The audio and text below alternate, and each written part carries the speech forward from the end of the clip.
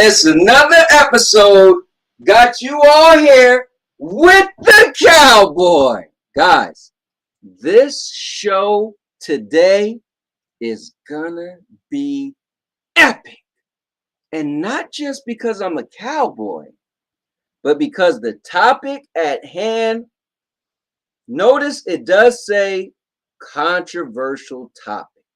So, guys, I'm not going to hold back. I'm going to give it to you guys raw. And I expect you to do the same. No fanboys allowed. No Stadia stands. That's what they call it. Stadia stands. Guys, we need to get into this topic.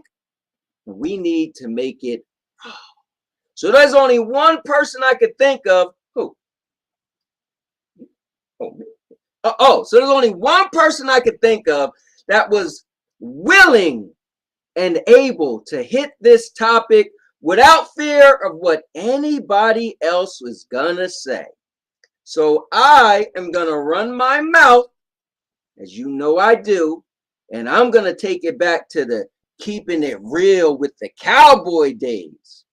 I got you for this one today. So with that said, for all the new people, guys, if you see this right here, it got a controller in the hand. It says all-purpose champ.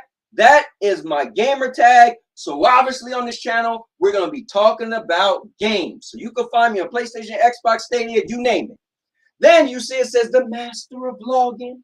Guys, I vlog everything in my life since 2011 on this channel. Every birthday, every Christmas, every Valentine's Day, you name it. If I buy a product, I do a review. If I go to the movies, I do a review. Guys, my life is on this channel, even my wedding, even my honeymoon in Mexico. Now, you see that cowboy hat?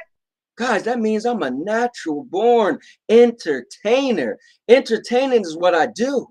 That's what I do. So you might see some dancing on here. Hey, you might see a little bit of martial arts. Guys, I'm here to also entertain. And that's why I'm the king of content. Now that we got all that out the way, it's time to start this show. So let's get right into it. I'm going to grab a chair. I hope you guys grab a chair because it's about to go down. Now, I got 3 things to say before this show starts. 1, this stream is gonna be epic because I'm a cowboy. Oh, man. Woo! That never gets old to me. My wife, she hated this thing about 6 years ago whenever I start saying it. But actually, if you guys see my recent video I posted, you actually see when I bought my very first cowboy hat and how this whole thing came to be. Just a shameless plug. Number 2 thing I got to say, guys, today the topic's going to get real. My mentality in life is to have a winner mentality, okay? You can make jokes if you're a winner, but there's something you have to have deep down inside. You got to come from here and just be a winner. Say what you got to say and let it go. However, you might piss certain people off, but you have to be a winner. So I need Chucky to explain this to you guys before we move forward with this stream. You're a winner, and you know what winners say. Fuck the losers who can't take a joke. Man the fuck up.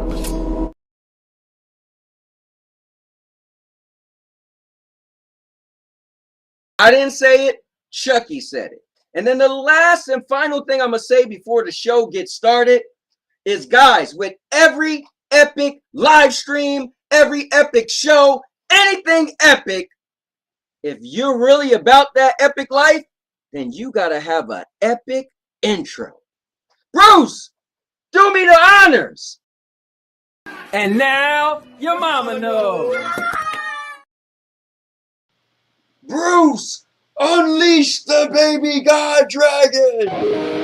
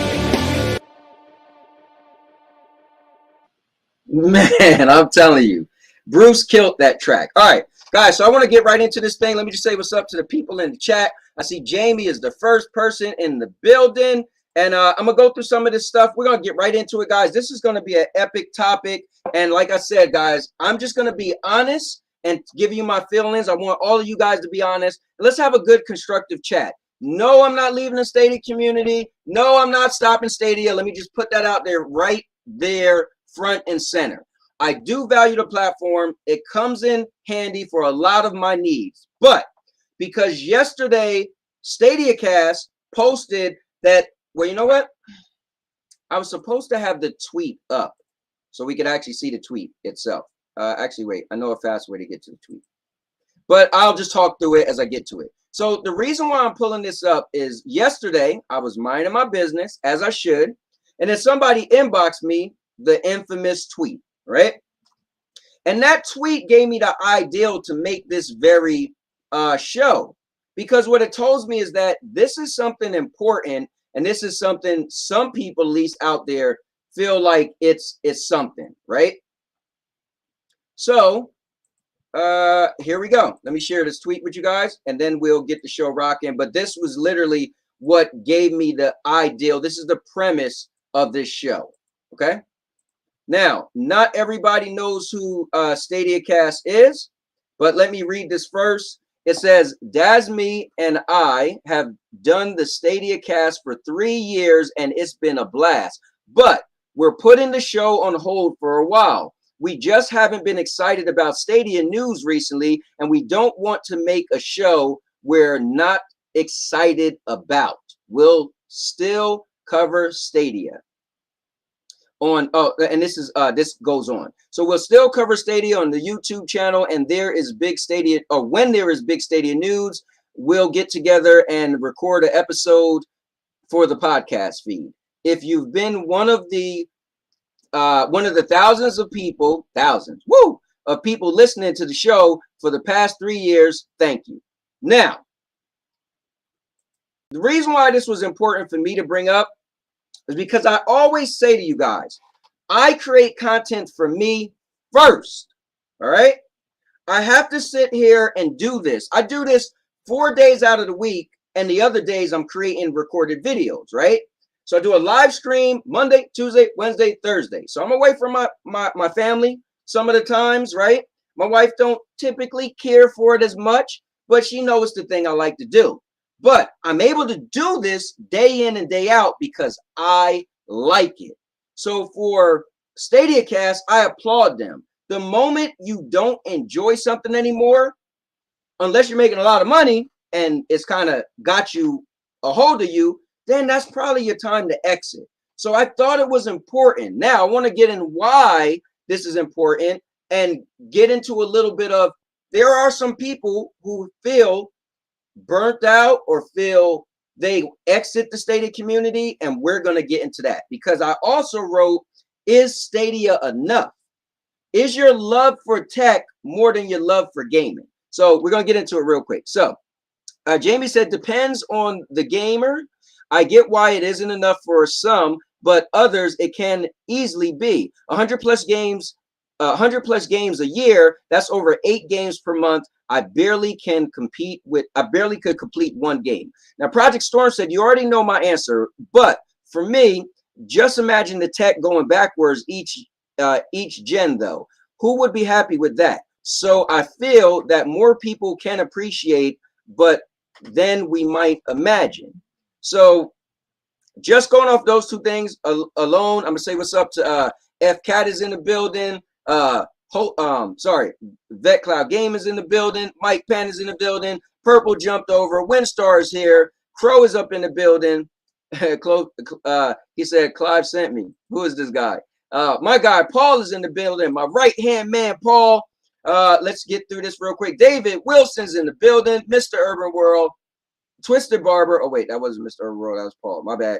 I'm sure Mr. Urban World will be here. Vet Cloud Gaming. Thought this was supposed to say big announcement. Nah, I didn't want to do that. 809 Lion is in the building. What's going on? Let's see. I am getting there. Jason, what's going on? Thank you for showing up.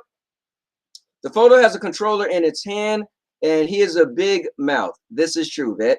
Only me. Doc Dark is in the building. He made it. What is this going on here? Did someone forget to give Cowboy his meds? You know how it is. Maker's up in the building. And let's see, I'm getting there. I'm getting a geek to sneak. All right, let's see.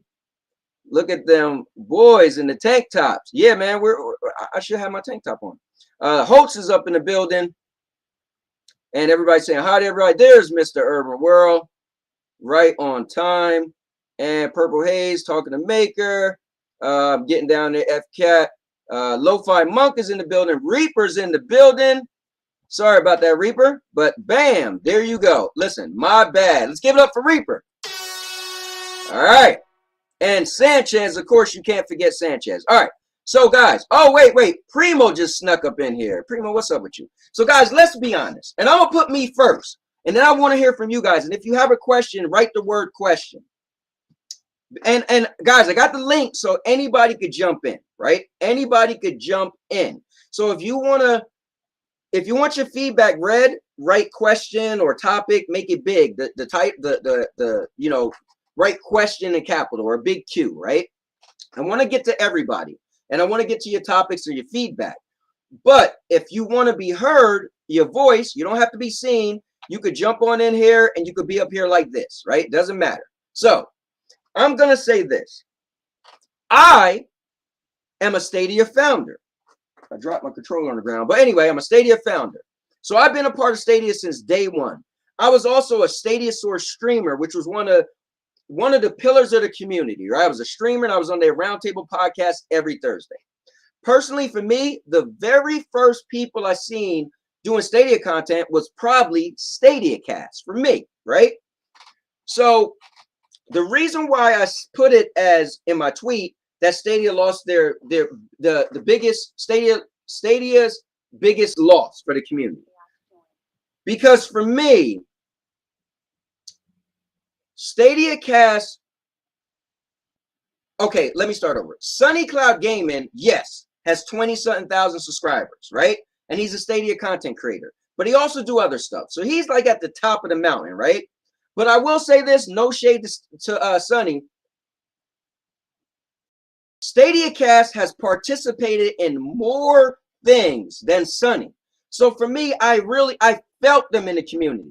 For instance, the Stadia Bash community, when we had one of our bashes, you know what? Lloyd joined. And that was the most numbers we got in one of our bashes we did. Lloyd participated, right? So they came out from, hey, we get a lot of views. We're one of the pillars. But you know what? We want to be a part of the community.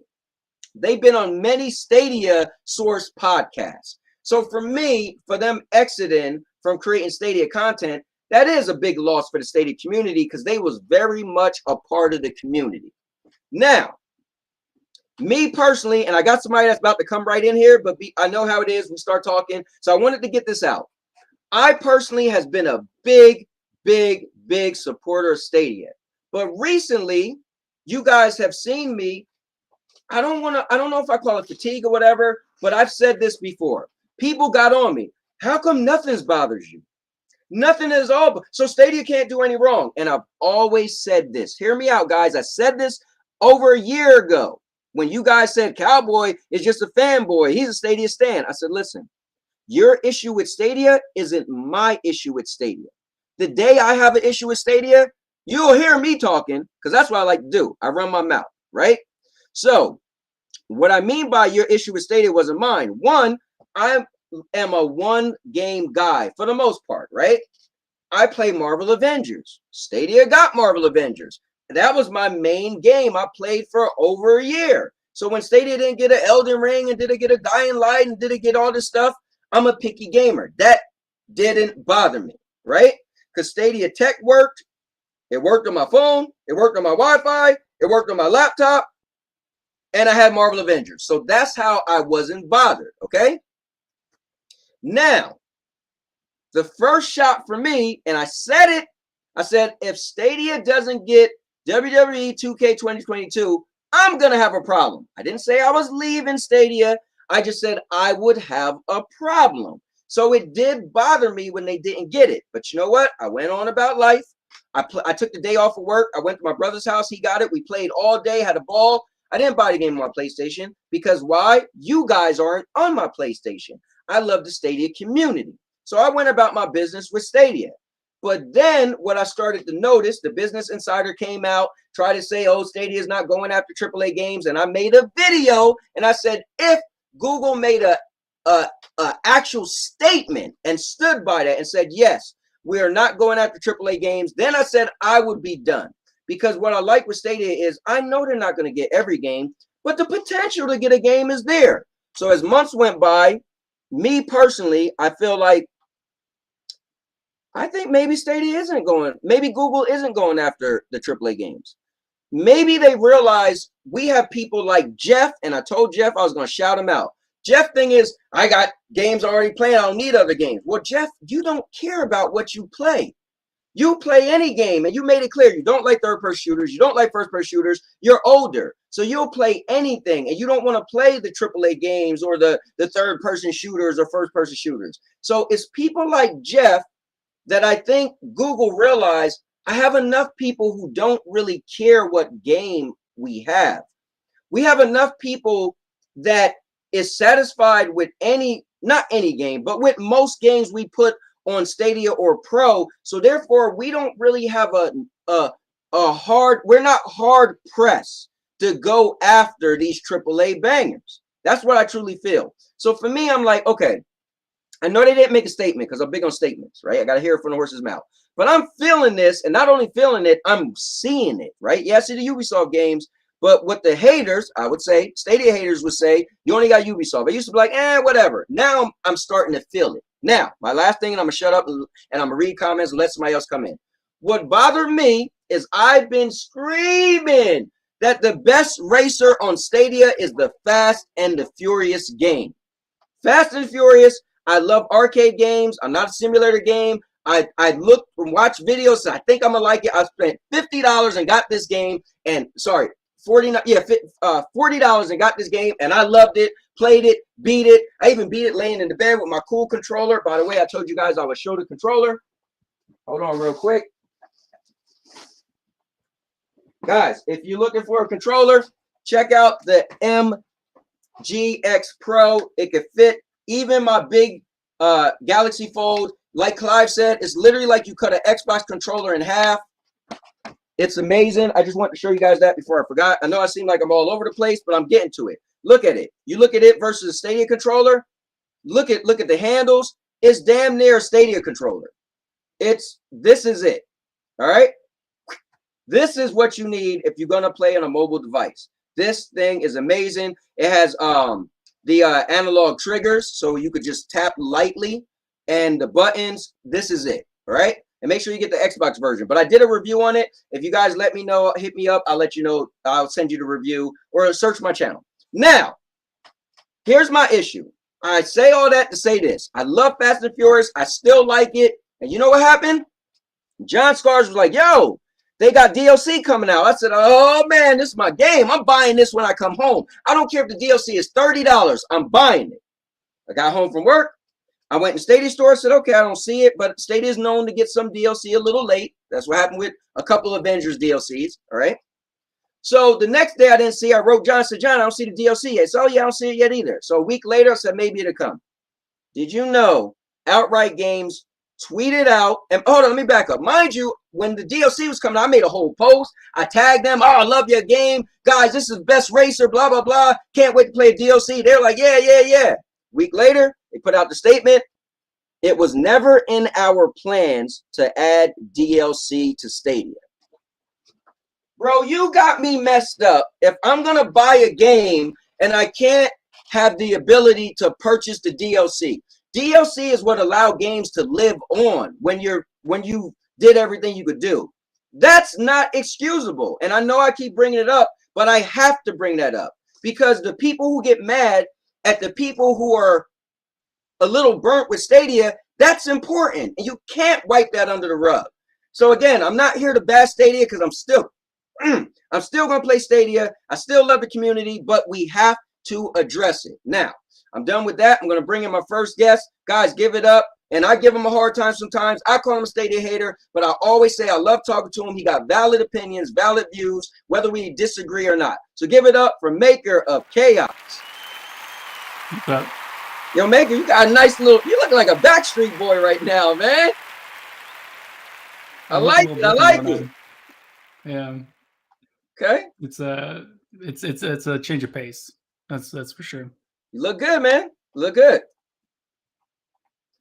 So you got anything you want to say before I bring in the next guest, or you just want me to bring everybody in? I just bring people in. All right, cool. Guys, coming in red hot, none other than the guy that he's everywhere, my man Hoults. Yeah. Hoults, you crying over there? I'll just call him Maker a Backstreet Boy, just had me in stitches. Bro, look at him. He look good, man. He got like the taper beard. He guy looks great. Looks sharp. Yeah, man. Look real But sharp. it's not something that I was ever expect, because like a few episodes back, everyone's like, oh, Maker looks like the Viking and stuff like that. And then going from a Viking to a Backstreet Maker, how Boy. long is your hair? You cut your hair? Oh, I had it muted. Yeah, I got it cut actually earlier today. But okay, no, but I mean your hair is not long anymore? Nope, not. It's wow. it's gone. Yo. All right, good, man. You're looking good, man. I like it. It's like one of them wrestling moments, like where Chris Jericho used to have long hair, then he comes back on with short. You're like, whoa, is that the same guy? You mentioned Viking. I actually was just at Ren Fair like this past weekend. Oh, let's see it. Let me see it. It's a Stein Nice. that I got. All right. Well, guys, I still got another person that's coming in here red hot, and he's going to have a good take because he was, a very prominent fan of the Stadia Tech and everything. But this is the Mr. 8K, Mr. I Love Tech, and guess what? He was wowed by tech, and I can't blame him. So give it up for none other than Project Storm. What is up? What is up? What is up? I'm trying to find this Project? camera right now so I can get my cam on. You know what I mean? Oh, not a problem. But listen, hey, first of all, hey, when I saw the title of the stream, man, I said I have to be involved. I have to be involved because I have a whole lot to say. I have some thoughts that I haven't shared with anybody yet. You know what I mean? Right. So it's good to see everybody on the panel. It's good to see everybody out there in the chat, y'all. We have a lot to talk about because I've been hinting at some of these things for a while, and I've been putting some what ifs out there, and we're gonna get into it today. Let's go. We're going to get into it. Well, listen, we're not going to jump in there just yet because we got one other person that just popped in. And this is pretty cool because he's a lover of every platform. He's one of the most level-headed people I know. And the cool thing with him being on here, obviously it's not going to be a Stadia Bash Fest. I made it clear I'm not going nowhere, but I did make it clear I do want to express some things because if some people might have a problem with Nerdness or AKA Stadia Cast, like don't be mad at them because I get it. But I'm still here, but I get it. But this person I know is going to hold it down, even though he plays on everything. So let's bring in none other than the Gaming Cyborg, Ray 3473. What's going on? What's up, Maker? Looking handsome, Hoults, Project Storm, the legend Project Storm. What's going on? Man, it's good to see you. That's how real quick, I want to give a shout out to Bill and Lloyd because if it wasn't for Bill and Lloyd, I wouldn't be doing what I'm doing because they were the first people. I used to set my clock up in the morning. Yes. And they used to have like 300 and something people in the chat, watching. They got me excited and pumped up. So I appreciate what those guys, do. And just like Cowboy said, respect to those guys, man. If there's something that you're not passionate about and you want to move on, you move on. But you guys know how I feel about Stadia and other people. We're gonna keep rolling. But I'm good to be here. Yeah, well, thanks for joining in, Ray. And I value your opinions. I value what you have to say. You and I, man, we got really, really close. And so all right, I was about to go there, but let me leave it alone. I know you don't do that. Anyway, so without leaving the mama jokes alone, but yeah, so I'm glad to have you on here. But I'm really, really glad to have Maker on here as well. You know what? Maker, you get a bad rap, and I'm not going to take up for you, but I've been said I like you. We have our moments where we go back and forth, but it's like I said about Duncan. Everybody know I like Duncan, but you can't tell this man he doesn't believe what he believes, right? So, Maker, you have your moments where you throwing shots. I know you're just trying to be funny, but at the end of the day, you still believe what you believe. So, and I've called you a Stadia hater many a times. I think sometimes you are just, digging a knife in, but you're still saying what you believe. So it's good to have you on here. Hoults, I'm glad to have you on here because you're a big supporter as well, but you also follow tech. You also like what you like. You're a man that you've said many times you gave it hard to GFN because they didn't have something you like, but you're quick to say, hey, this doesn't. The other day you were saying with Stadia, I share with my family, but sometimes I feel like, okay, what is there else to share, right? So, and then Project, obviously, it's going to be great hearing from you. You're going to give us a world premiere exclusive. You're going to say some stuff you never said before. And we got level-headed Ray, the Gaming Cyborg. So which one of you guys want to go first? I've already did a lot of talking. And guys in the chat, if you have a question, put a Q. If you got a topic, maybe put a T or somehow, but I'm going to try to get through everything. If you guys on the panel see stuff you want to specifically respond to, please bring it up as well. So, Project, you want to do us the honors? Man, let's go. So for me, y'all, some of you is no secret that that already that when I first got into Stadia, man, I was so blown away. And I'm telling you right now, I'm gonna get right into it, Cowboy. This is how we should do things. You know what I mean? So that's why I joined these streams, right? Yeah. So I was looking at the 4K 60 and lights. You know what I mean? I really was. And I've been on panels with Ray. You know what I'm saying? And everybody here I know pretty well. So I'm just going to put it out there, y'all. I was looking at the 4K 60 and today 4K 60 is not being pushed, right? So for me, things started changing, and I'm just gonna put it out there. My brother MM2K, we would talk behind the scenes, man. I'd be like, "Yo, Moss, I don't know, man. I'm not like I'm having a little bit of concerns, like what the heck is going on with Stadia?" But I love it because of the tech, and we were so enthusiastic about it. And you know, MM still he still is. Correct. I'm like at a place where I'm just like, man, it's going into year 3. I need to see a little bit something different. I need to see a little bit of give me an upgrade. You know what I mean? Just upgrade something. 120 hertz at 1080p, something. Give us a reason to be excited. So I kept putting that out there, putting little bugs in people's ears and saying things on live stream while not trying to bash Stadia. You know what I mean? Because I am a cloud gamer, right?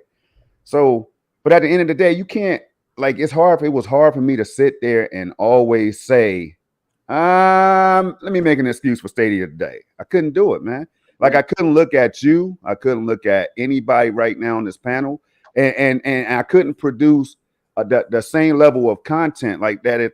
Enthusiasm kind of like it dwindled a little bit. So I know exactly where StadiaCast is coming from. Let me put that out there first. Yep. And there's other content creators who I used to be like, yo, what is going on with so-and-so? Like, seriously, like if you're a Stadian, you're supposed to be all Stadian, right? Like if you're going to ride with Stadia, you got to go with the good and the bad. But I'm telling y'all, it's hard for me because the one thing I signed up for, I really am not seeing across the board. So I'm going to start right there. I want to hog up the microphone. I'll start right there. But that's how I feel these days. And now I kept saying, Cowboy, I kept saying, y'all, GFN. I said, hey, I hope Stadia don't let GFN upgrade before it does, because Stadia was out here 4K'ing it up first. And then all of a sudden, GFN comes out with the 3080 tier. And I'm like, oh, boy, here it is. And I predicted that was going to happen the day before it dropped. You know what I'm saying? I have proof of that, right? I said, wow. Now Stadia is about to answer with the AMD tech and all that stuff that we used to cover. Yeah, y'all know how happy I used to get when it was time for this technology talk. Right. Yeah. You know, and the games, the library is cool. I have games. I still pay my $9.99 a month. I have all the Stadia games I had, plus I claim everyone since launch. Not too many people can come on here and say that they've been a member since launch without canceling. And I have my gripes with the platform, and I still have my subscription because that's what I you know what I mean? I'm still a Stadian, even though some people may think it's all G-Force now, but we'll get into that a little bit later as well. But nah, that's not the case, man. It's like, what are we doing here? What are we doing here, Stadia? I don't have the patience of everybody else in the chat and on the panel right now. I want a particular thing. It's not for me right now. I could go elsewhere, right? But at the same time, no. I still play Luna. I still play. I have access to PS Now anytime I want to. xCloud, I just did a stream on that. So I'm playing as many places. First of all, I'm playing where I want to play. Nobody can tell me where to play. You know what I'm saying? So all that talk about, yo, man, you're not a real Stadian if you're not doing this, that doesn't apply to me, in my opinion. So I'm a pass the mic. Well, let me do this. I'm going to interject with a question from Rock, and it's a good one. He said, doesn't the panel think Stadia is positioning for casual gamers, though? I'll jump on there first and let you guys do your own answer. So that's what got to me, right? The Business Insider pretty much alluded to, well, Google's going to back off a little bit on trying to acquire AAA games. For me, my background is PlayStation. Once upon a time, I was Xbox. I had every major console besides these newer consoles. So for me, I am the quote-unquote AAA guy, right? I used to look at it, what is an indie game? So I got into indie because when I got into Stadia, I got Stadia Pro, and then I learned like, oh, some cool indie games, right? I was interested in Grime. Wavetail blew me away. If I was still a PlayStation guy, you couldn't show me a million trailers that made me play either of those two games, right? But there are people like me who do want these AAA games, and guess what? I might not like them. I just told everybody I rented Evil Dead, played it for less than 2 hours, and walked myself to the mailbox and put it back, right? But that doesn't mean that it's not good for other people and that we shouldn't have it. So for me, Rock, I do feel like Stadia is starting to cater to the casuals. Like Jeff, me and Jeff was talking, and he flipped. He was like, well, so what if StadiaCast go anywhere? And I said, Jeff, but listen, there's people who want certain games. I got enough games. I got more games I could play. I said, yeah, you, because you made it clear that you don't really care what game you're playing, right? You don't care. But there are people who want specific games, and their background might be a platform where you think I had to think, I wonder if WWE is coming to PlayStation or Xbox or PC. No, you never had to think that. It just came. So what I'm saying is the platform is still good, and yes, it's viable, right? But Rock, I do believe that Stadia personally found their niche. I feel like Google said, you know what? There's a lot of tech enthusiasts, there's early adopters, there's people who are very forgiving and have a lot of patience, and they don't mind just being the casual gamer and play whatever we give to them. And I feel like that's what they found. That's their niche. And I feel like that's what they're going to do. We will see. But as of right now, that's what I see. And you can't tell me otherwise, because yes, the low change porting is coming, and that might bring a slew of AAA games the end of the year or next year or whatever, but we don't see that today. And that's my answer. If you just want, we could just go right around. Maker, if you want to go next, you want to answer that? Sure. Not to mince words, but if Stadia's trying to be a casual platform, I think they're doing a piss poor job. There's no Among Us, no Fall Guys, no Genshin Impact, no Warzone, all these big titles that casual players play. I mean, yeah, they got Madden and FIFA, but they need to keep getting more titles. You need to improve and get more of these titles that players want to play. No Roblox. I would say Minecraft, but Xbox owns them. Or, just they need to get bigger titles that more people enjoy and play, because you want an ecosystem that people stay on and they want to continue to play on. And unfortunately, they don't have a lot of those titles. That's my opinion. I'm glad they're pushing towards a casual approach now, because when I first started with Stadia, I was like, yeah, Final Fantasy 15, Dragon Quest, Mortal Kombat, Assassin's Creed, and I was like, yeah, this is for people like me and people like Hoults. You're like a rare breed who cares about them games, like the big hit and sellers.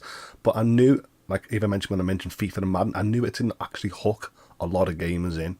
So now they're bringing games targeted at more casual gamers.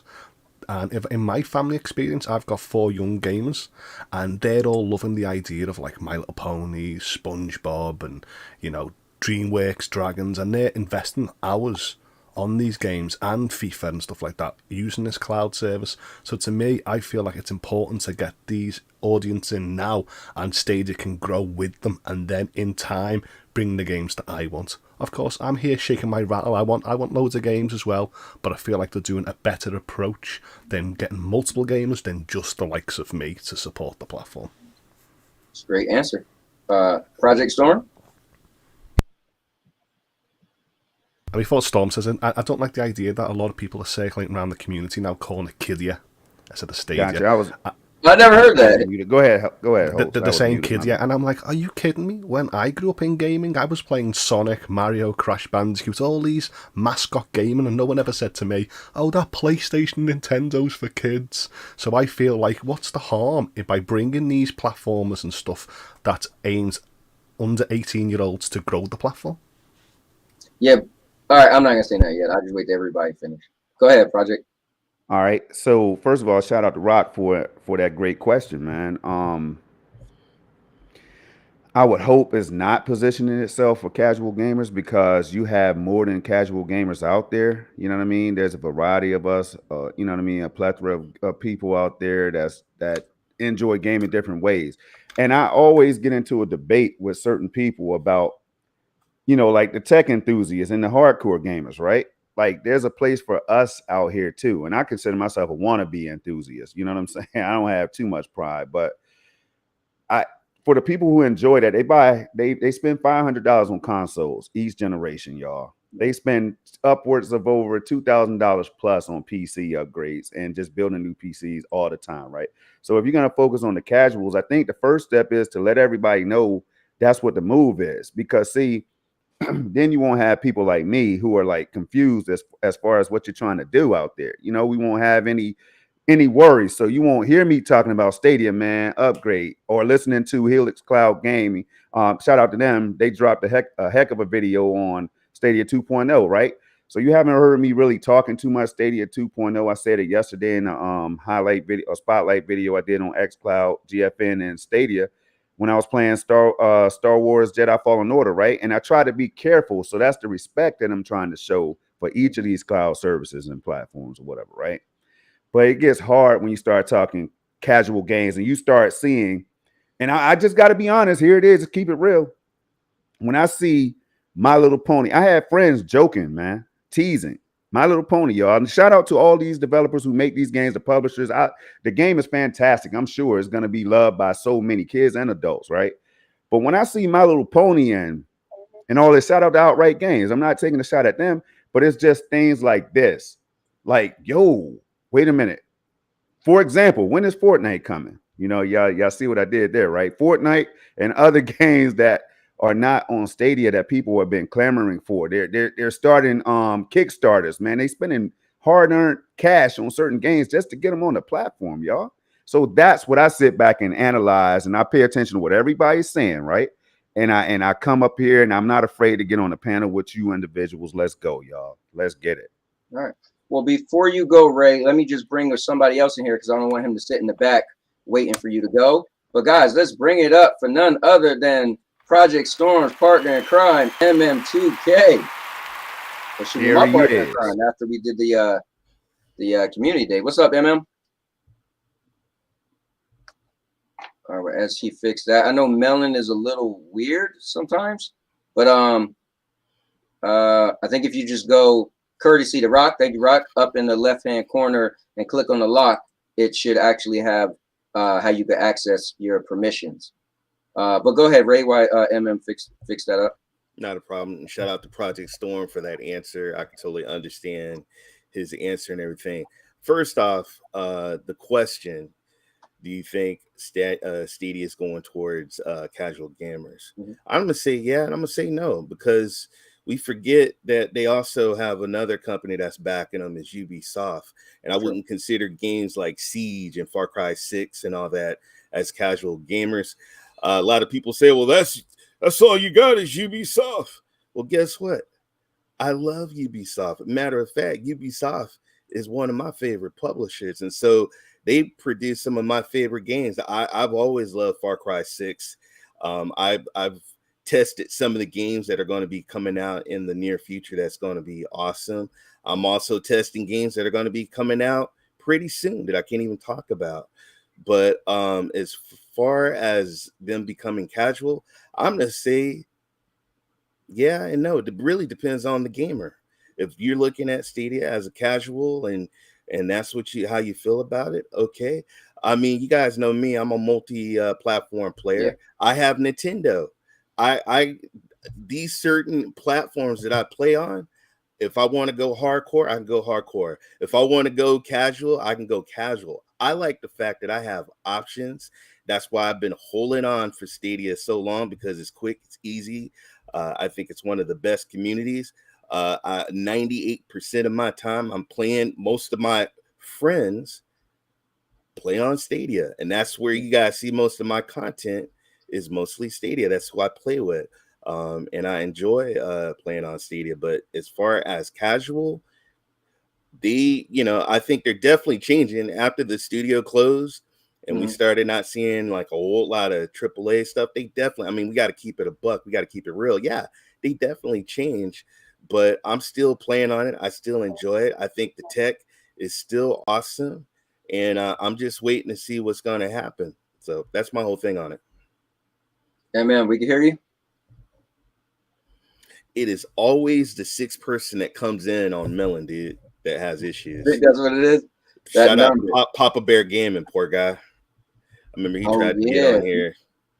Yeah, Rock, if you have any suggestions, let us know. I need to reach out to their team and ask them. Want to see maybe you can move around, maybe slide me over in a box to see if he can come in on my spot and talk. So that's it, Cowboy. The sixth slot's going to be the naughty corner. Anyone, get in that slot. Be quiet. Yeah, it's like right in the sixth spot. Yeah, I don't think that has anything to do with it. Me moving around anyway. Let me see. I'm going to mute his mic, then unmute it.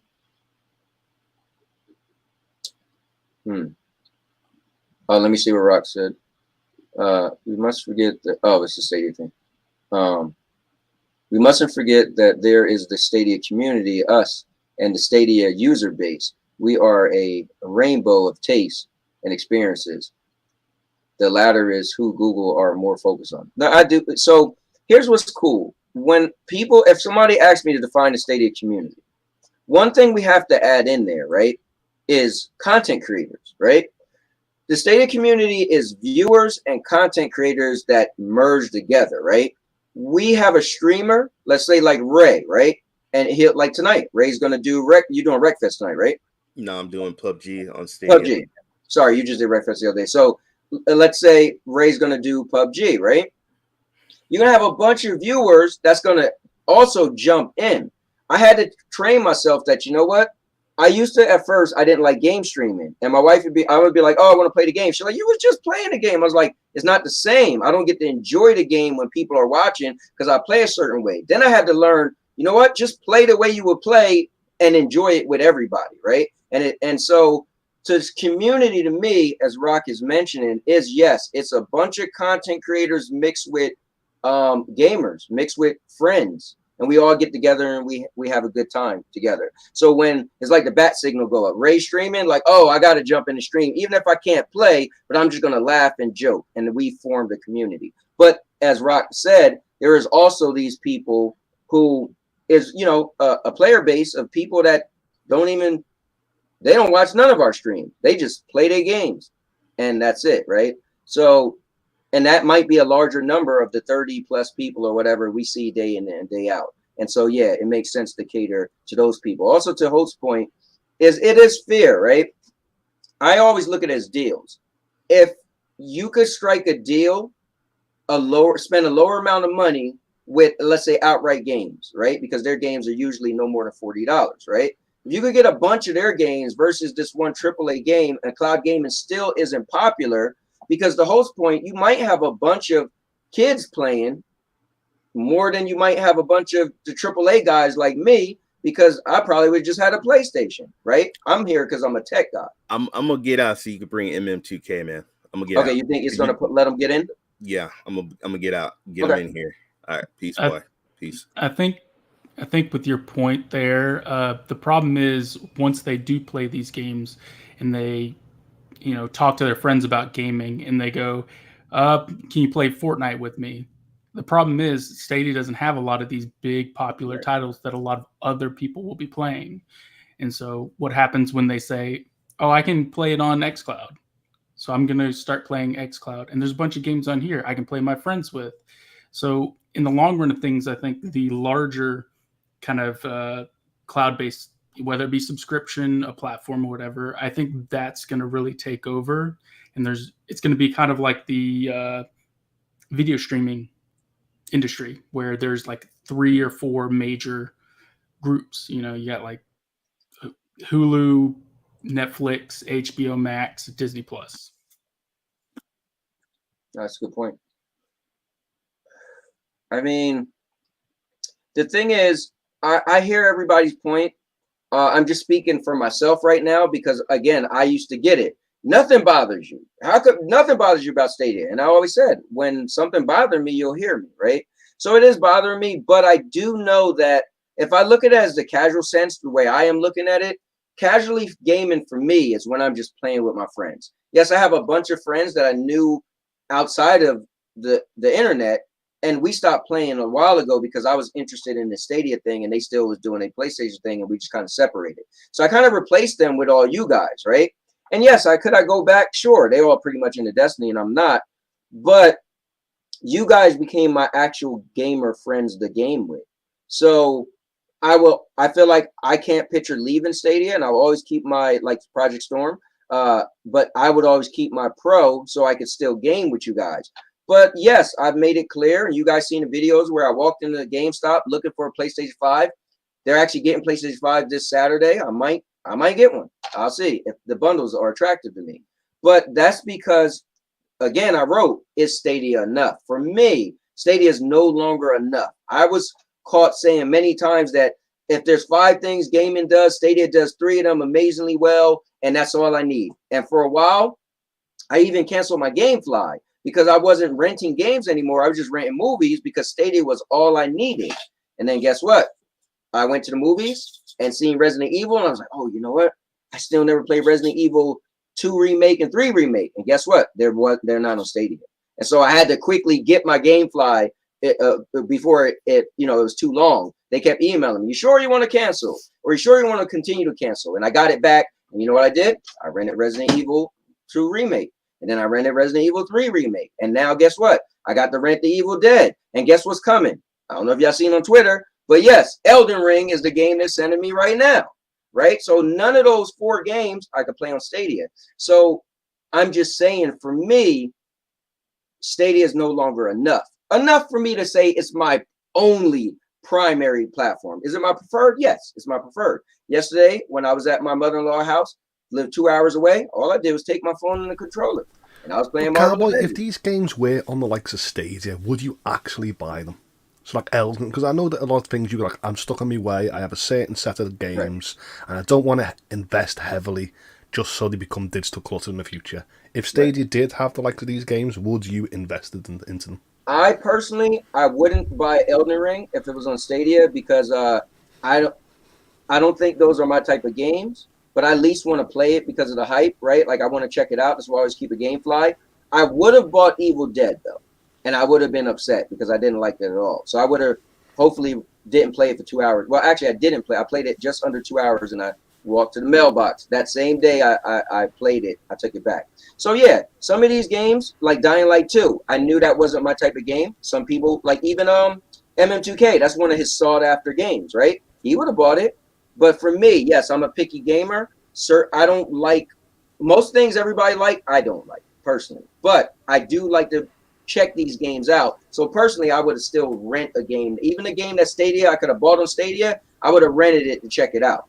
But there are those games like Dying Light, because of the community aspect, I would have bought that because it's a multiplayer game, and I would have been like, well, I know I didn't like part 1 that much, but this is multiplayer. I'm gonna be running around with Ray and everybody. They getting it. I would have got it. So there are some games that traditionally I wouldn't buy, but because of the Stadia community, I would have bought just to play with them. All right, let me throw something in there real quick. So we're talking, Hoults just brought up Elden Ring. So I used to always have this conversation. Some of you can remember it, right? And I'm like, perception. MM2K told you all that it's 9/10 of the law, right? Yes, sir. So I used to always say, man, Fortnite, PUBG, you know what I mean? And Call of Duty at the time, we were talking Call of Duty, will it come, can it come, and all that stuff, and other games, right? But now I'm talking about Elden Ring. I'm listening to you all, and all I could think about is what that would do as far as perception goes. You know, you see what I'm saying? And it would be the case for any of these services because I have my gripes with all of them, right? Including GeForce Now. I know that might be hard for some people to believe, but I have my gripes with all of them, and I do point that out. You know what I'm saying? So that people know what I'm thinking. Because there's no fanboyism anywhere. I came into this being an all-around gamer. An eclectic gamer is what I took pride in, right? So for me, it's like, it's not about what I think. I'm one person, right? So what would the masses think? You know, what would the masses think about not being able to play 9 to 5 with their peers? And I saw, shout out to Chariot Man Gaming. I know he might be lurking somewhere. He tried to set up a stream, man. There's so many things that we might get into. I don't want to jump too far ahead, but there's so many things I think Stadia just has to iron out, and they will be fine. I know that longevity is the goal. At least that's what I hope. But I say I hope because I don't know. I really don't know, y'all. Like, I can't continue to get on podcasts and say, AV1 Kodak, this is what I'm saying. Stadia said this. Look at what Jack Buser said right here. Phil Harrison said this like at the launch. Stadia app's going to save the platform. You know what I'm saying? And then we see something else. So I it's hard for me to do all that, y'all, because I'm a consumer. I'm a gamer first, but I'm a consumer right behind gamer. So I just had to throw it out there. And I have to keep it real. I can't sleep at night. That's how I am. No, that's true. And but I will say this, in my opinion, on, will Stadia be here tomorrow or not? reason why I feel that it will is something a year ago was considered negative. Now I think it's one of Stadia's benefactors. And it was, if Stadia ever go white label, it's over. But I feel like now that they did go white label, it's been stated that these developers and partners, they check out the Stadia tech first. This is the same tech. So I feel like it's kind of bad to say this, but I don't know if we're hamsters in a wheel. But at the end of the day, the lights stay on because Stadia is actually like a legit platform that's working. They have an ecosystem of people who are playing day in and day out. So these investors or clients could actually see that, yes, this does work. And if they choose to purchase this or rent this or whatever they do when they white label, that they know this thing is viable and is working and they could do what they want with it. Yes, AT&T is starting off slow. They only got 2 games now. But for them, that's helping give their clients or their customers something, right? So for me, I feel like just logically, right? I could be wrong. Logically, I don't see Stadia. Now, if immersive, this is crazy to say though, if immersive stream closed down tomorrow, then I might be like, oh snap, because I feel like that's a big benefactor for Stadia because they go hand in hand, like they said on the Google's summit thing. All rising ships, all tides ride rising ships. So whereas Stadia is going to benefit immersive streams is going to benefit Stadia. So that's my whole thing and why I can't picture getting into the, oh man, Stadia is going to be gone. I think it's more like Hoults said. They're going to build up this next generation of gamers. They could do all the My Little Ponies and this and that and build a new group of gamers, and those would be the people that's in the platform. Like my granddaughter, she could pick up an iPhone and she could pick up a Android and use either one. I can't do that. I'd be like, so I feel like these are where we're going. I feel like there's games out there that actually stagnates the industry. I'm very vocal. I don't like Fortnite. And my younger family members and my friends' kids and all that, they buy consoles and they got PlayStation 5, a Series X, and all they play is Fortnite. And you can say you can do that on a mobile, you can do that on a tablet or whatever. Do you ever want to jump into other games that can like broaden your gaming history and stuff like that? And like, no, Fortnite. And I always say to them, well, what's the point being a gamer if that's what you're only going to play? And I feel that if you've got it on the platform, it will actually grow the service, but it won't actually bring money into the service. So even though if Stadia had Fortnite yet, there'll be a growth in users, but it'll be the free tier, and then nothing else will develop the tech because there's no money, and developers won't come because there's no money, because everyone's just stuck in the mindset of a free-to-play game like Fortnite. But user base is a really good stat. Yeah, you go for it. Oh, I totally forgot all about M and 2K getting in here, and you guys and y'all little if you have a debate. But anyway, if you can get in, it's cool, man. We're just keeping this PG and having a good time and good conversations. I'm able to use this on my phone. I was even streaming this weekend, so you might don't go in desktop mode. I noticed that works really well, but desktop mode also works well for me as well. So that's just something you could try, man. But I'm not sure what type of phone you have. Go ahead, Maker. I was just going to say, having a user base on the platform means more eyes for your product. That's a good thing to have, and it could grow the platform in more ways than one. Like GFN saw significant growth, but having those like user base, it entices other developers. Like Sony showed up with God of War, and who else is working with GFN now that they know this growth in user base is coming to GFN? And hey, let's put our game on there. They've had 15 million people view their service. That's eyes for our game too. So I think that's super important to consider.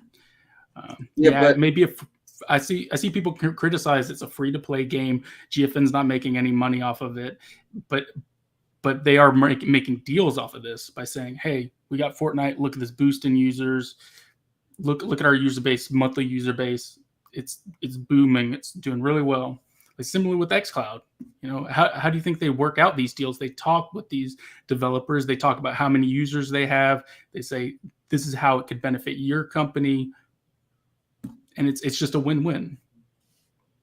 I hear you on that, but I think because cloud gaming is so unpopular, I think the race isn't really a race right now. We could say GFN might be the king, right? Maybe could that does that make sense to say GFN is probably the top one?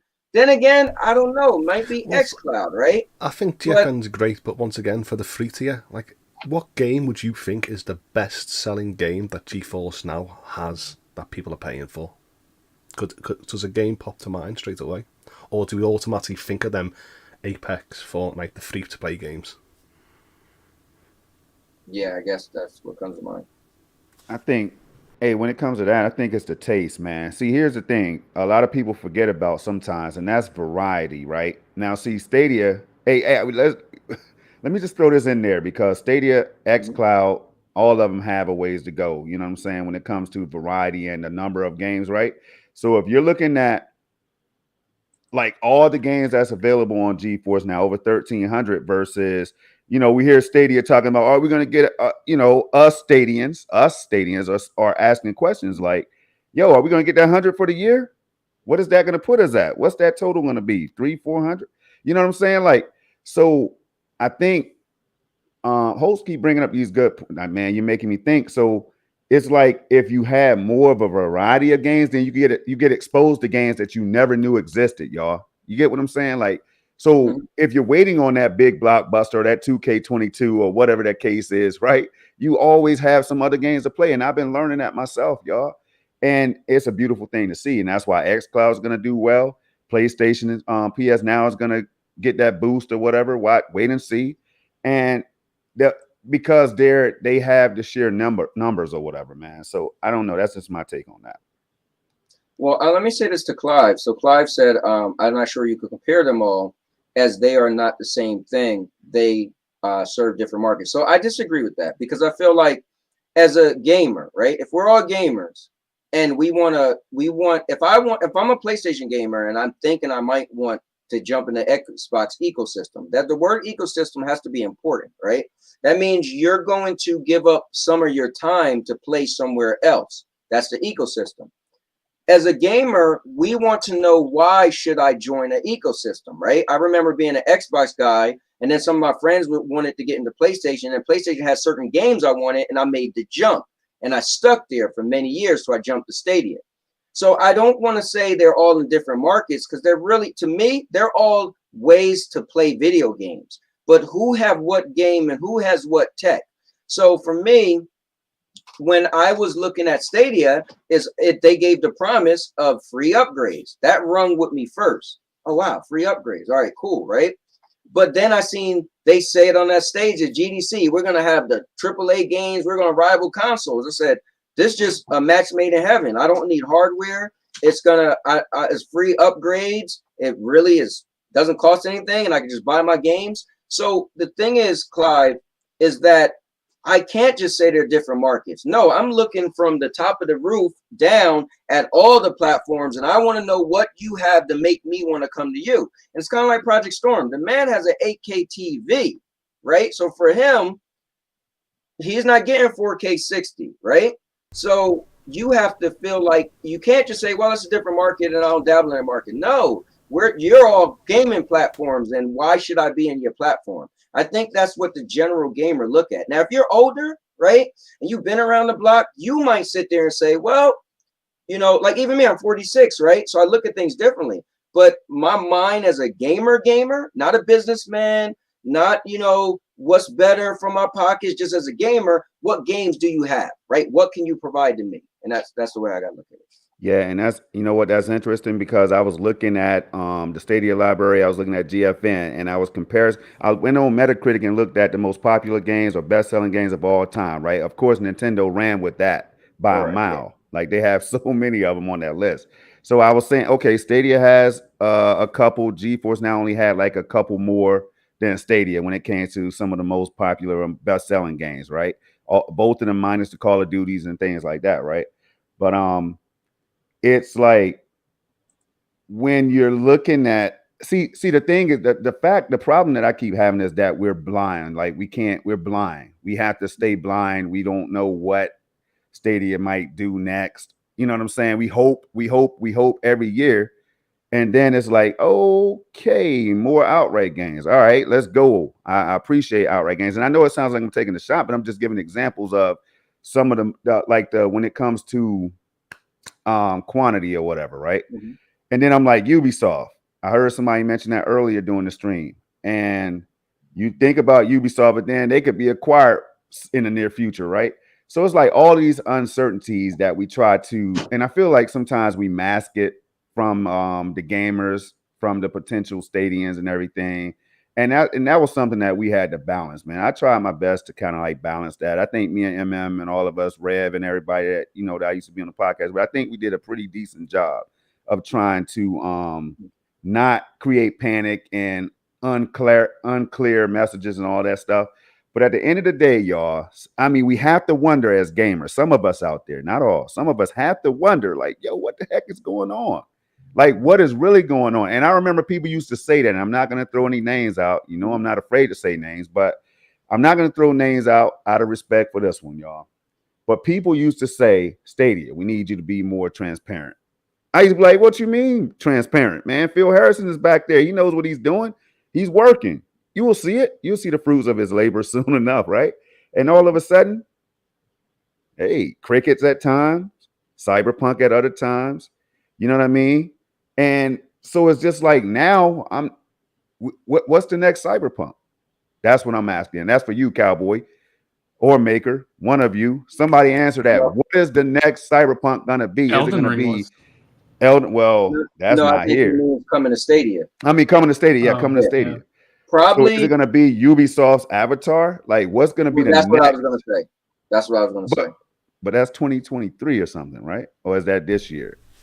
It's late this year, I believe. Well, yeah, but you can't say that because it's just about Stadia, because this is the time now where we get the juicy information, don't we? What we used to call the E3 window.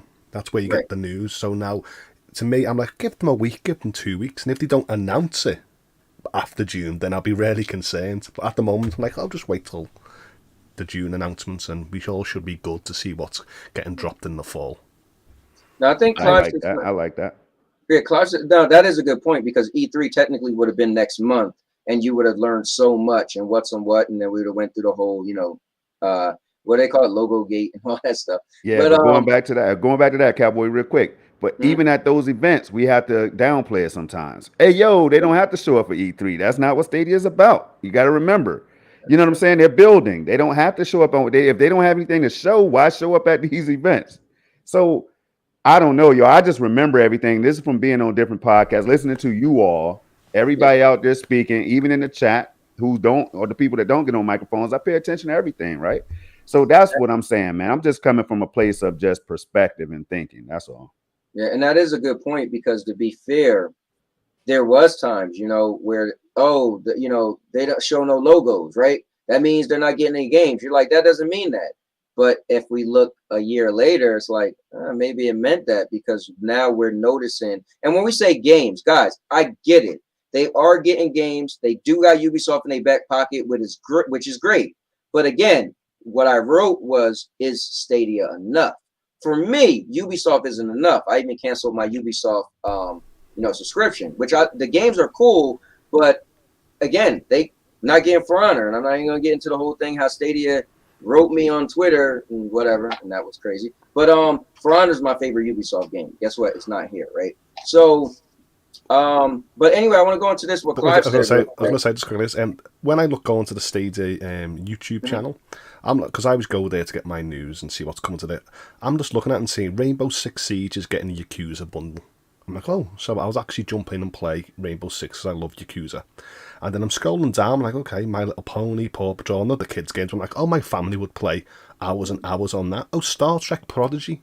I'm like, oh, I'll dive into Star Trek. Big, huge fan of Star Trek.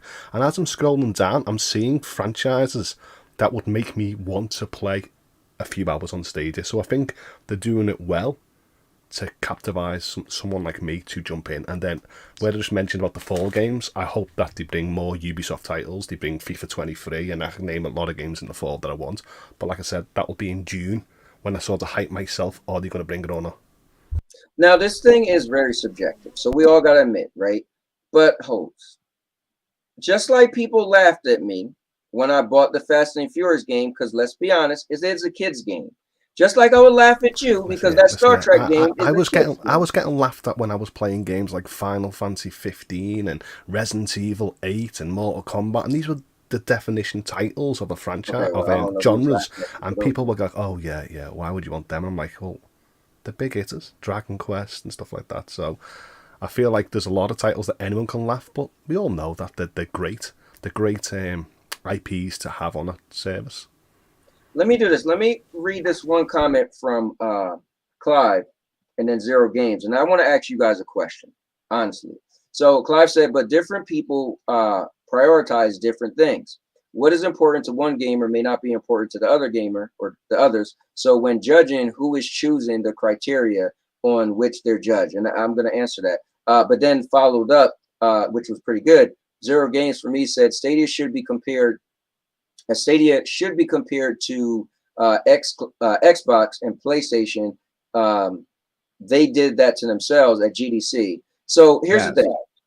Yes, I will say this. So Clive is saying, here's my thing, Clive. I think it's a mass appeal, right?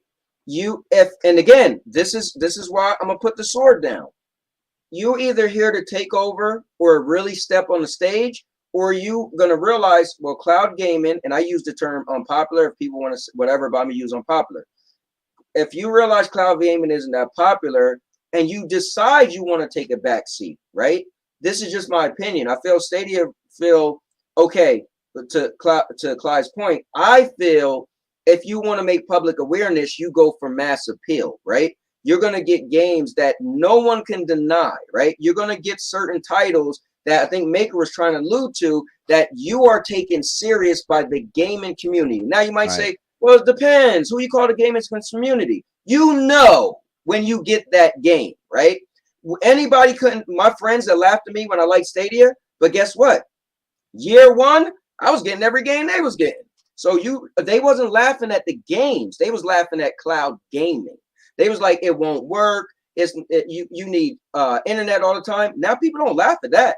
People are like, oh, everybody's doing cloud gaming. We get it. What they're laughing at is the game. So if you get those games, that's what could help a service stand up. Now, I just feel Google's like, you know what? We don't need those games because we have enough people. I throw Hoults in there. That's cool with Star Trek. Star Trek is fine with me. My family want this, which is cool because as long as you got a certain player base, I'm sure they know where they could go under and where they need to be. They wanted to be at that million. They said they fell short, right? But I'm sure they know, you know what? If we make enough money from Mercer Stream or whatever, or we're Google and we got it, we could be sustainable and we don't need to go after these games that people like me and Maker may want and Project Storm, right? And I feel like that's fine, but I do Project has a point. The transparency is you're not saying this, and the same people that you had like me that wanted the Doom Eternals and got it, that wanted the Marvel Avengers and got it, now you're not saying, just so you know, the Business Insider article was right. Now I get it. Even MM was like, well, the load change porting maybe months from now is going to be the answer to that. And that might be, but I can't see that.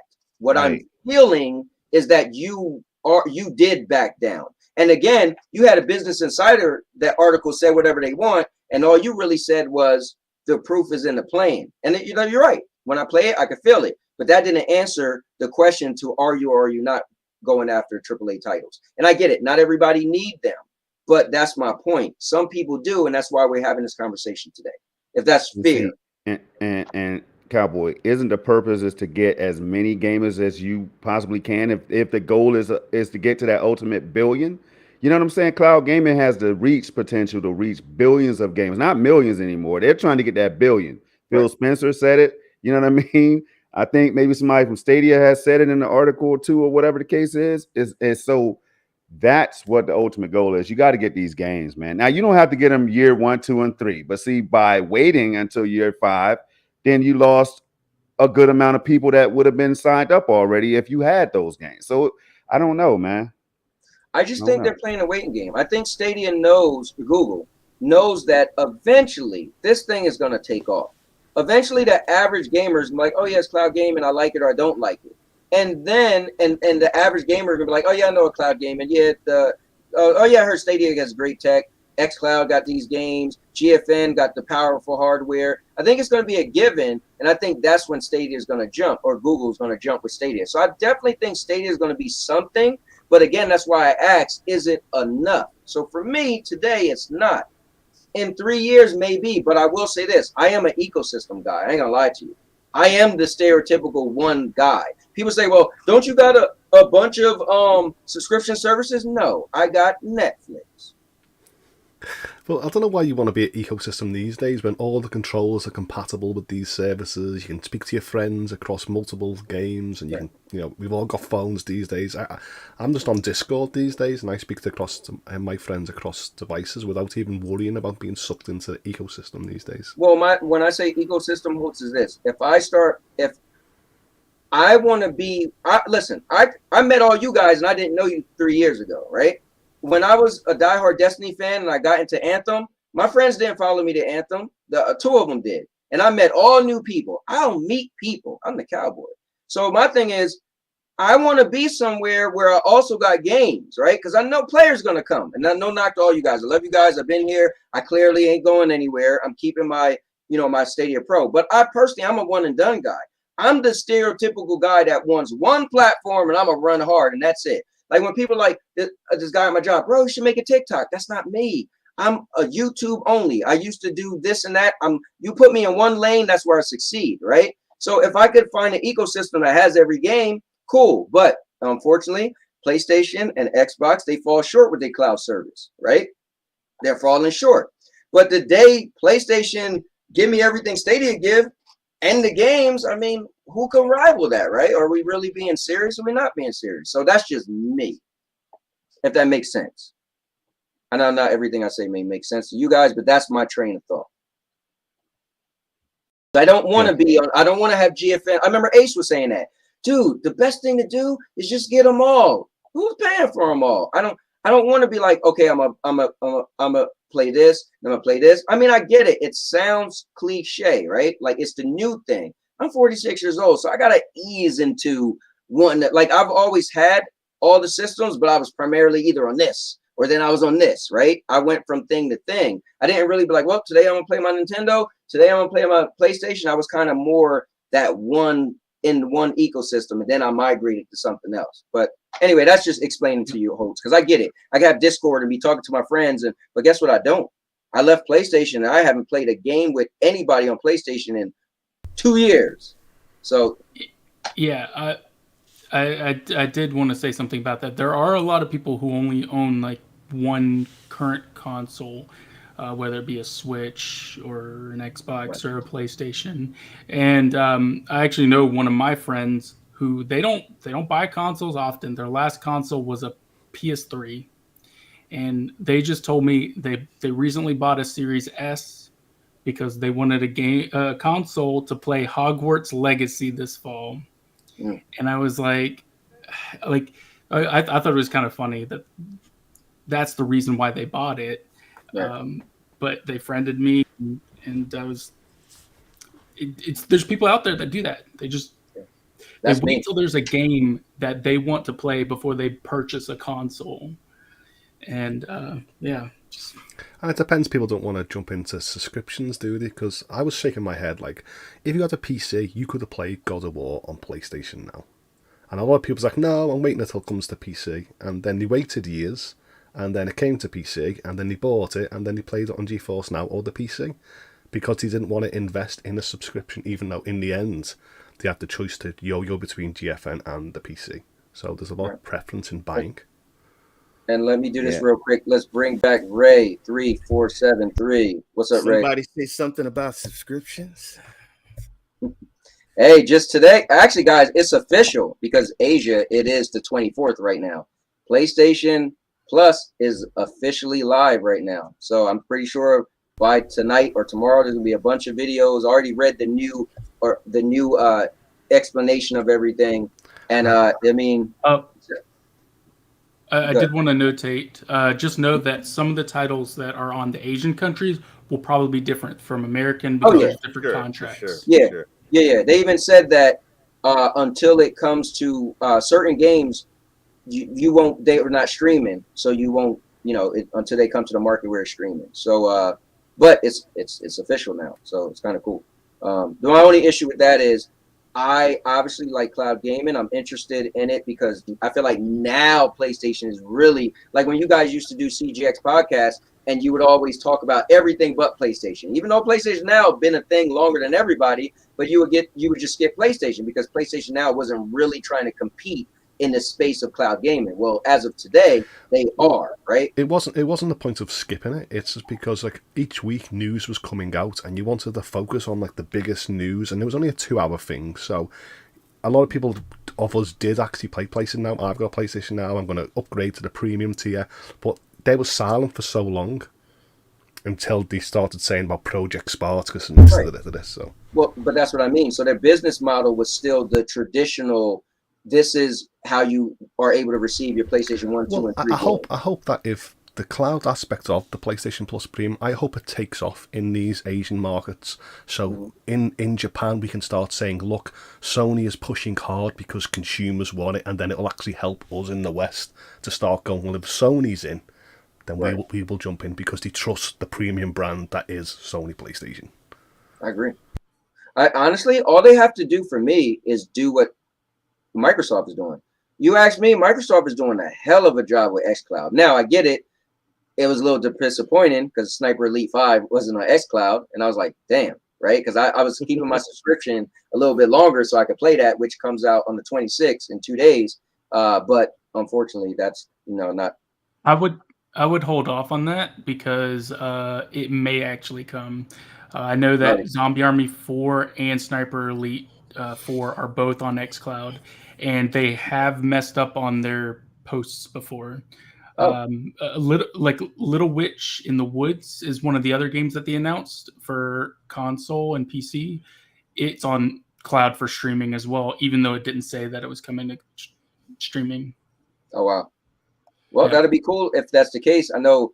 I hope it is. A big title was Crossfire X, and that didn't come either. So, But again, I think what's great is if you did a percentage, what is it safe to say like 97% of games that come to Game Pass is on xCloud? I mean that's not bad.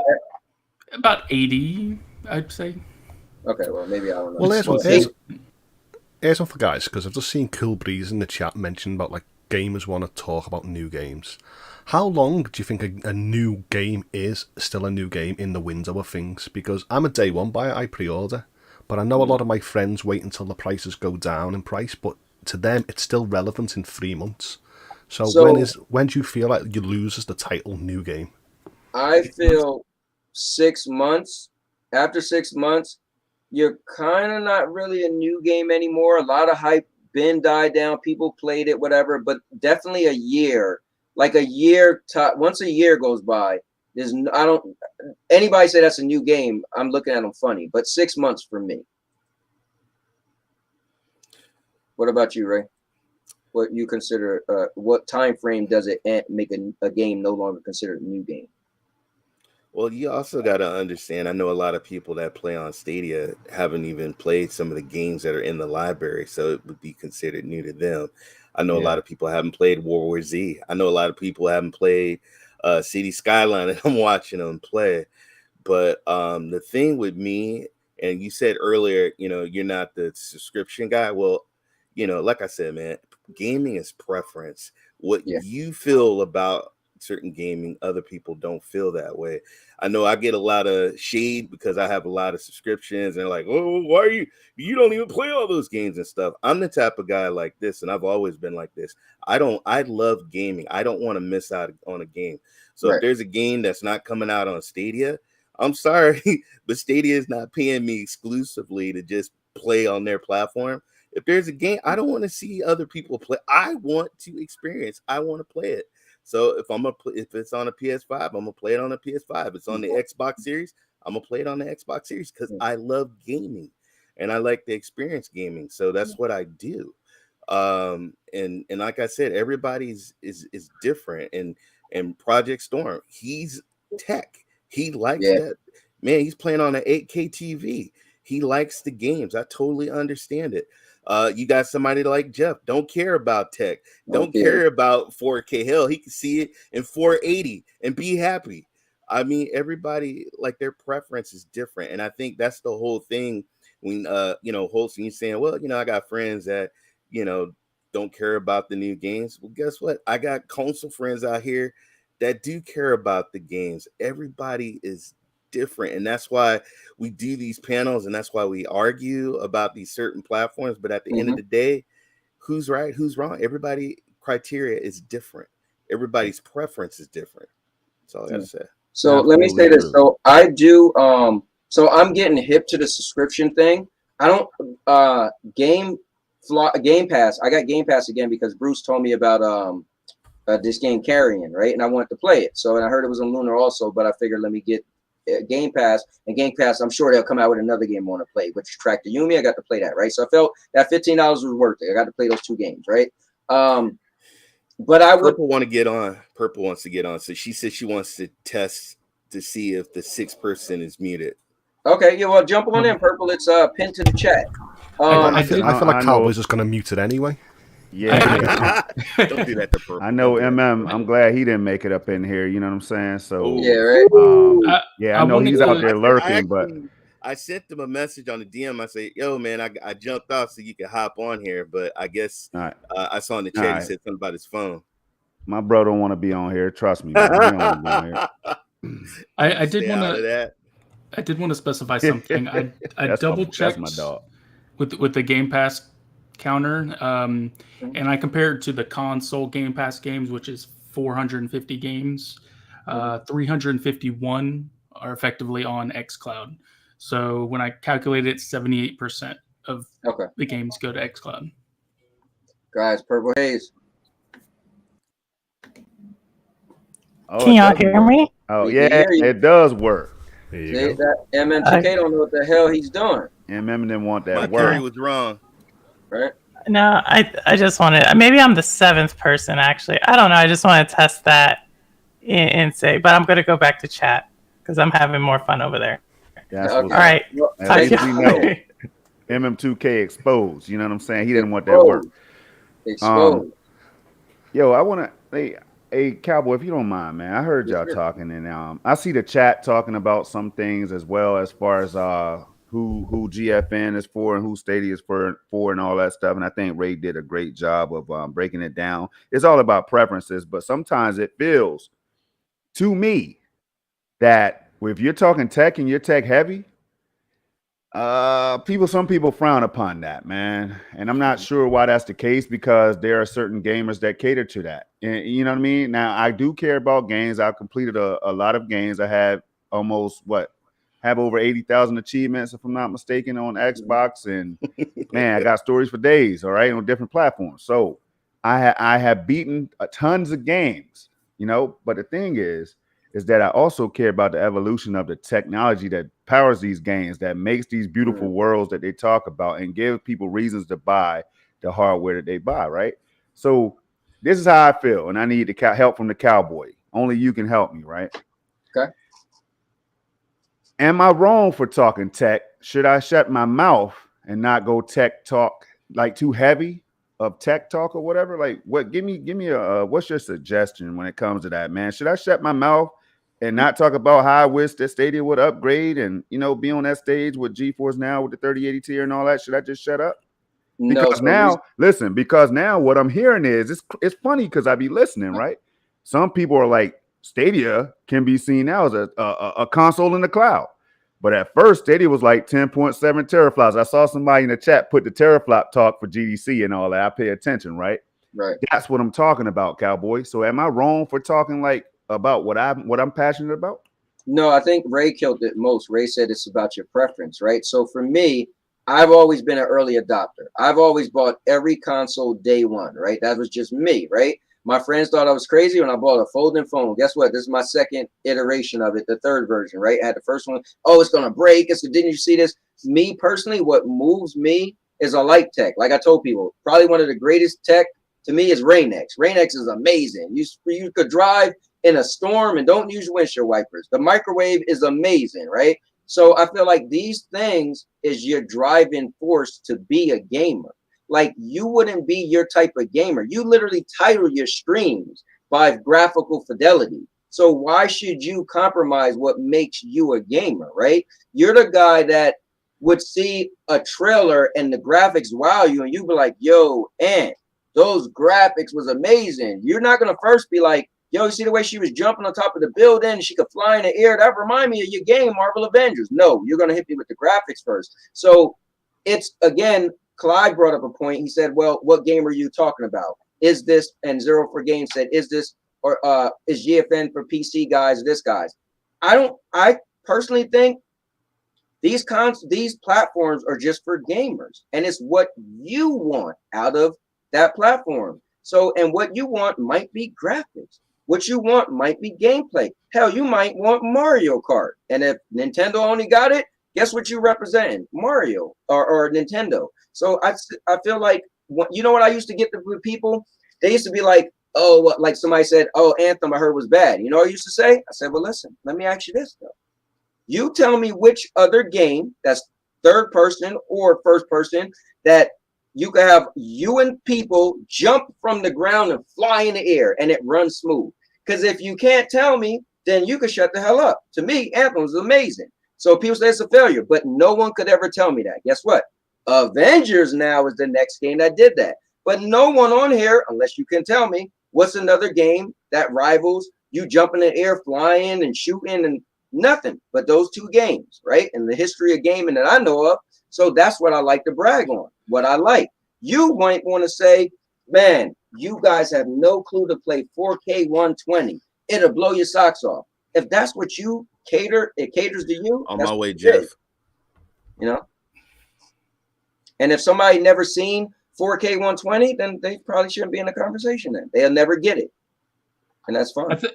I think my biggest, I've always said this is my biggest complaint, is that Stadia actively advertises like 4K a lot, and there is a significant number of titles that do not support 4K or do not stream at a 4K. And by putting, to me, it's a problem because they put it behind a paywall. Like you have to pay $10 a month to get that 4K. And like, I just wish they would, if they're gonna do that, push for the 4K more often.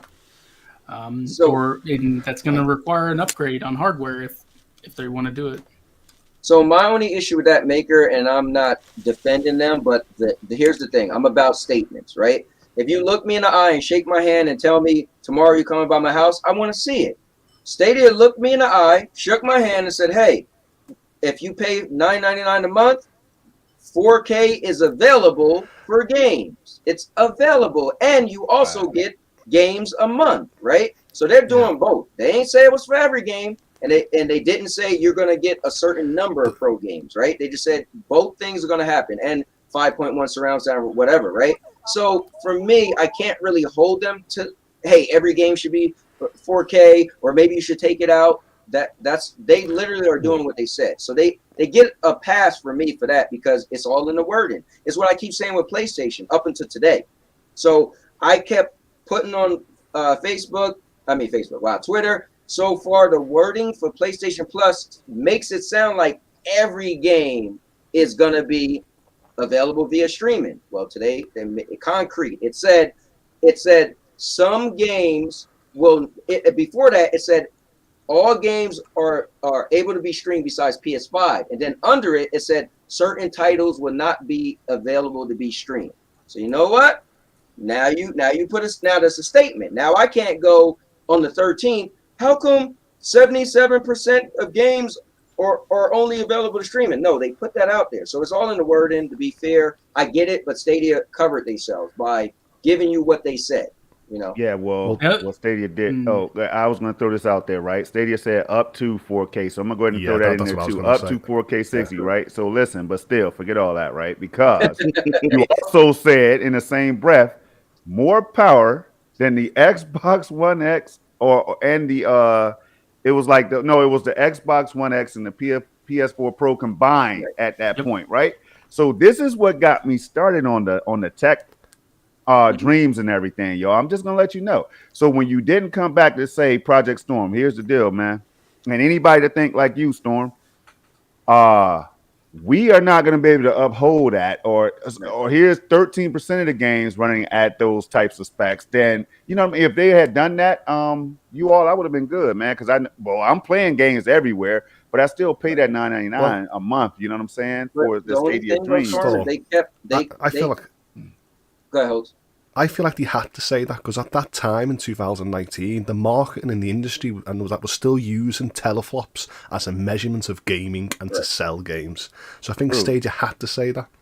Then what we found from developers the last few years, they're trying to say teraflops don't mean nothing in the gaming space. It's how they optimize and create these experiences that makes the game, not what the marketing of teraflops and you need this or this. So I feel like we're sort of pushing past that now. And hold on, let me jump on this. So Purple is right. So Hoults, Project, they didn't lie. So yes, Stadia with 10.7 teraflops is more powerful than both of those systems. And you got to think about it. Look at FIFA. When FIFA 2021 came out, Stadia got the next gen version, right? So the Xbox Series X and S and PlayStation 5 and Stadia, they were the three that got that version. The older systems couldn't get that version, and even PC didn't get it. But that's because majority of PCs couldn't handle it. So they didn't. Again, they didn't lie. But the I guess what you're looking for is they didn't put a number or percent either. But I guess they couldn't really. You know, I guess they don't have. They couldn't know how many developers would take advantage of it. Right. I'll be honest. Go ahead, Maker. That's a BS statement by EA. There's a ton of PC gamers who could run that game. The problem is the player base on PC is low. That's why they didn't put the effort to make a next gen port for PC. No, have you seen it? PC get called PC Master Race, but when you look at the Steam statistics, the average person has a potato PC. It's only a handful of people that actually have. It's not a handful. I would say. Okay, compared to like how many people have got a PC, the people who are boasting that we've all got RTXs 30 series, you know. But when you look at the statistics from Steam, a lot of people have just got low end graphics cards, so they wouldn't be able to run the likes of FIFA. But we say, because we all know each other, I'm pretty sure it can because what we know with our graphics cards. I just wanted to say something. There was a line of over 100 people waiting in line for 3080 graphics cards at my Best Buy. There's easily over like 5 million gamers who have rigs that can run that next gen version. I hear you, but I think if you're listening to Hoults, right? So you take 5 million gamers, right? Well, how many of those 5 million? Hold on, listen. How many of those 5 million gamers want to play FIFA too? If we go by everybody on this panel, who all on here is a FIFA fan? I'm not. I am. Okay, so you got two of the. Oh, Ray, shut the hell up! You don't even count. Ray just play. You the upgraded Jeff. You play everything. The problem is even though I've got a 3080 and FIFA does play on the aspect ratio that I've got on my monitor, the developers do not put the love into the game because to me I thought like sports games are not very popular on the PC platform, so that's why they don't bring the love. If they did optimize it well and give me extra features, then maybe I'll start playing it on PC. But it's the developer's opinion. They go, I'd rather play it on console, and that is where people say to me, "Hoults, that's a console game." I'm like, no. Yeah, and my problem is FIFA ran better and looks prettier on the Series X, man. And the next gen versions I'm talking about. I did a comparison of both, and I have access to the game on both, right? And as well as PC, I played that in 8K. You know what I'm saying? All that stuff you can find on my channel. But listen, like the game looked better on the Series X, and that's a console, man. So what I'm saying here is, even if the Series X is 12 teraflops, and we can forget about teraflops. But Stadia is supposed to be something that's easy, that's scalable, that's easy to upgrade. But the thing is, nobody knows when that's going to happen. Nobody. Now, when it does happen, I guarantee you people that don't even care about performance is going to be celebrating. Why? Because of that publicity. Yeah. Because of that publicity and what it means to Stadia and Cloud Gaming, right? Sure. So that's my thing. Like, let me know something, man. Now John Justice said they're going to drop it on us, man. Are you serious? That's another thing I wanted to get into real quick, and then we can move on, Cowboy. You're going to drop a stealth update on our head and then not educate people, not even let the enthusiasts know that it's coming? Man, get the heck out of here, man. You're going to let – hold on. Wait. Now, we know there's millions. Maker just said there's 100 people that's waiting for 3080s at his Best Buy. I have a 3080 right now. Hoults has a 30. Everybody got it. Everybody. So my thing is there's millions, again, millions of tech enthusiasts, y'all. Millions of people that's going to pay for that performance, and you telling me that you don't want to make noise about that? I hope that's not the case in 2022. I hope not. Oh, come on. You know, EA Play Pro offers that game in the subscription, and still the PC community still don't want to play FIFA on their PCs. That's a perspective problem, not actual EA's problem, is it? Yeah. Because I always feel like people want to play shooters on PCs and FPSs and RTSs and stuff like that over the sports. So I feel it lacks genre. I'm sure there's statistics out there. I'm sure everything we're saying, I'm sure there's statistics out there to say it's more gamers or this and that, right? I'm sure there's legit numbers. But at the end of the day, the PC market is huge. And so, go ahead. I'm pulling up the stats right now. I have the list of like how many like graphics cards as of April 2022, and there's 1.79% people using the 2070 Super, which is arguably as powerful as the next gen console. There's 1.87% are using a 3070, 2.1% using a 3060. Like these are powerful GPUs. Of course, but the small percentages, aren't they? Really, how big? Yeah. But how many are they building up? Is what I'm saying is like 2%, 1.79, 1.7, 1.5. How many people are there? Yeah, but how many of them are playing like different genres that I said? Yeah, you got to take that. You're not taking that in consideration. There's like 120 or 100. No, it's more than that. It's like 150 million users on Steam. But like I said, but that's a perspective. Everyone goes, don't they? Everyone goes the master race, but the master race is only like literally a handful of percent. It's not what everyone makes it out to be. Yeah. Where I remember if you look on that stat, you probably see that how many PCs are underpowered compared to next gen consoles or whatever. Yeah. But then some of those lower powered cards are more powerful than the consoles. You know what I'm saying? Like then why make games like Cyberpunk and put them onto Steam? Like, obviously, people who have good PCs will buy stuff like Cyberpunk or games that require that next-gen requirements. And the thing is, there is an audience for that even on PC. And the problem is, EA titles, like sports titles specifically, do not sell really well on PC. That is a fact. It's not a big player in their market. Listen, here's the thing, Maker. I get you. That's their statement. That's what they said. So I'm calling it out as BS. Yeah, I hear you. But we were talking about next gen features. So in the end, why didn't EA cater for next gen features if the PC platform could handle it? They sort of scaled back by saying, because it wasn't worth it. Yeah, so it wasn't worth it. But so in that just type of game, they're like, it's not worth it. Who's asked? The PC platform don't care anyway. But they should have put the love into it to showcase that this game might have ran at 8K ultimate settings and whatever, and we would have been blown away by it. Yeah, they were the worst versions anyway. They were the worst versions of the ports anyway, Madden included. So, in my opinion, but come on, Storm. If say FIFA 2020 came on GeForce now, we'll all be like, "Oh my god, it's amazing! You got FIFA." Cowboy, jump in. Yeah, I just want to say real quick, Purple is back, guys. So let's let her say something. And also, Cloud, man, Chariot Man Gaming is in the building as well. But go ahead, Purple. DMG. Yeah. I think, the conversation started off with the tech and cloud gaming, and Cowboy, you and I kind of go back on cloud gaming. But the truth of the matter is cloud gaming started off as a conversation back in 2013 with Xbox at E3 when they talked about it with the Xbox One. This isn't a new phenomenon, right? And ever since then, it's been around the horsepower of gaming. But the truth of the matter is, horsepower doesn't really determine how fun and enjoyable a game is, right? We've had the most horsepower in some of these consoles ever, but yet we're seeing that what's keeping gamers entertained or what's not like or what's actually disappointing gamers has nothing to do with the horsepower in gaming. So when we talk about cloud gaming and these services and like, well, what about the tech? Well, I hear you, Project Storm. I have much respect for you. Right. But that's actually not the thing that's driving gamers. Right. And so like to some gamers, I'm not going to say all gamers, but if we think about what is driving the gaming industry right now, where is the growth in gaming?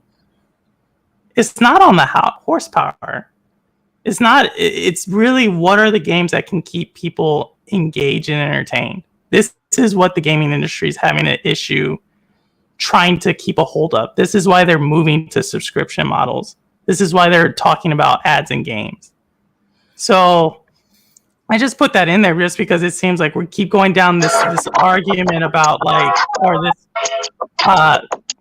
whose phone ring is that?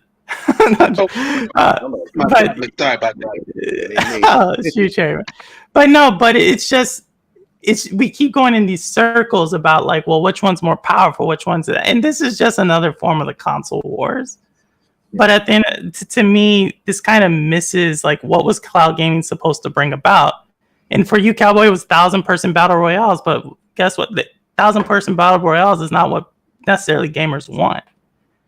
The highest fidelity graphics isn't necessarily what the general gaming population wants. Like when you live in a world where Roblox and Minecraft are leading it, the charge, it makes you kind of pause. Go ahead, I'll let y'all talk. Yeah, I just want to say this. The reason why I disagree with you is, thank you. As a gamer, PlayStation is considered the top tier, right? Like Project said, right? They're considered the premium, right? They're only that because their games look like a damn movie, right? They're only that because, I think what Project Storm said that was really important. He said it's perception. You just think, yes, once we get you in there, we know most people on PlayStation, like my son, right? He's still just playing Warzone. I'm like, bro, you still only play Warzone? Yeah, they stick to one game. Or look how many people just only playing Fortnite. But the perception, there's a thing called fear of loss. You see a trailer and matter of fact, E3 2 years ago, you know what I said? I said, none of the games wowed me, but it was two games. This one game, I think it's called Elden something. Man, that game looked amazing. And I said, this other game called Ark something. It ended up being Ark Lost Ark, right? And so the big dragon, as a gamer, I was like, whoa, now, am I not going to be playing Fall Guys or whatever stuff that don't have graphical horsepower? Sure. But Project Storm, I think he hit on something where he said, it's the perception. You make somebody feel like they're missing out. That's all these people talk about say you don't got this and that. You ain't even going to play that game, but they feel like they're missing out. And that's the thing, Purple. It's too many people, and I'm just going to say it. It's too many people that say Stadia don't need this game, don't need that game because you're not going to play it. You're right. I probably won't. But you know how many people would think they're going to play it? You know how many people would be like, oh, Stadia is competing because they have all those games. When my friends laughed at me, you know what they couldn't laugh at? The games you playing, I got them. And my Destiny playing better than your Destiny. I guess I'm just trying to go back to like, I'm not saying that like obviously PlayStation, I'm not saying it's not the top and you can get a PlayStation. I'm going back to, are we falling in love with the tech? Right. Like I'm just trying to bring it back to that. And I think, yes, PlayStation does have they go and buy a PlayStation, right? Part of the thing about PlayStation's allure is you buy a PlayStation, you want to then test that, get that out of it.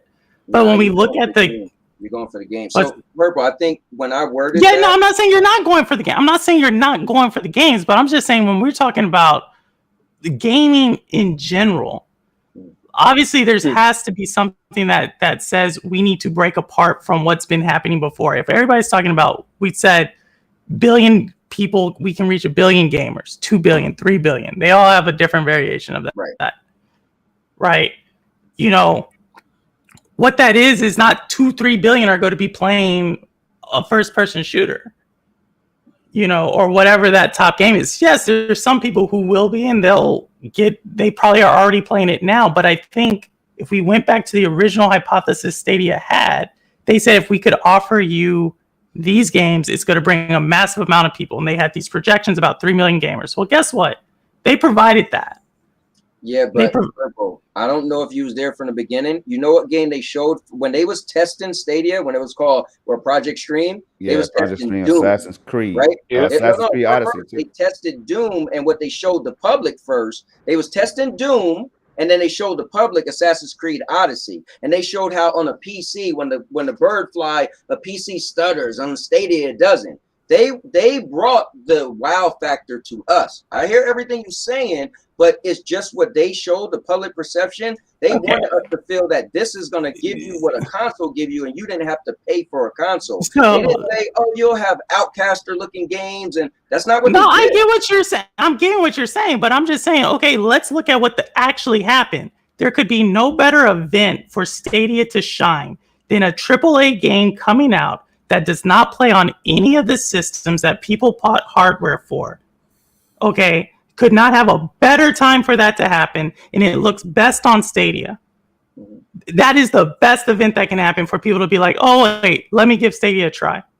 When they talked to the CEO of CD Projekt Red about how Cyberpunk performed sales-wise, he laughed at the idea of how many sales it sold on Stadia.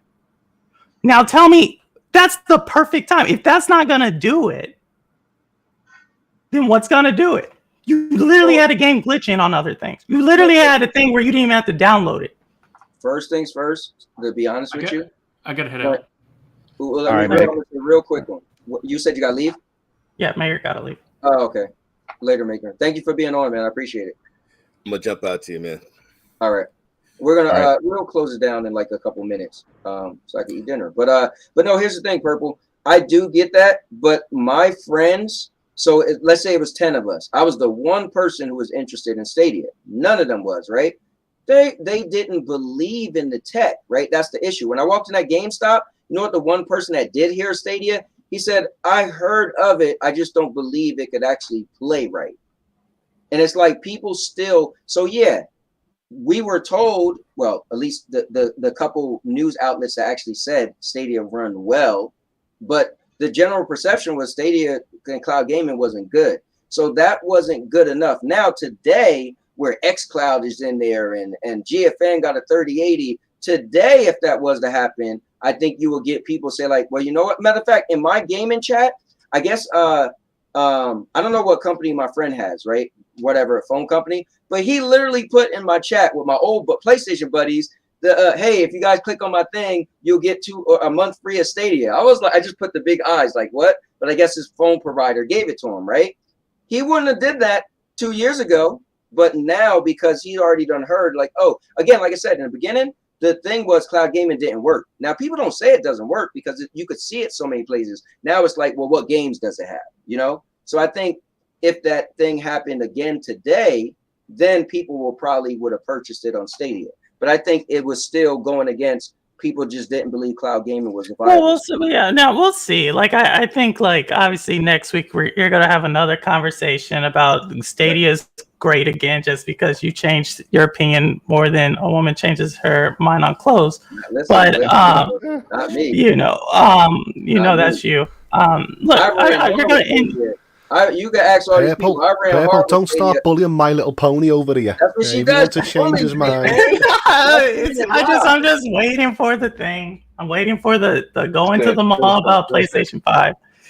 Go ahead, CJ. I have to, Purple. Can I listen? How many games I just said I rented? I want to listen to Chariot Man.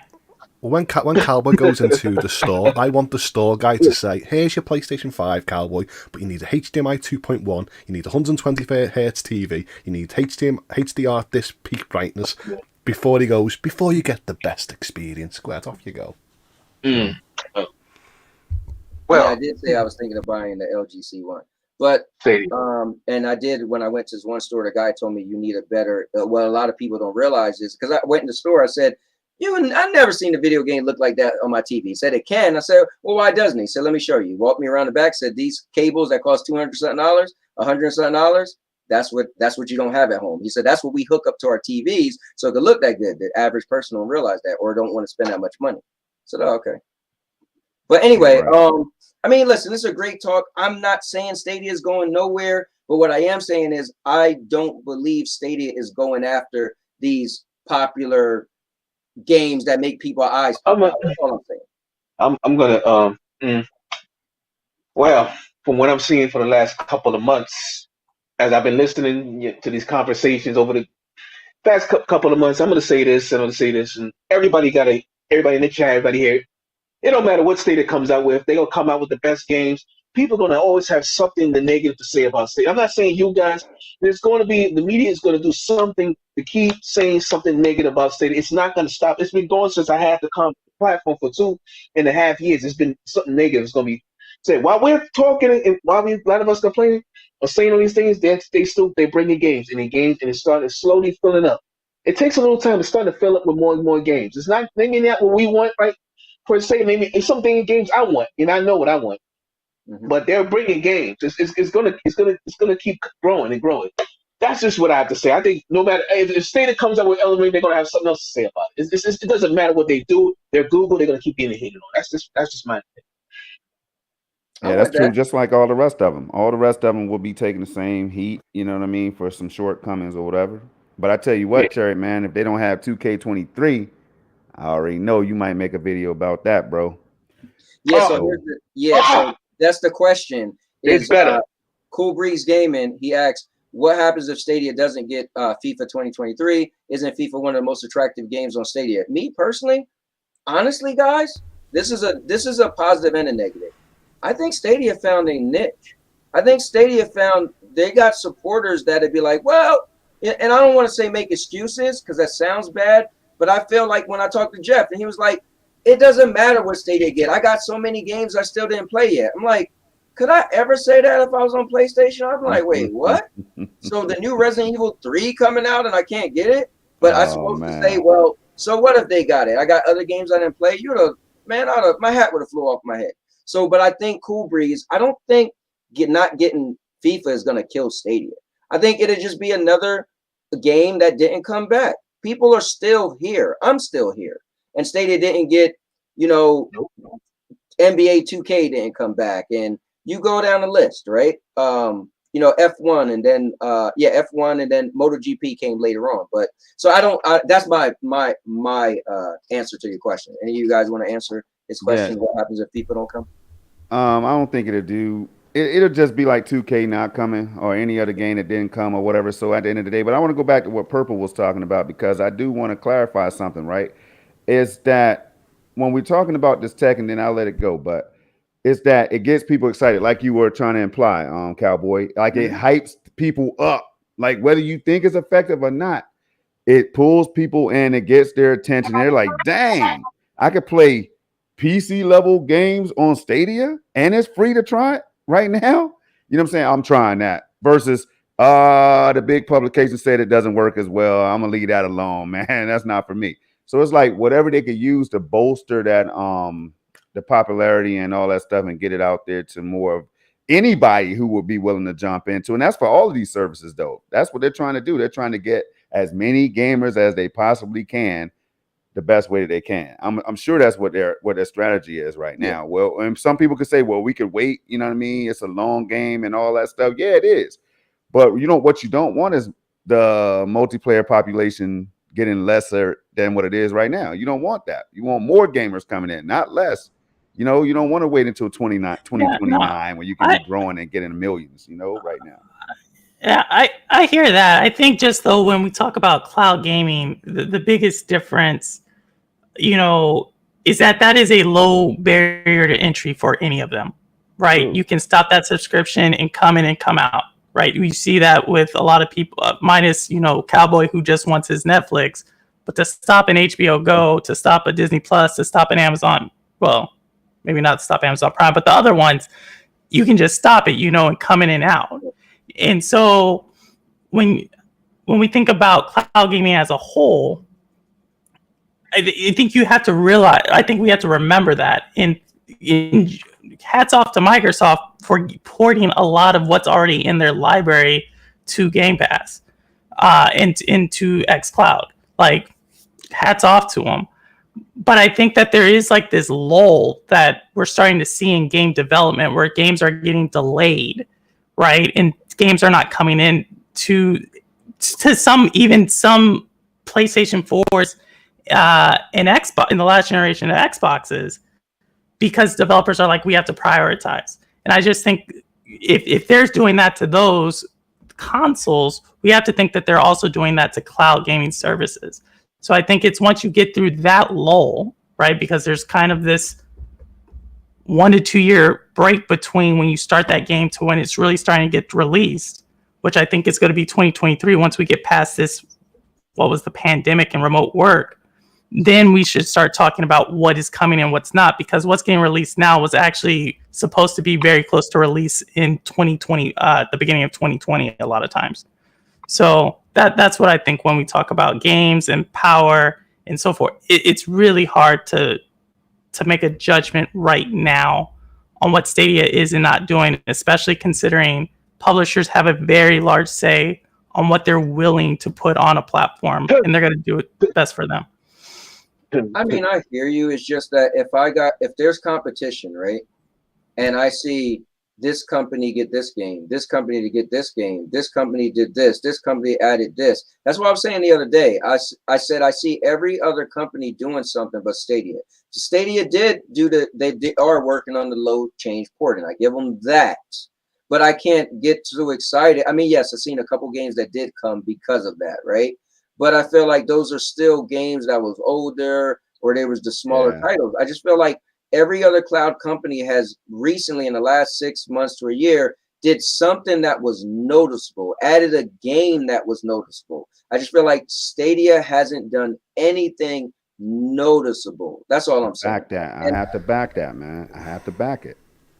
It's notable, isn't it? Because like I'm at Game Pass, and I've not even touched that service. I'm still paying for it, but I've not touched it since Halo Infinite. So to me, I've wasted all them months, and even though they're playing catch up, that's what I'm thinking of doing with Stadia. They're playing catch up. It's not new for me to actually be excited. Same with PlayStation Now new tiers. I looked at it, I was happier, and then when I went down the list, I went, nope, not interesting. Even though for a new consumer, they would probably be happy to play all these Ghost of Tsushima, Death Stranding, this, but for me, I'm like, nah, not an interest. Host, you don't care about Game Pass as much. Well, I actually have it because I wanted to play day one games, but it's just since Halo Infinite, there's nothing really for me to actually jump into it. You should have known Xbox got like 3 exclusives. So, I mean...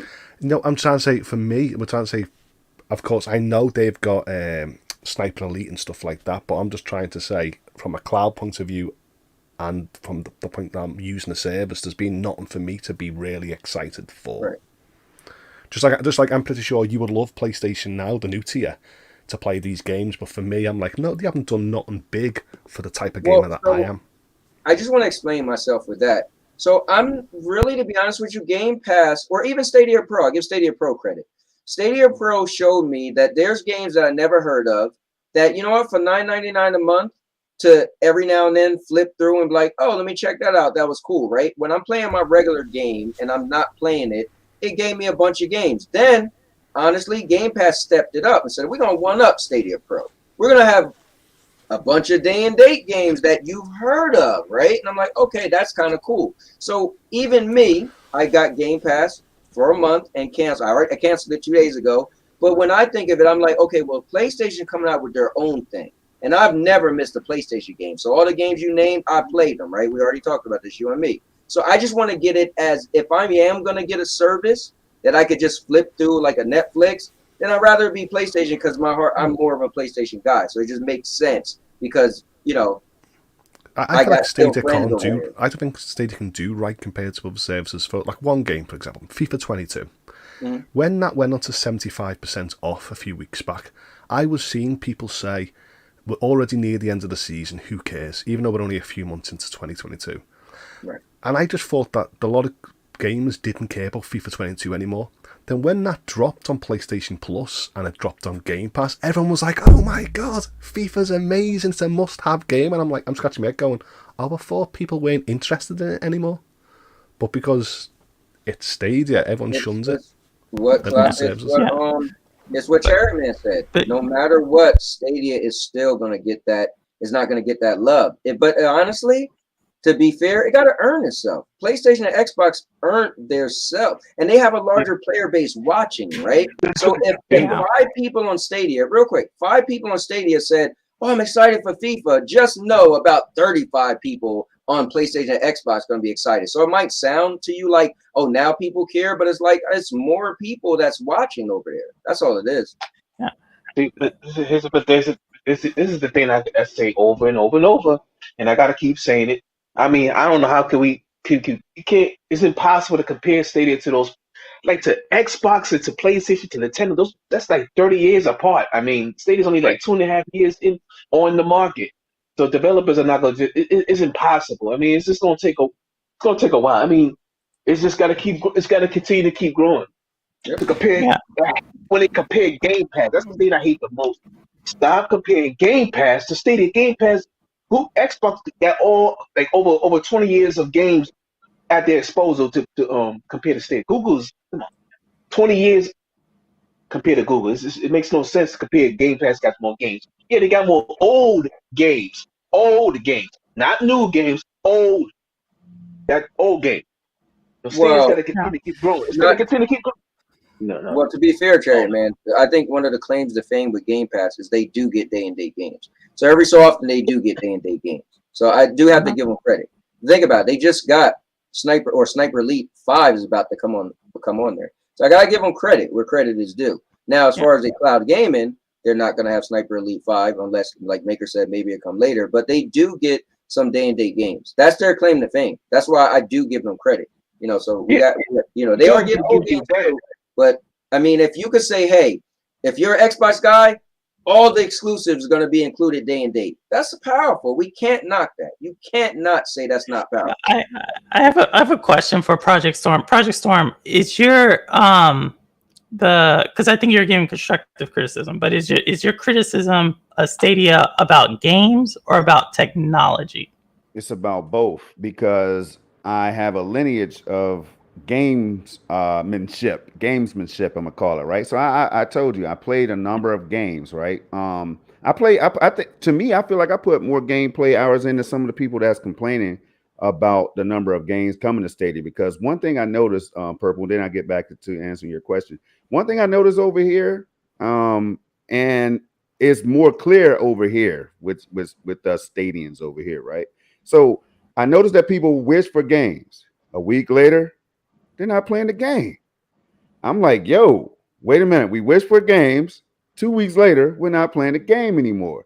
So what is going on? So for me, these days, there's so many games to choose from. It's like having whatever the finest wines you want to have access to or whatever. Being able to sample wine tasting and all that stuff. It's like the finer things in gaming for me right now. Is because I don't have time or the desire to really power through. Because I was finding myself forcing through certain games, So I hope this answers your question a little bit for me. So the tech has always been there. I've always been enthused about the tech, even from Atari, and we know how those graphics looked on Pac-Man. So I have a strong interest in what powers these games, as well as the process of the games being made, the development side of things, all that. I'm into all of that stuff, and the actual experience. It's crazy to see everything being played out once you're actually playing the game with the controller or keyboard and mouse in your hand.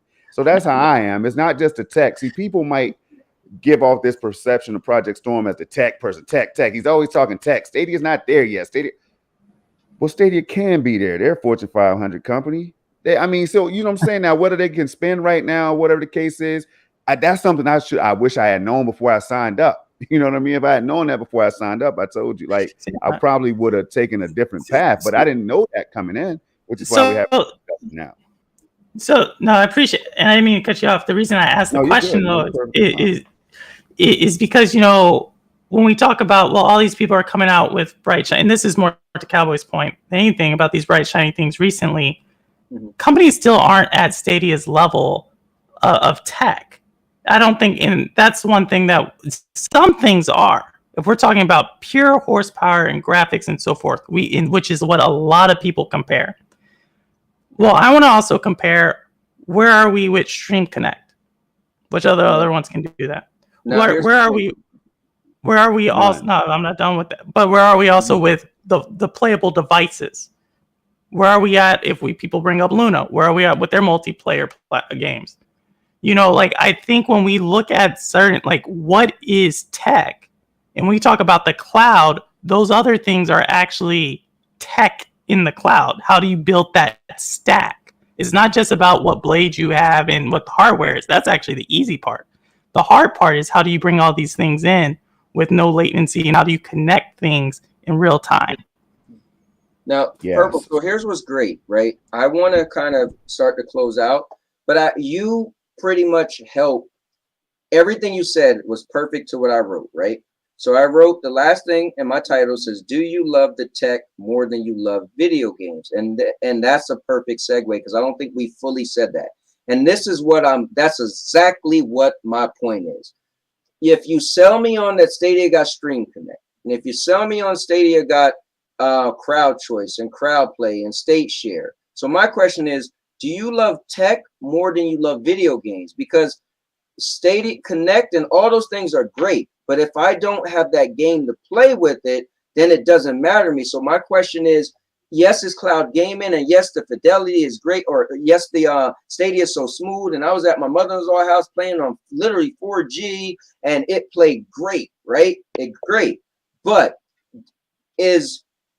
do I love the tech more than I love that AAA banger, right? Or more than I love this game that is sought after and Stadia don't get? So that's I kind of want to close out with that a little bit, because I know we'll go on forever, and I kind of want to go to Arby's, but and they're probably gonna close by the time I get done. But that's my question for you guys. Do you love the tech more than you love games? Because for me, I'm a gamer.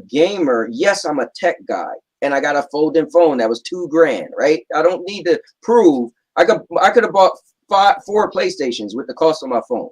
So I need to prove, right, if I like tech or not. But I like video games more than I like tech, and I think that's what's going to make me buy a PlayStation 5. Because yes, cloud gaming wowed me more than my PlayStation 4 and my Xbox One, because I could walk out the house with my stuff. But if eventually what I'm realizing, and I think it's what happened to Ace, he got a Steam Deck, and he was like, yo, native hardware wowed me again because I'm able to play a game I can't. And I think I get it. Yes, cloud gaming is amazing. But guess what?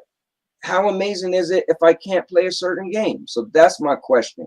Do you love cloud gaming, or AKA the tech, more than you love specific games? I know some people, they don't have a preference for games. They're like, like Jeff. Jeff could care less, so I get it. But that's my question to you guys. Of course, it's a game. I definitely like the game. Definitely. That's why I had the Nintendo Switch at time. I was supporting the Switch because I cared about the game. Yeah, I'm the same as you, Cowboy. I love the tech. I appreciate the features, but I definitely need them games. It's the games that drives me to a platform or service. In tech, of course, but definitely the game. I'm the same way. I love the tech. I appreciate the tech. I have an 8K TV. I could have bought 6 Series X's or PS5s, right? You know what I'm saying? So listen, like Cowboy. So, but at the same time, it's about the games. Like I say, when I'm talking tech, I'm talking about this tech that enables me to play these games at the highest visual fidelity, at the best FPS possible. That equals a more enjoyable experience across the board. Some people may not have the trained eye to see that stuff. Some people might not care. And I don't have no love lost. I say it in every video I make. It's not for you. This is for me and gamers that are like-minded. You know what I mean? And there's millions of them. I have to throw this out there, Hoults, one time. There's millions of us, Hoults. There's millions of us out there. When you say 8K, is that the GPU? Is it the game optimized? Oh, this is the TV.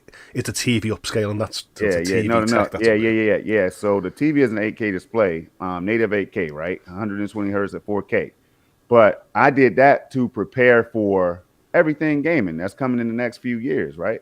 So, and because I'm an enthusiast, I'm intrigued by that kind of stuff. So, the RTX 3080 allowed me to experiment with 8K. So now I'm going to be jumping into the 4080 or the 4090 or 4090 Ti, right? When those things are available.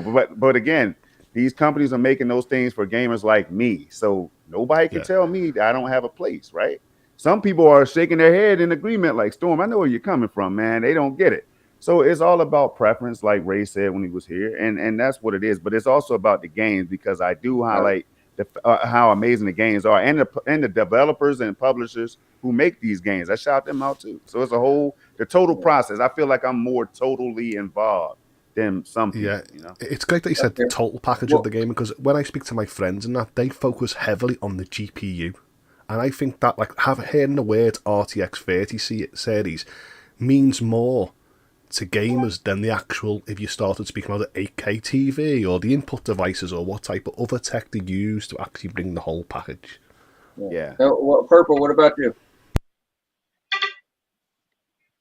Yeah. Purple, what about you? Yeah, sorry, can you hear me? Yeah, we can hear you loud and clear. Yeah, sorry. I think Cool Breeze, his comment, or their comment, is kind of sums me up. The tech brought me back to gaming, right? The accessibility, the ease of use, the low barriers to entry brought me back. And there's enough games there for me to play it. I have not reached that point where, I need another game, right? Right. And so, but now if that day were to come, most likely, Purple would just go back to what Purple was doing before. Like, it's just that I tend to want to use my time right now gaming because that's more entertaining.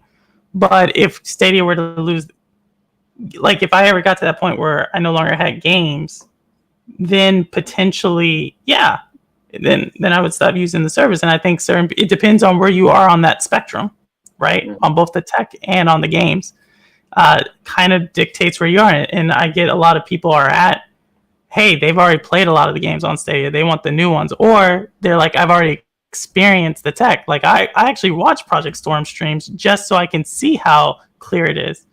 And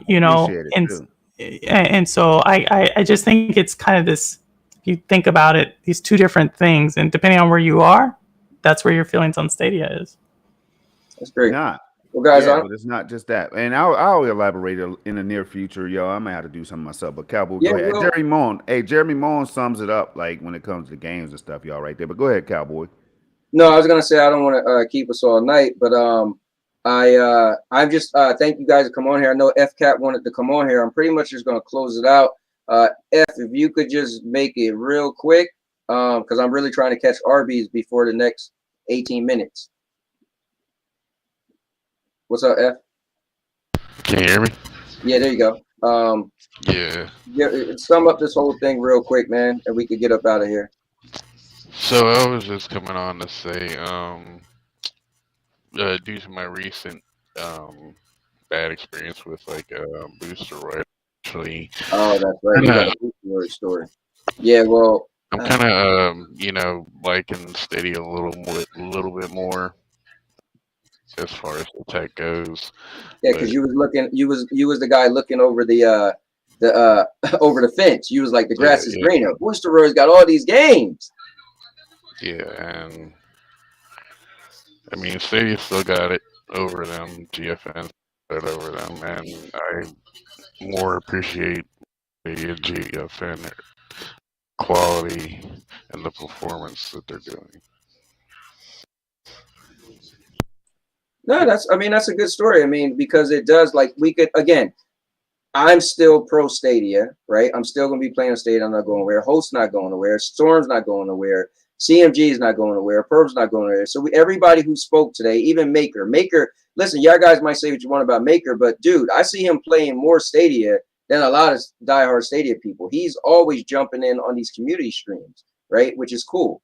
So none of us are saying, I don't think none of us are saying Stadia is dying tomorrow and is going to go out of business. I just think we're saying what we would like to see in this platform that we once was sold a certain way. I think that's what Storm is saying. We both agree that it came to us a certain way and it's not holding up to that, which is making us look other ways. Yeah, all the news with Stadia, like with them hiding it behind, Google Nest, whatnot, that's all bad news. That's all bad stuff. I mean, and I understand it's still going, I appreciate it for the tech. Well, let me ask you this real quick. My wife just looked up Arby's and they closed at 7. So yeah, That was like an hour and 44 minutes ago. But Overtime. No. yeah, right. Let me ask you this, F. Yeah. When you played Boosteroid, because I have yet to meet somebody who actually played it, especially in the US. Like what? So how much was it? Like how did you like access it? Could you just It was break that down a little bit? $10 a month, and I canceled it. I'm not going to continue to pay for it because I can get better performance on my 1650. Wow. And so did you? So you already had games. So you didn't go out and purchase a game. No, I didn't buy games for Okay, it cool. in the games.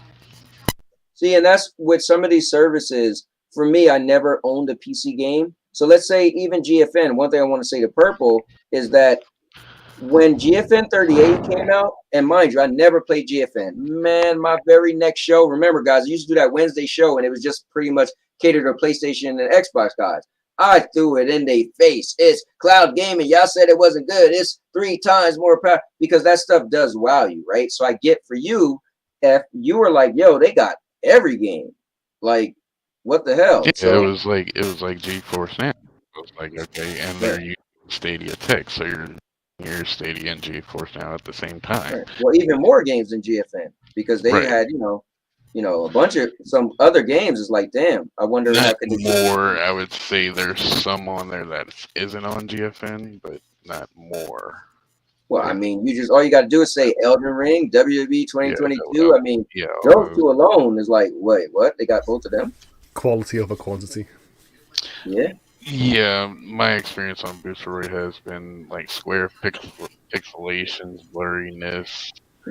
Like the audio is off from the video on Shield TV Pro. Well, they only got only 3 data centers in the United States. So, I mean, I'm sure they're going to get better with time. No, that's not the case because I was using a different data center in Paris, and Boosteroid ran perfect for me. But then when they brought the London data center, which is like 300 miles down south, I lost quality in the service. From what I read, it was 6 servers, and they don't say where they are. They don't even say what they're working with as far as like GPU or CPU, so you gotta kind of guess it. Yes, 7 o'clock, guys. I actually think they're using Stadia's tech because it's practically the same. Oh, that's interesting. Well, let me ask you this, man. Are you more into the tech of cloud gaming, or are you more into the games? I wish Stadia would have more games, but I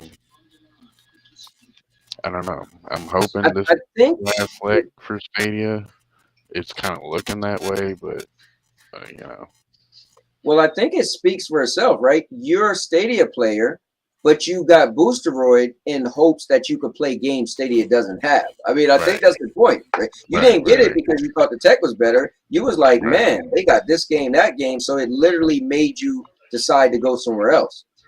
Right, and they offered the same tech Stadia has. Right. But their performance is worse than Stadia. Maybe because I have a Google server near me. I mean, I don't know.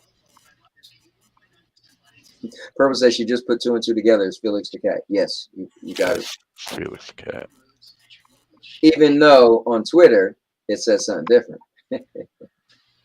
F the cat. Yeah. But yeah, guys, I mean, that's pretty much what I don't want to run us into the ground, but that's what I wanted to cover, man. You guys gave me great responses. I think everybody watching got great responses. I'm glad that we didn't end this that Stadia is burning down tomorrow, and we just pretty much voiced that some of the things we don't have. But is there any last?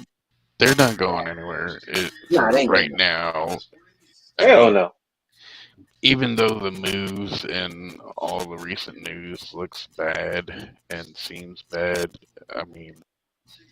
Well, here's the thing. The only thing people could say is they're just not getting the games. That's all, right? I don't like the tech is solid. They got immersive stream. They showed the BMW commercial. I don't know if you guys seen the BMW commercial, but that's running off Stadia Tech, what they were showing. Like, so we know it's working, right? And it could only get better, right? Because I feel like they can't go. Well, I guess it could get lower if Ubisoft left. But other than that, I mean, I think they again, it's just my opinion. I think Google knows they have enough stability with the player base and what's coming in to keep Stadia running as they get better in the future, right? They definitely put the money into low change porting, and that's to port games, right? They was hiring someone to port AAA games, right? That was a thing.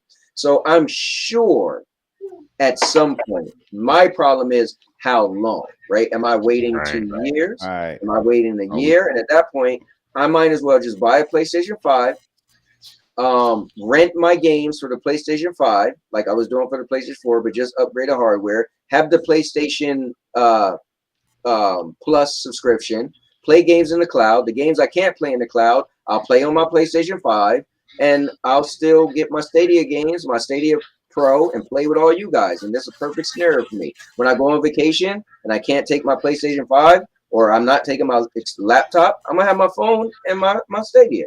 So I got all bases covered. What I had to break in my mind is Stadia isn't just, I had to tell myself Stadia can't just only be it, you know, and I'll just do a combo effect. I have PlayStation and Stadia. And that's all I got. So what if Xbox comes out and announces something that's something like Stadia? I mean, Xbox, if they was to say now you can purchase games, I think that's compelling. But I'm an ecosystem guy, to be honest with you. I wouldn't, if I'm gonna buy a game on a platform, then I'm all in. You catch me buying a game, then that's where I'm going, right? So I love that I could buy my games on Stadia, and that's where I play. Notice I don't rent multiplayer games on Stadia or PlayStation, well, besides the Evil Dead, because I went to check that out. I had hopes that I would like it, right? And then I would just have to be playing with randos if it was as good as Friday 13th. But yeah, I don't think Xbox could get me to buy Let's a say game. hypothetically, Xbox does what Stadia failed at, like release a cloud native game, you know, and actually. So I'm gonna say the worst thing. You know what my problem is, and everybody's gonna hate me for this, because at that moment it will be me choosing Xbox over PlayStation, and I just can't do it. I could get Game Pass for a month or 2 months or 6 months or a year, but I can't commit to being in the Xbox ecosystem because my preference is PlayStation, and I just couldn't do it. If I bought a game, then that mean once I buy a game on your platform, then why am I gonna? If I buy one game, it's like me. If I watch one episode of a series, I gotta watch the rest of it, even if it take me a year. That's just the person I am.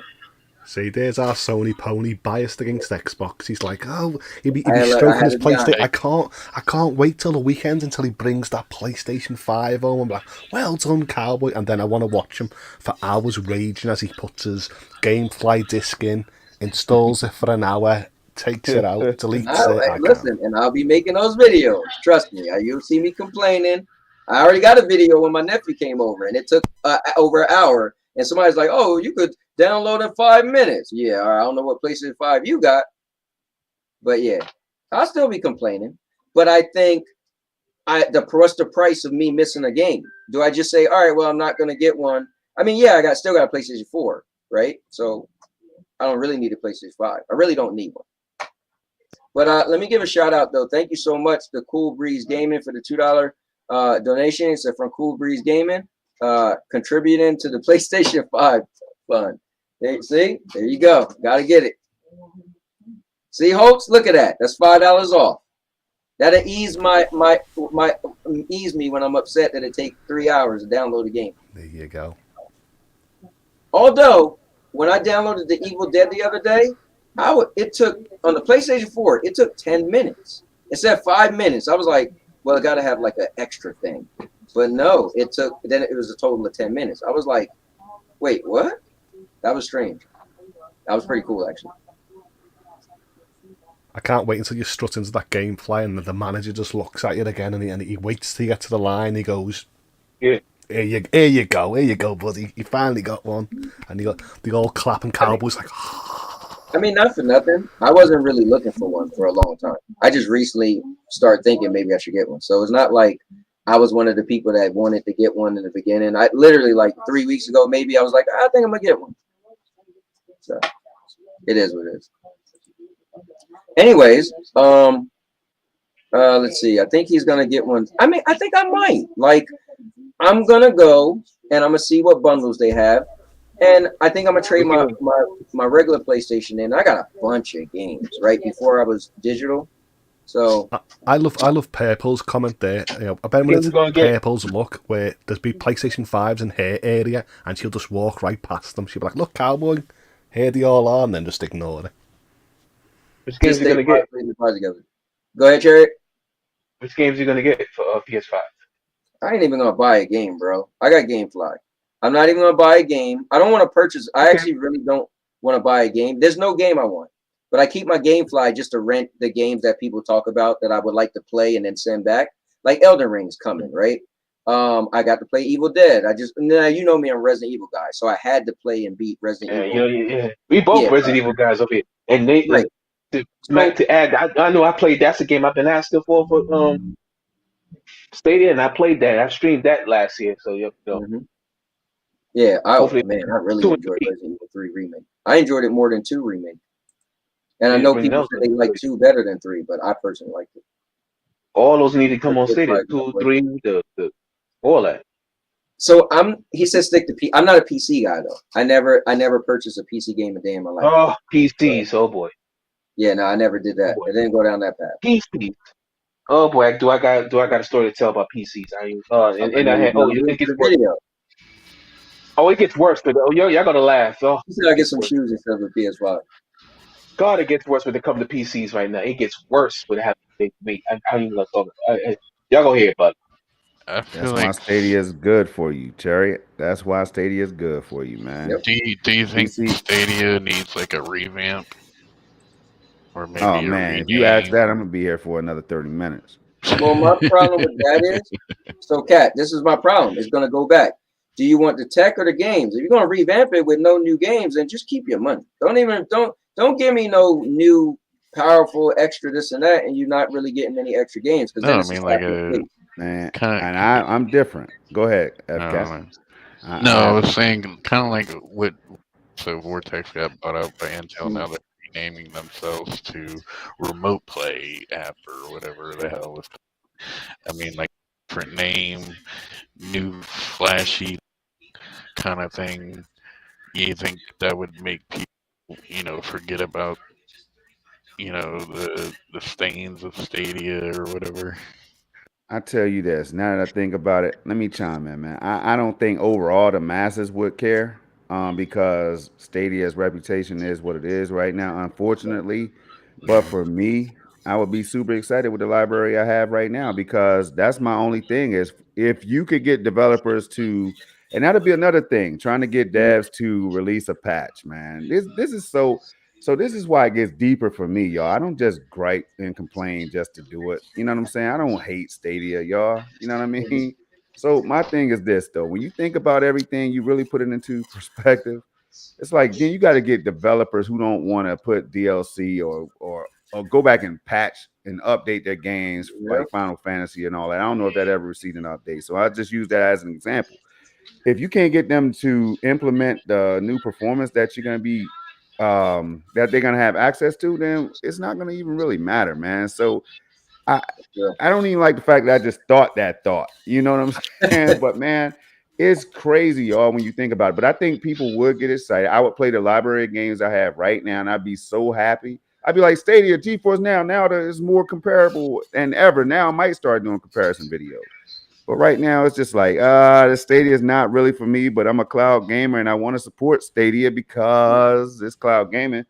It's like pulling teeth sometimes, though. You know what I mean? Like, yo, it's crazy, man. It's crazy. I just think Google realized who they're catering to. They didn't put the statement out, but I think it's clear they're catering to the casuals.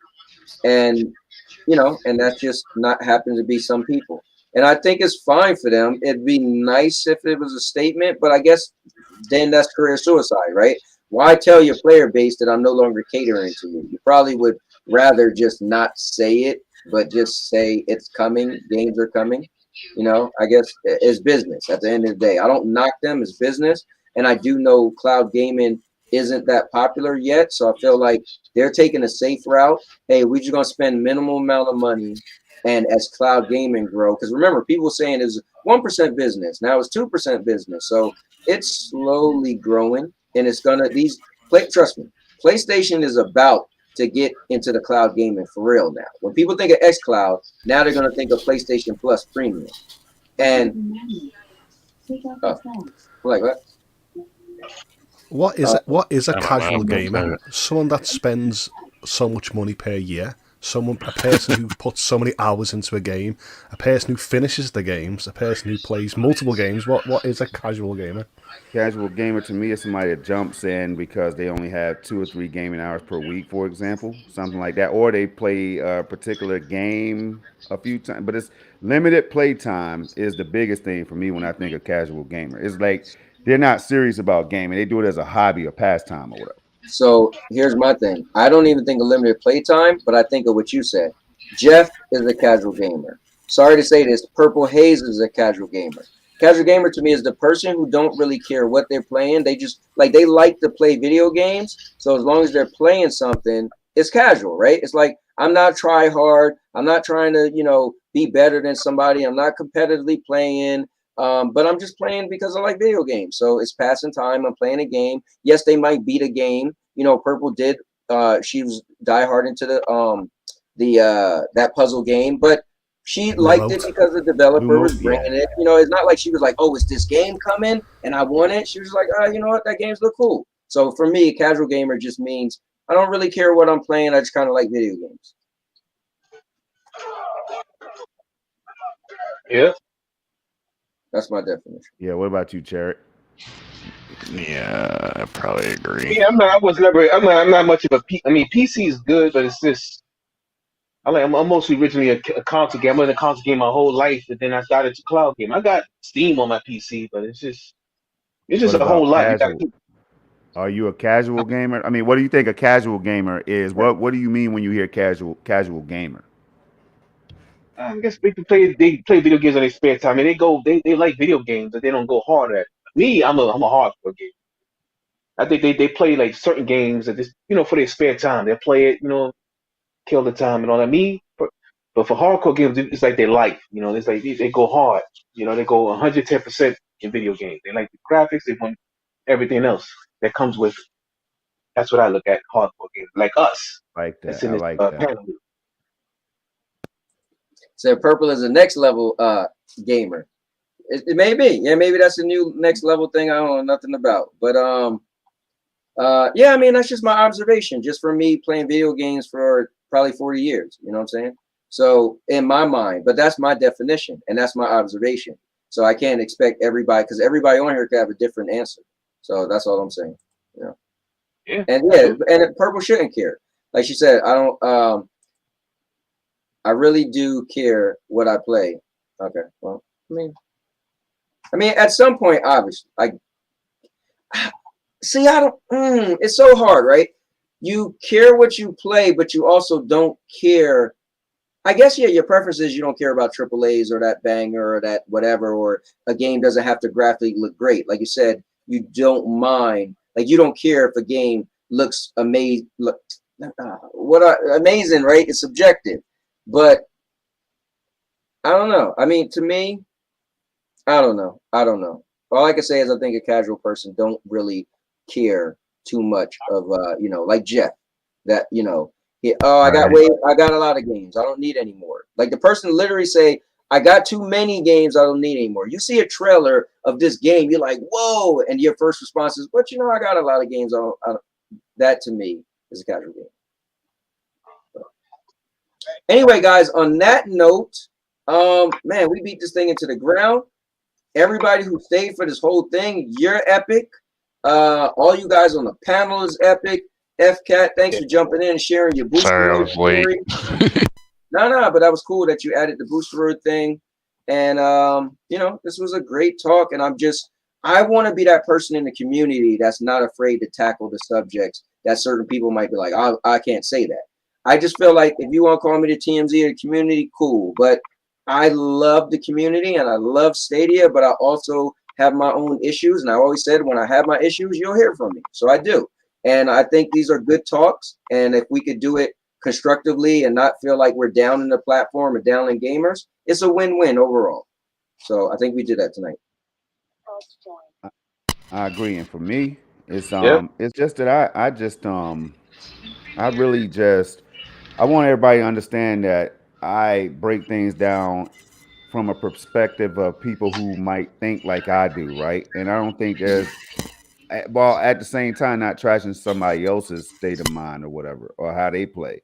So that's how I do things. I just want to make that very clear, man, because I think people be misinterpreting things. I be seeing little comments and stuff about, GeForce Now and all that. Like all of a sudden I'm GeForce Now. You know what I mean? All this, right? Which I am. But I'm also Stadia, I'm also Luna, I'm also PlayStation, Xbox, PC, and I will be Switch if I wanted to, But the thing is, that's what it is for me at the end of the day, y'all. It's just about what I see. And I'm not going to sugarcoat anything because of a brand. You know what I mean? I can't do that. So if there's people who expect me to be a certain way and keep it real. Now, if y'all want me to be fake, I could do that too. Right. I have to start another channel though, but I'll do that. Yeah, I can't do that, man. And one of my things is again, I'm trying to close this thing out, but when people say, one of my things that bothers me is when people say, oh, I know there's new games coming out, but I got so many other ones, or everybody else is talking about that game, but I still got my backlog, and I get it, but interest is interest. I always tell you guys, my favorite word in the English dictionary is the word interest, right? It trumps love for me. If I'm interested in something, that's what I want, that's what I go after. And I feel like, it's a cop-out if you have interest in something, but you say, well, yeah, I do, or you downplay it because you don't want something to look bad because it doesn't have that, right? You're just protecting the product for no reason, because none of us are getting checks from Google. But that I know of. I'm not. Well, if I was, I'll let you know, because we would have to. We would have to let you know. Yeah. Basically, my bottom line, like I said, I'm appreciating, Stadia and GFN. I'm appreciating it because they perform better than all the other ones. XCloud and PlayStation coming after. See the truth. Listen to the negativity. I'm telling you, it's gonna get better. Just need games. I agree. They just need games. That's all. That's what's wrong with Stadia. They just need more games, better games. It's getting there though. The games are coming though. Yeah, they need more games. The games are slowly coming. My only problem is, and I don't want to be that guy, but what game is coming? Go ahead, man. Like, we got some Ubisoft games that did say they're coming, but other than that, what games are coming? Yeah, okay, well, just wait until June. Wait until June, the E3 window, and we'll start seeing what the developers are going to bring. For the today is May 23rd, so history says, history says real quick, nobody knows a damn thing when it comes to Stadia. You don't know a damn thing. I don't care who you are. You know what I mean? I haven't heard anybody so far that knows exactly what games are coming or what Stadia is about to do. I haven't heard it. Now, they told us some things and they delivered, right? But as far as trying to predict what's about to happen in June, July, August, man, we did that already. You know what I'm saying? That's what got me in trouble, partially. Can't do that anymore. I can't help it, Storm. I'm like you. I have to hype myself up. I get my little check sheet out. I hype myself up, and then I put myself. It's only myself that disappoints. But I'm like, come on. It's like playing. We should be worried. We should be worried. I mean, look at me. You guys remember me making a video running around jumping over March 15th because they was doing the Google Games for Summit, and they said on Twitter, all Stadians, blah blah blah. So I love the hype too, man. I love a good hype. It's just that there is no hype. I don't see anything to get hyped over, And I'm not taking nothing from the platform. We all know it works, and it will get games. It's just no statements. That's all. There's no handshakes. Nobody looked me in my eye. No I see no trailer that made me say, "Oh snap!" That's all. Come on, man. That's all, y'all. Where's the connect, man? Where's somebody to get up here and talk to us, man? We got to wait for the dev conference or whatever. You know what I'm saying? Like, we shouldn't have to wait for a developer conference to hope we get some kind of information on Yeah, that is a Stadia good and where point, it's though. headed. Yeah, but Just even at the saying, man. developer conference, you didn't get nothing about I anything. hear. That's what I'm saying. But I'm just saying, like, when is it coming? How are we gonna get it? Like, we don't know, and we just have to wait for it. Wait for it. Wait for it. Is that what we do as consumers? Wait for it. Wait and do what they want us to do. Sit back and chill. I don't know about that all the time, y'all. I Nah. just don't. I don't know about that.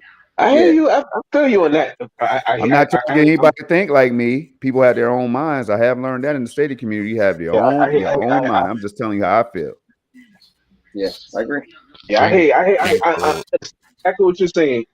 A project. I understand. Like they not they not communicating. They not bringing out unlike Nintendo. They coming up with an event, and you got Microsoft, and you got Sony coming up with events. You want to see that from Google. Like they started like in the beginning, they was having some few events like that. See the all of a sudden they slow down with it, but there's no events. And I get that. And but I'm gonna say this: Stadia better pick it up. Because I love Stadia. I love they better pick. They can't keep doing this consistently because these other you got that Steam Deck and that new Nintendo Switch comes and it's coming. Well, here's the thing, Chariot Man. This is what I realized, right? And this is the last thing I'm gonna say. I realized Stadia is no longer enough to be my primary, but a lot of you guys was playing other stuff anyway, right? So for me, I'm just gonna go back to PlayStation and simultaneously play Stadia. And when Stadia started picking up the slack, it's not like I fully went nowhere, but guess what? Now PlayStation is going to get some of my time, So that's all. I just adjusted my content ratio, like I told people I was going to do. I said I was going to adjust my content ratio at this time because Stadia wasn't delivering the performance or the experience that I thought I was going to be getting, and that's what I did. That's all. And that's it. Yep. I'm still go ahead.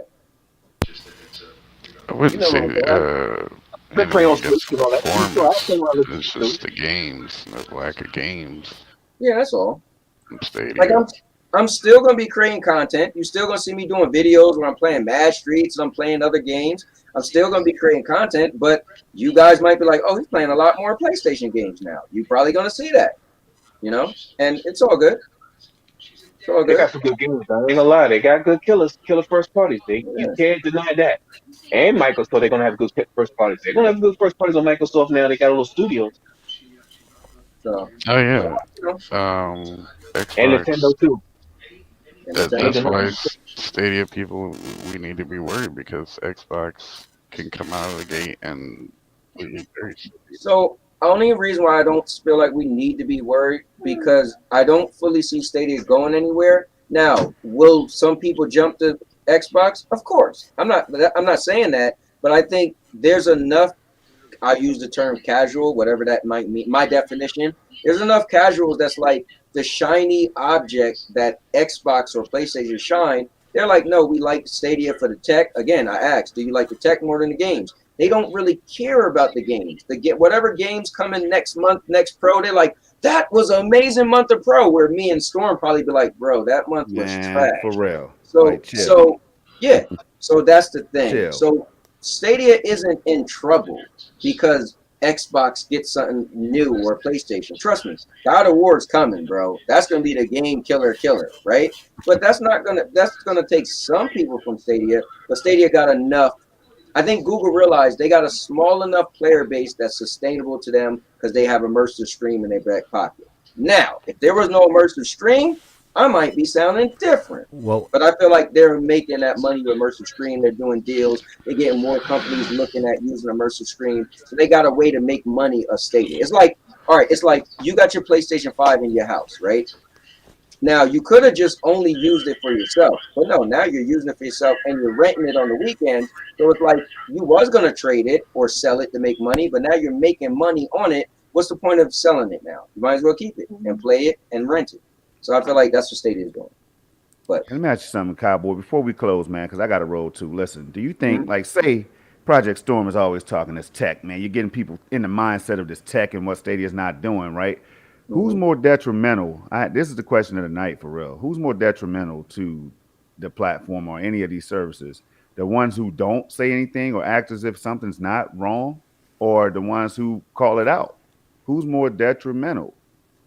Honestly, bro, and this is whoever the shoe fits, wear it. I've just got to be honest.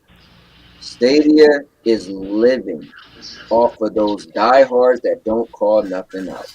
That's Stadia's lifeblood. The people, sorry to do this to Jeff, the people like Jeff that got mad at me when he said, I don't need new games. I got so many I haven't played yet. I'm like, so you need no new games. If Stadia never got another game, I'm fine.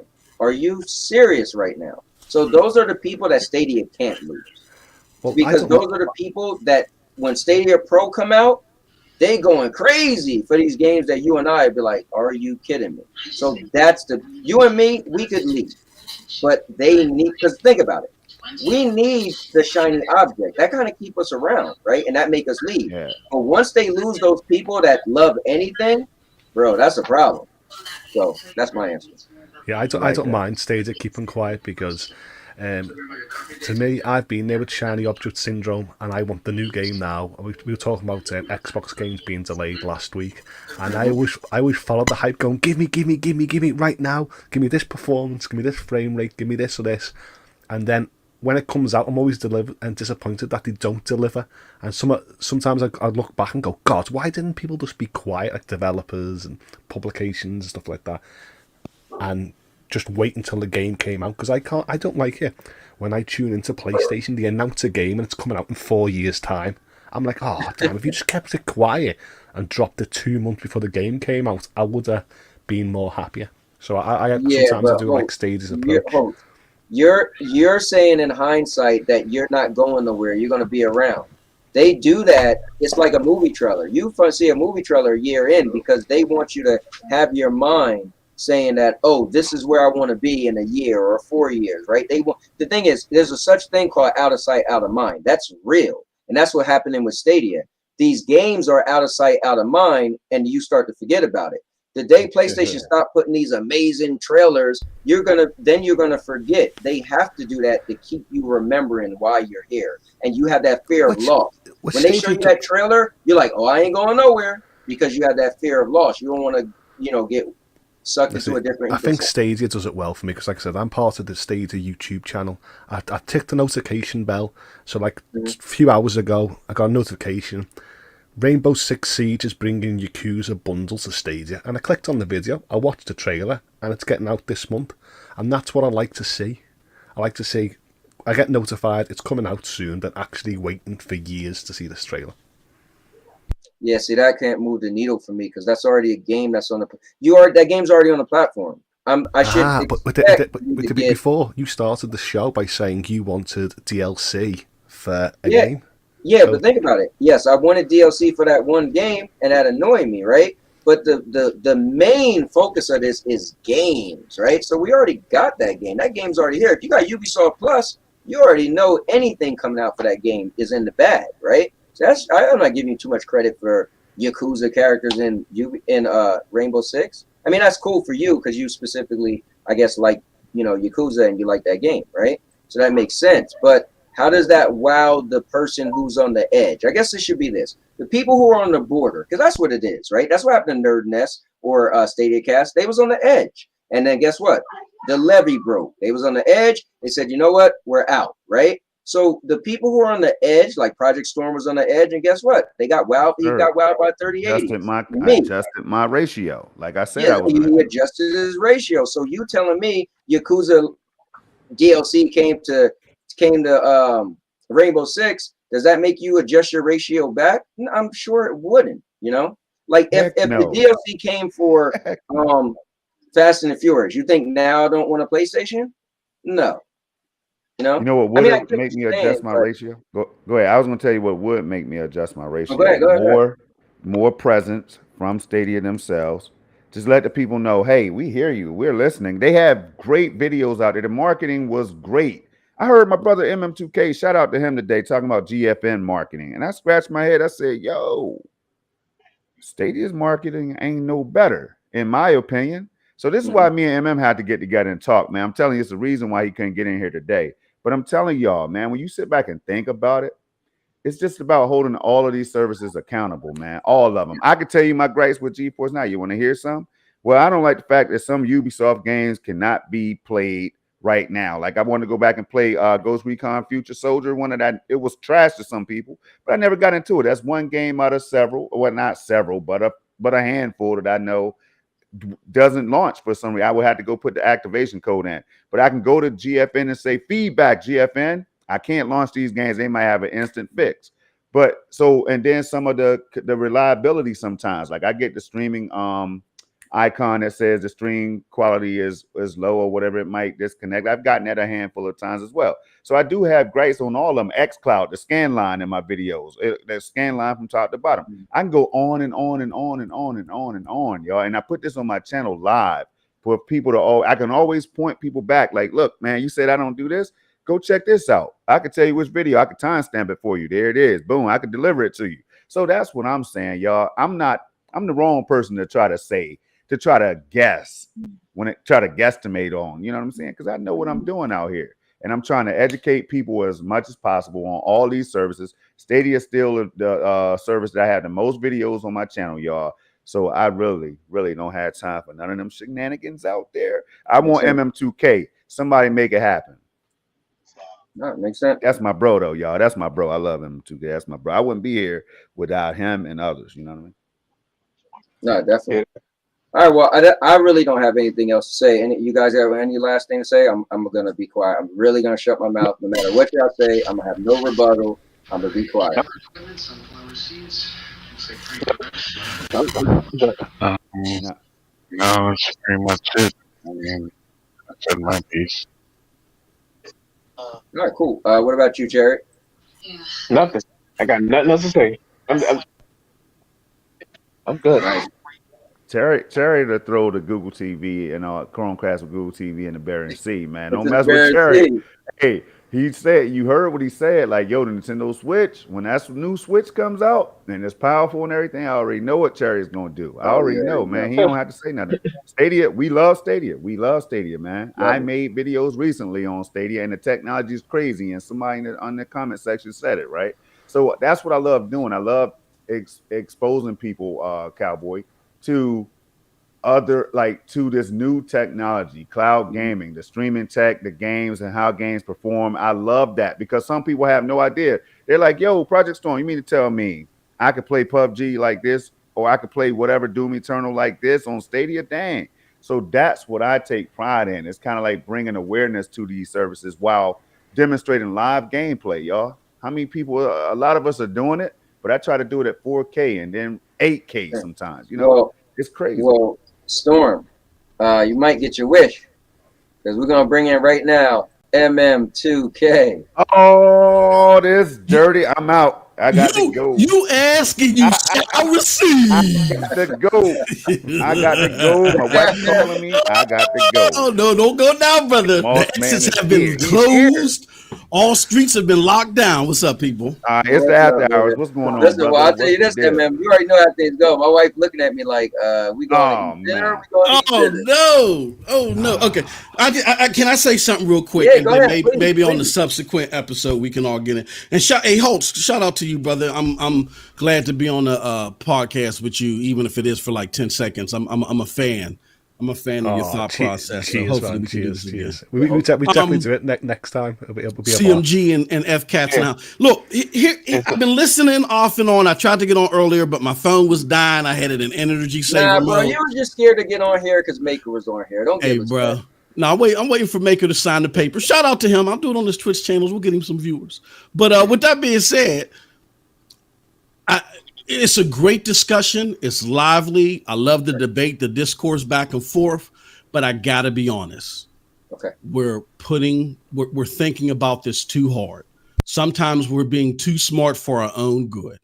All right, when we talk about this Stadia thing. I've already addressed the old guard mindset as it relates to Nerd Nest and other people. I don't want to speak for Nerd Nest. They spoke for themselves. They did it elegantly. And I wholeheartedly believe that they've done what they've done for the reason that they've said. Mm-hmm. But you're seeing old guard people and other people leave the platform because they're looking for AAA games or they're looking for nuances with the tech. When it comes to both of those things, The answer is very simple. And to try to get y'all to crystallize this, I'm just going to ask you a question. I'm going to ask Storm first. Storm, if GFN, if it took the amount of time and effort to port games to GFN like it does the Stadia right now, would GFN have all the games and the performance that it has now? Simply no. Okay. And that's where it is. That's where it is. When Stadia came on board, I think they overshot the moon a little bit. They thought that they could survive as a singular platform that you have to put effort to, like you do a PlayStation and an Xbox. And they thought that they would reach their million subscribers, monthly subscribers. They thought everything would flow through nicely because all of those dominoes fit together. And once that domino at the beginning didn't happen, big decisions had to be made. Let me ask you a question.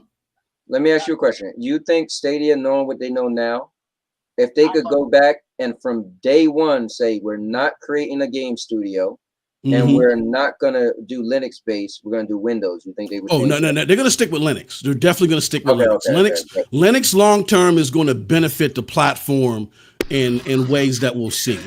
But the other things that you brought up, the building the studio, I've said that from the beginning. Didn't understand what the hell they were thinking with that. I understood the Aaron Hoffman John piece with the AI and stuff. That was fantastic, and wish they could have continued that, but that's here nor there. And the other piece that you spoke of, I can't remember which one it was. You said Windows versus Linux, which I think they'll still keep Linux. Right. And I was just wondering if they knowing what they know now, would they not have even created a studio or tried to create a studio? No, I think what they would have done is realizing better understanding the psychology.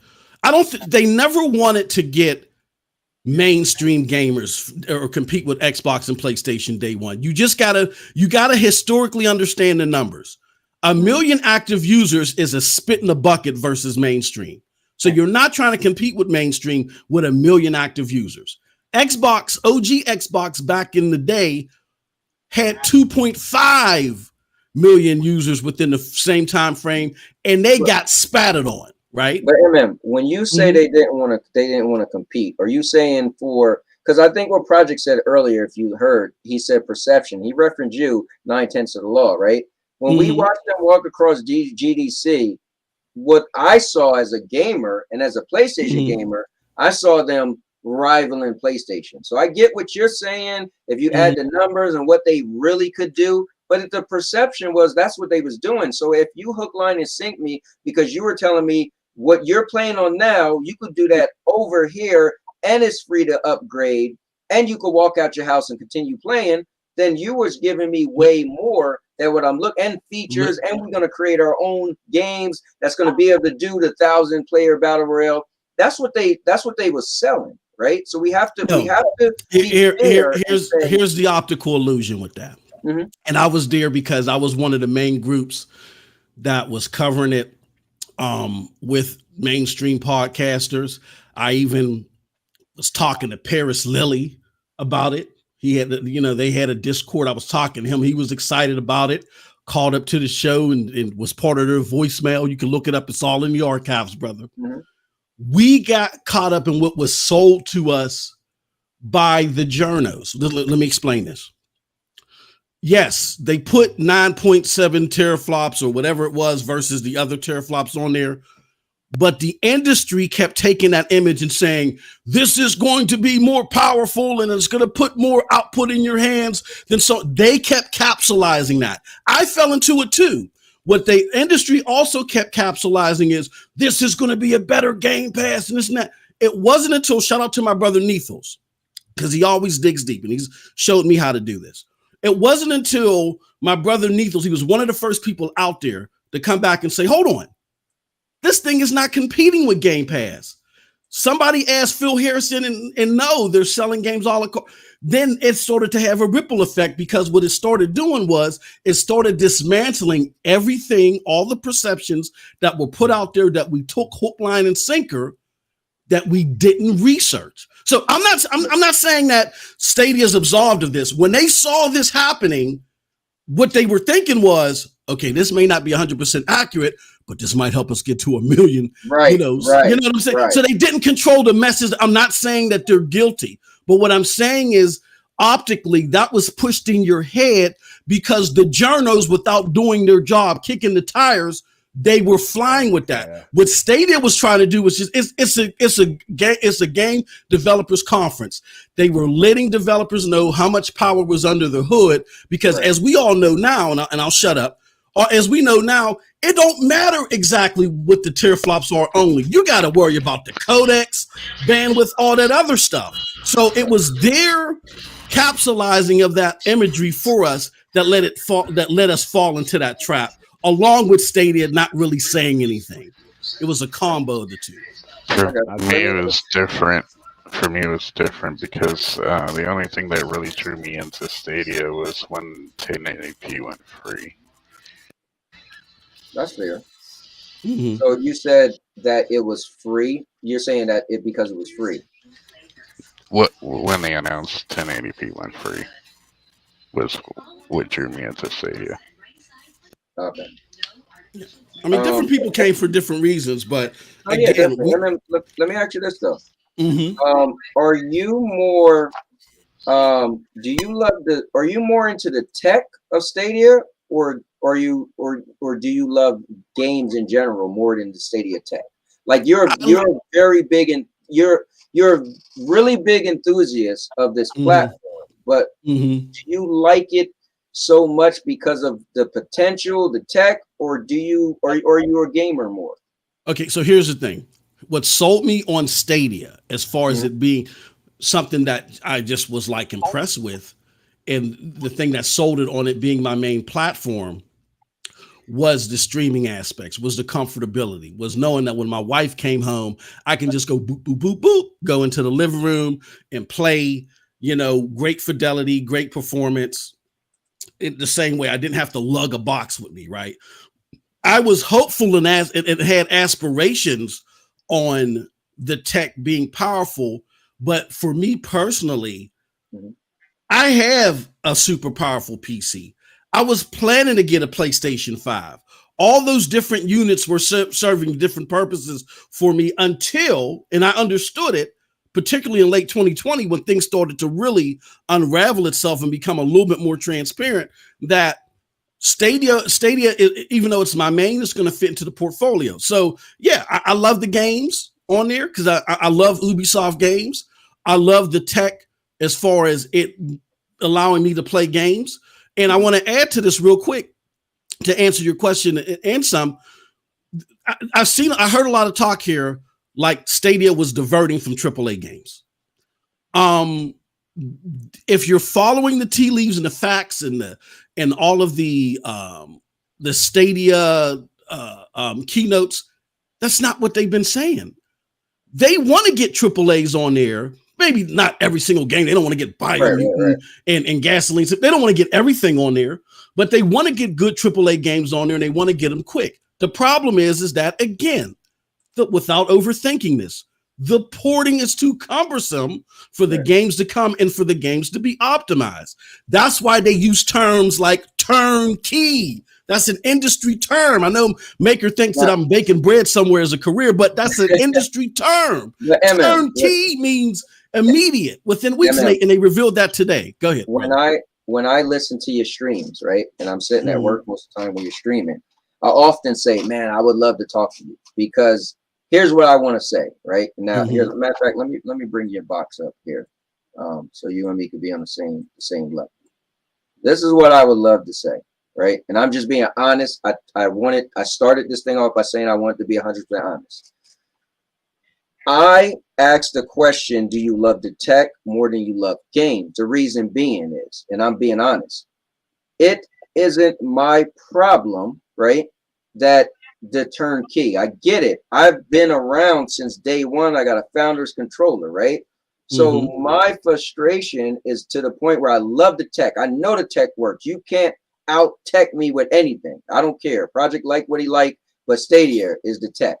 But now it's to the point where, okay, games are being shown, and it would be nice if my preferred ecosystem where I play with my friends, I could get them, right? So, and I get it, it's going to take some time. The load change coordinator is going to change everything, but I don't love the tech more than I love the game, because at this point I'm being extra I don't know, nice or sympathetic to Google, right, than to me as the gamer. So that's why for me, I'm not anybody catch this. Nowhere am I saying leave Stadia, right? But what I'm saying is, I think Project had the way, I forgot how he worded it, he had to change his ratio. So for me, the Mr. Oh, you only play on Stadia, you got a PlayStation, you don't use it, you only rent games. For me, my ratio has to change, because it's not my, and that's, I didn't create Stadia, right? And I didn't say use Linux or don't use Linux or need load change for whatever. But for me, I can't have that empathy anymore, because now there are games that I do want to play. And yes, I've been renting games, right? But Evil Dead, I thought I would have wanted to buy. Luckily, I have GameFly, and it wasn't for me, right? So the thing is, there's, I love the games more than I love the Stadia tech. So I'm gonna have to go where the games are. And so when I hear you say, it's turn, you got it. We do, yes, it's cool to tell us everything Stadia will do and is working on, but that's really, as a gamer, I can't sit back and say, all right, well, I mean, yeah, I could wait, but how much more should I wait? Here's the problem. That theory is based off of the motif that you have to stick only with Stadia. True. I've never argued that motif. Never, ever. So I got to keep it real with you. If you felt like you had to give extra sympathy to Stadia, you were denying yourself unforced. You didn't have to do that. I didn't do that. Prime example, when me and Project Storm got Serious Sam, Storm, what did we do? We was live on air and we said, this is trash. I'm not playing it. This is trash. I'm not playing it. When we found out that, what's it called? Far Cry 6 wasn't 60 frames per second. Oh, I'm not playing it there. I'm not playing it. I'm playing it on PC. And I started the Quality Stream series where I'm playing it on PC. WWC was back for me. Yeah, the WWE thing hit me hard. But my thing is this, and I don't think you might have been here or not. It's just my design.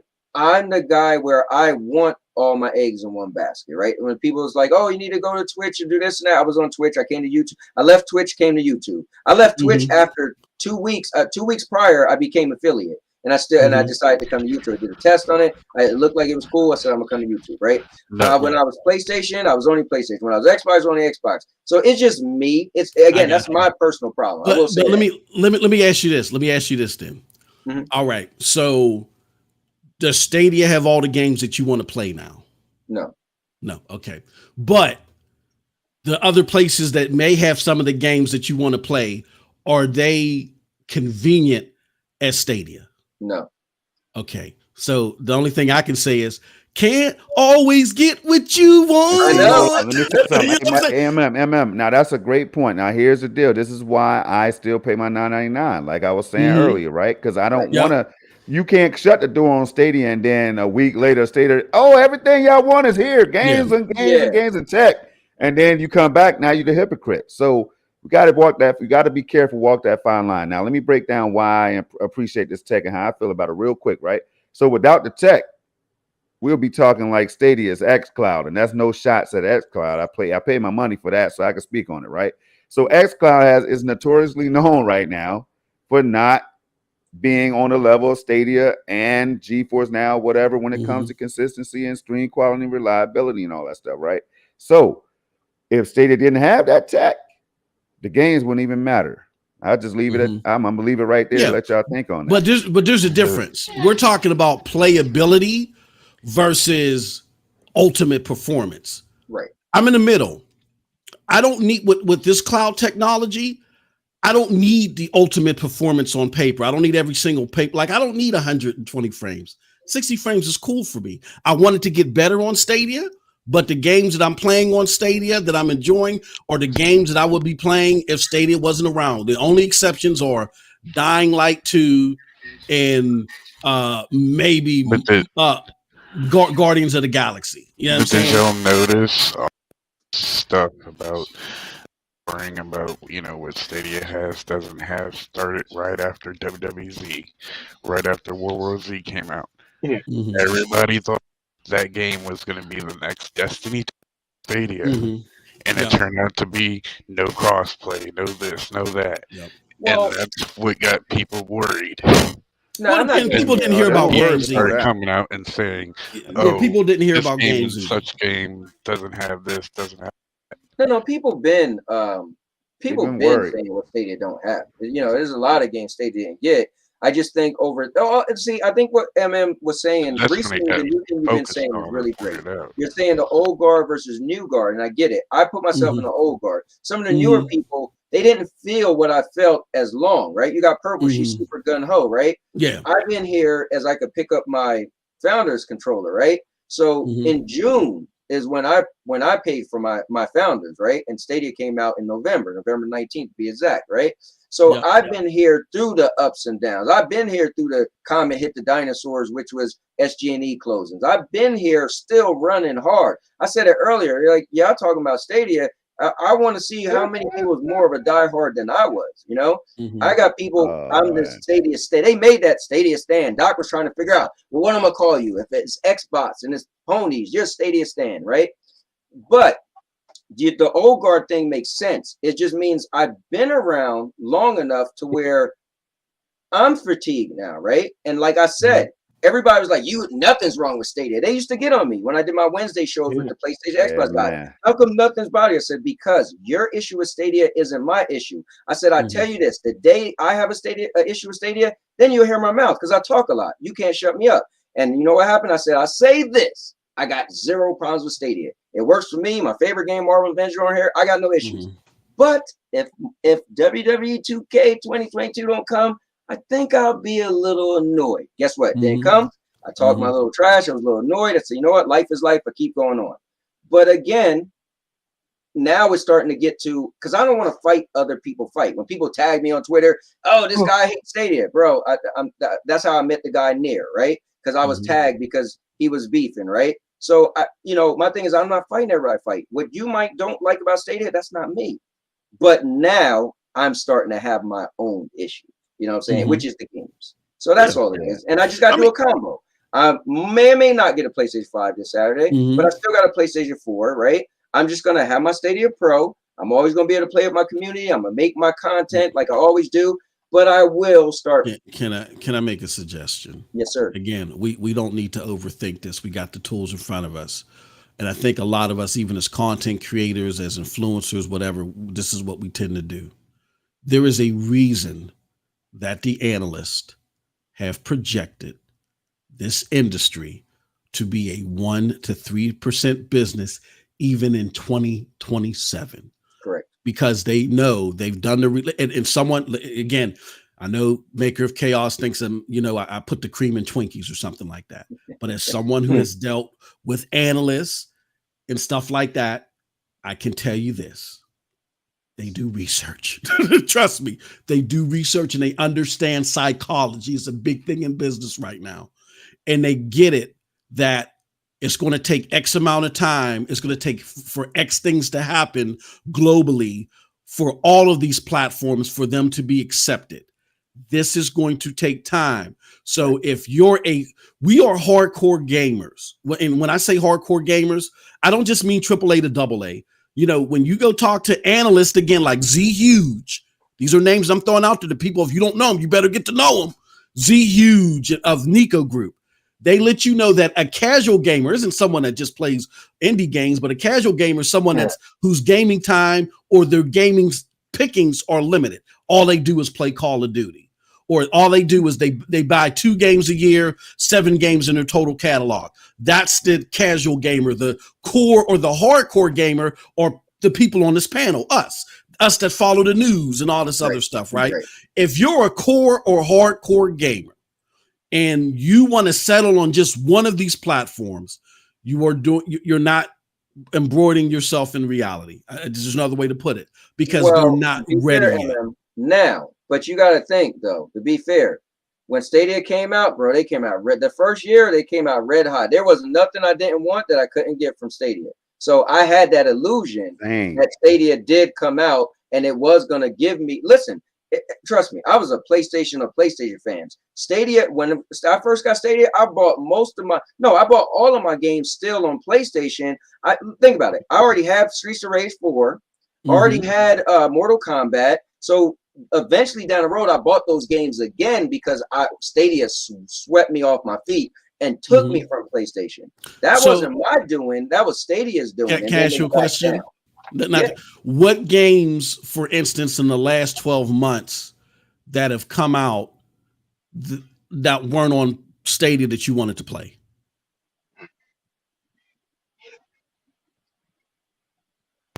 For me, again, that's what was saving me with Stadia because I'm a picky gamer.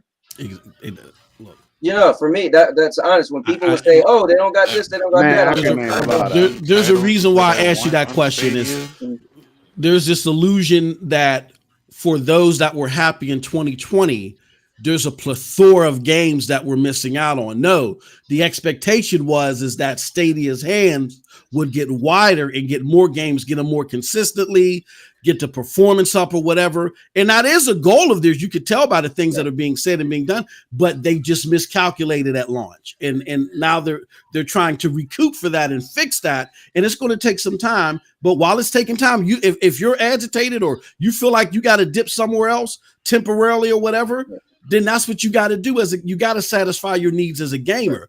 What I'm just trying to tell people is don't make the correlation that in these early years, because they had to recalibrate that this is the apex of Stadia. It's not. They want to get the AAA games, but they got to go through a process that they should have gone through at the beginning in order to do that. I'm sure they're going to get back, but we can't act like year 2 was what year 1 was. That's not that. Just because I can name a bunch of games that came out that people talked about that Stadia didn't get. Now did they have lasting power? Huh? Did they? I mean, yeah, people were talking about Biomutant. Who's still playing Biomutant? That's another one.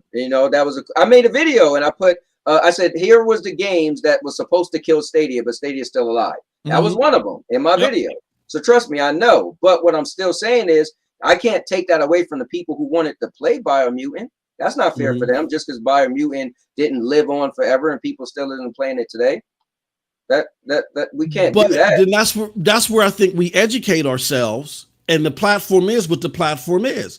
And they told you, GameIndustry.biz told us in 2020, they're not looking to get everything fresh out of the pot. That's with them running on all 4 cylinders. So if they look to when things are working right, if they look at a game and they say, "Oh, I don't think this has lasting power. We're going to pass this over."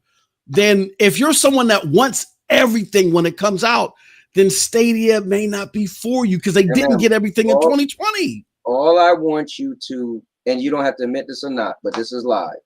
If you telling me that you thought when Stadia came out in 2019 and into 2020, that the games they were getting, if you could compare that year, right, versus the PlayStation or Xbox, and for the most part, those big titles, they got them.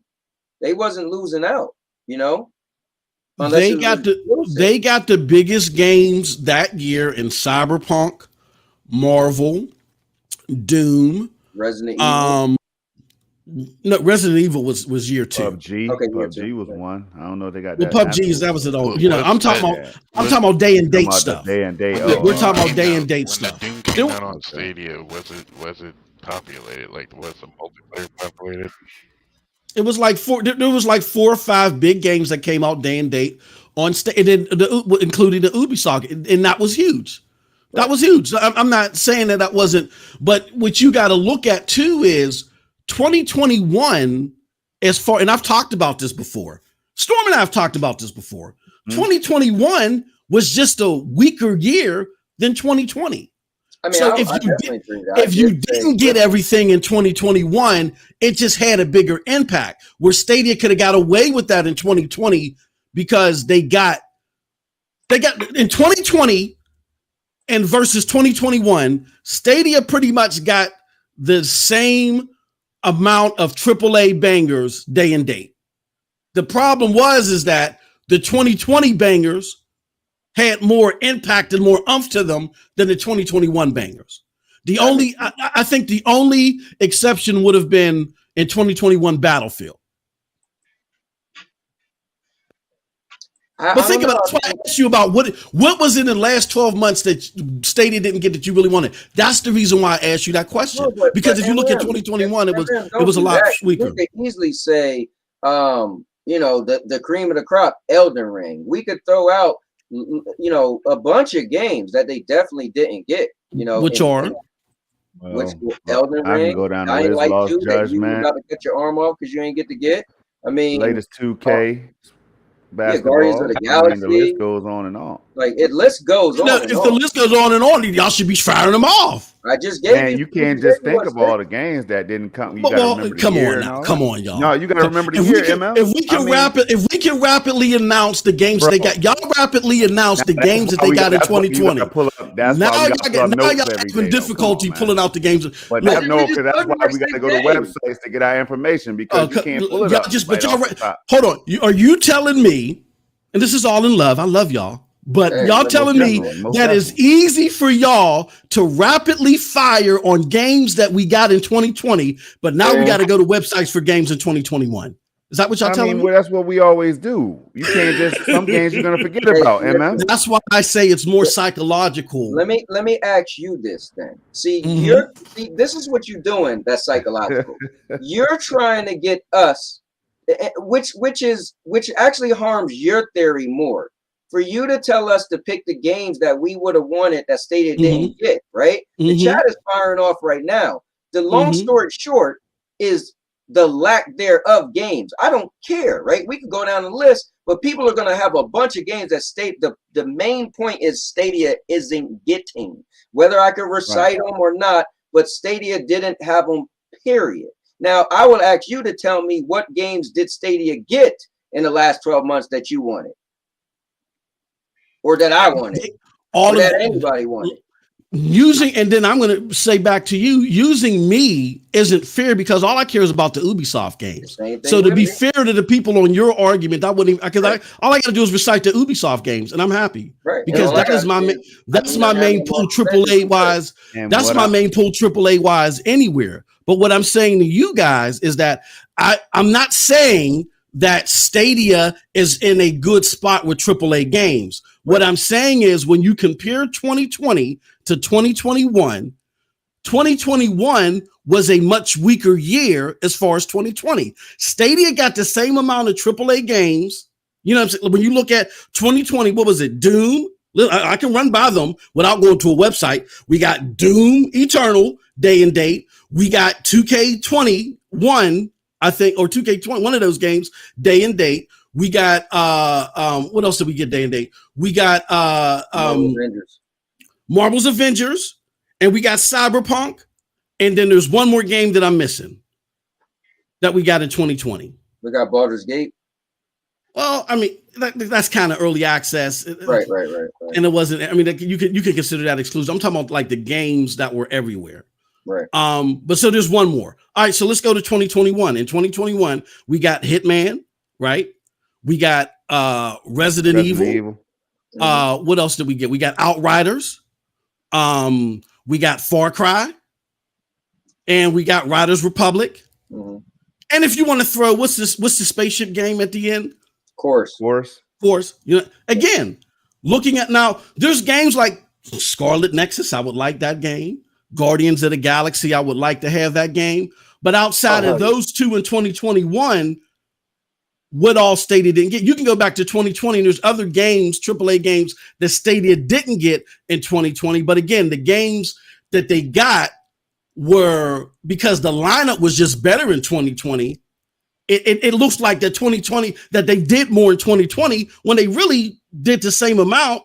It's just that because 2021 was weaker, that it looks like that it was less effort. I need to ask you this, because you keep throwing 2020, 2021. Let me ask you about 2022, right? I know we're about to be on month 6, right? You got to be honest, bro. In the last 12 months, because we're going to use that, Stadia really haven't gotten anything compelling besides Ubisoft. And now I sound like the haters because they're going to be like, well, but they got that's but see, you're okay. When I use 12 months, right, it wasn't fair because I was going into 2021. If we just look at 2022 and we just look at that as a prism, then absolutely yes, because you're looking at a smaller sector of games. And as far as the AAA games that came out day and date, the only thing that Stadia got was the Ubisoft game, which was Extraction. And if you want to, I don't know if you would consider Dynasty Warriors 9. I don't know. I mean, to me, that wasn't one of my biggest games, but that's a game that was out there. But it really wasn't as strong. 2022 wasn't strong. But when you look at it, let me ask you this, MM. Let's just throw out the next 6 months. Do you see anything on the horizon that you think is coming to Stadia other than Ubisoft? No, we don't know what games are coming. And again, what I'm saying is, if you're somebody who wants to know when those games are coming out and you want to have access to those games like you did Evil Dead, then you got to have more than one of these cloud platforms, particularly with Stadia, because Stadia is in the middle of a pivot. I'm not denying that. What I'm saying is that when we put 2020 up there and we make it seem like that their effort was bigger, when you look at it from 5,000 feet, it really wasn't that much bigger. If you're looking at 2022, then yes. Well, and it's because my foresight, so I'm only using my educated guess based off of what's going on recently, right? I see there was a decline, and I get what you're saying is technically it wasn't that bad of a decline because we was going up against a better year. Okay, we give you that. But after that, another consecutive year, now where we at, right? So if we're looking from, I don't know, a year ago to today, and if the trend goes from the last year, it's not looking good. So, that's the problem. Right. I totally get it. Again, let's not make this more complicated than what it is. And that's where my underlying thesis applies.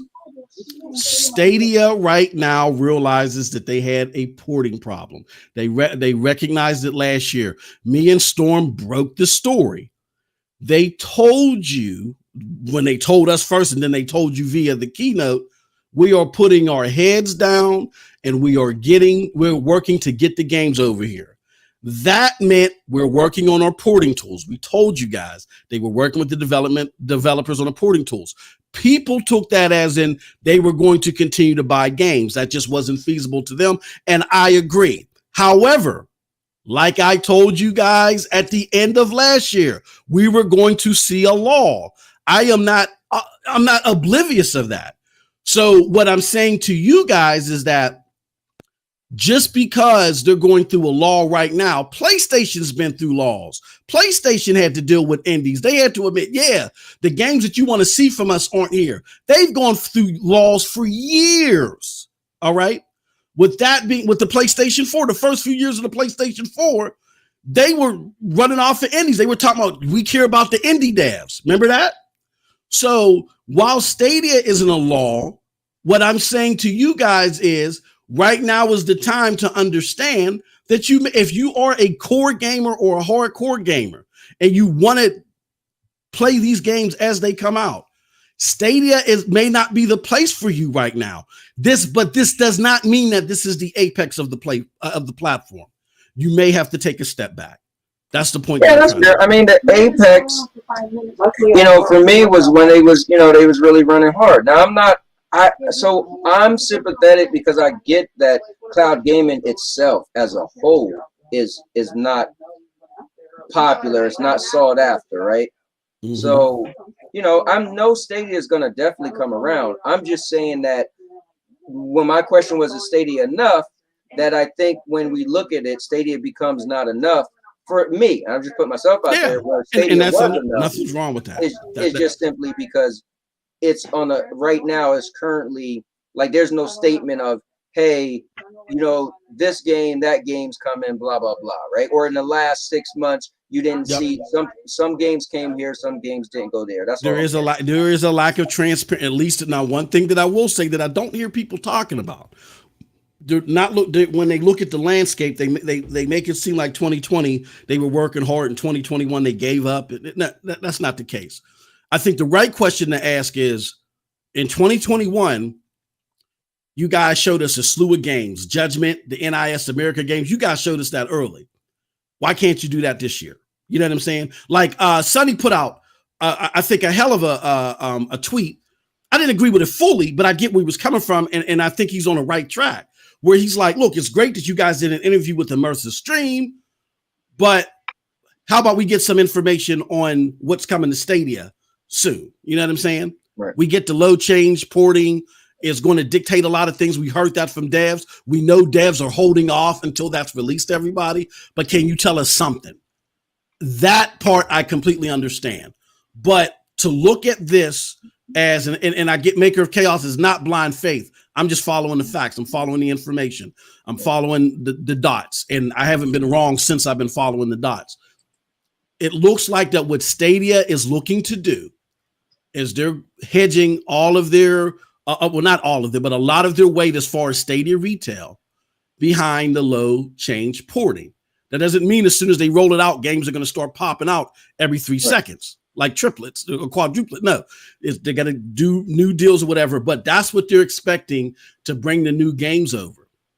I have faith in it because they've said it in many forums and they've said it in many sectors. And I believe looking at what they've done. However, if there's a game like Dying Light that I got to play, or like in your case, like Evil Dead, and you got to play, and Stadia hasn't said anything about, am I getting that game? Then what you're going to have to do is go get another platform and play on that other platform, whether it's another cloud platform or another console, whatever the case may be. And Stadia, you know, I don't know, maybe that'll help them be a little bit more transparent or what. But again, this, because they're going through the law, that is something that people are going to have to seriously take a look at. Yeah, I mean, that's fair. I think it just always get caught up because like what I never wanted people to do, right? So I'm a vlogger, right? First of all, my channel has been around since 2011, and it's me and my family on there. So when I go buy a PlayStation, I vlog it. That's not to say, look what I got. That's what I do, right? I vlog my life, right? So my transparency, my life is on here. If y'all pay attention, you probably know where I live at. So anyway, I don't want people, and if they do, it is what it is. But I would hate that people say, it's a video of Cowboy buying a PlayStation, so Stadia is dying. Nowhere did I ever say that. But I think people do that. So that's when I started this thing off. That's not the perception I'm trying to give. But I think it's great to have these good conversations because the whole StadiaCast thing came up, right? So I get that, but that doesn't mean Stadia is dying. But I get their point. And like I always say, I make content first for me.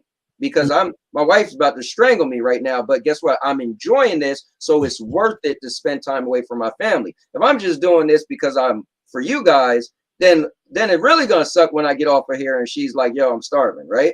So the thing is, I get that they wanted to stop it because they was no longer enthusiastic about it. That makes sense. I'm just saying that we're enthusiastic. I'm more enthusiastic about playing video games than I am about using Stadia. I guess that's what I'm coming down to for me. I love it. Nothing can match it for me. And I always said Stadia, if there's 5 things, Stadia does 3 of them better than everybody else. So it's for me.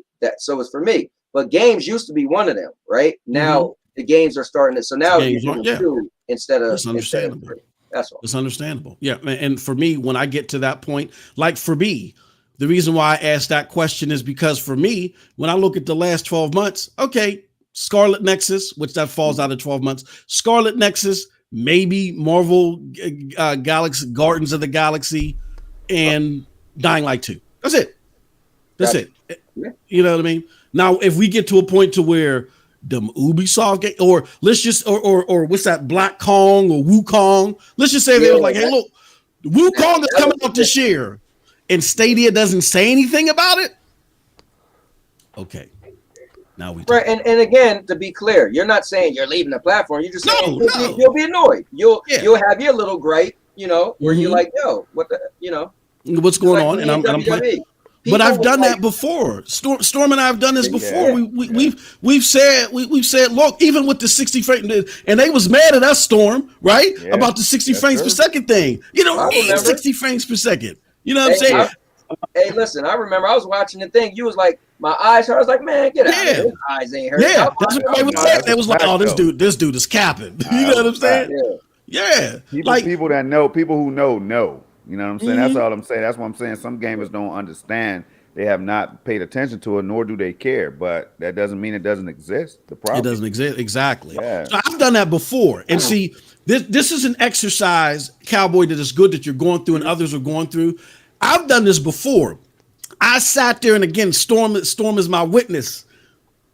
When Stadia dropped the SG&E letter, there was no bigger proponent against what Stadia did than me. I went on a 2-week tirade. My brother hit me up and was like, hey, Moss, we get the point, brother. Can you get on something else? I was like, no, I'm not done. And some of y'all in this chat that sit there and say, oh, well, MM2K is a capper. Y'all were hitting me up in my DMs. Yeah, stomp on Stadia. The way to do it, MM2K. But I wasn't doing it for that purpose. I was doing it because, again, I'm going to put out my grievances. Right. I don't have, like you, I don't have the grievances right now. I get where people will have them. And what I'm suggesting is looking at this holistically. It's the early years. Stadia's going through a pivot. You might have to, incorporate more things in your gaming portfolio. I mean, look at me, now, right? Hey, real quick. What does that say to gamers who can't afford to do that? I think we have some of those gamers that we have to pay more attention to too. Like gamers who says, they flat out said, like, I can't afford to do that right now. So it's like, but I guess they would be more content with what they have or whatever. So I don't know. Well, let me give you an example. Say if somebody was like, look, I don't see the games at Stadia. I don't see Stadia with the games that I want, but I see the games over there at GFN, and I can't have both. So I got to go to GFN. That's something that's then you got, you know what I'm saying? Like Stadia, look, trust me, with these words that I'm saying, I'm not trying to hold a multi-billion-dollar company's weight on my shoulders. Stadia ain't paying me, I swear, and I'm here for the community. I'm just trying to give words of the wise to the community. You know what I'm saying? Stadia has to deal with it. They got to figure that out. But what I'm saying is that there's a bunch of us who are still fine and we understand what's going on and we're still happy playing the platform, even though we may have little irritants. Everybody has irritants. Look at the Xbox community. It's crazy over there right now. It happens everywhere. Yeah. Oh, man, this is a great. Yeah, not to cut on y'all. Yeah, can y'all hear me? Oh, yeah. Yeah, we can hear you. Yeah, we hear you. My phone is frying right now. I got to get off this thing. My phone is at 6%. I gotta get off this, because I gotta, this is a good discussion. I gotta leave now because my phone is at 6%. It's frying right now, so I gotta cut out of here for the night. Sure.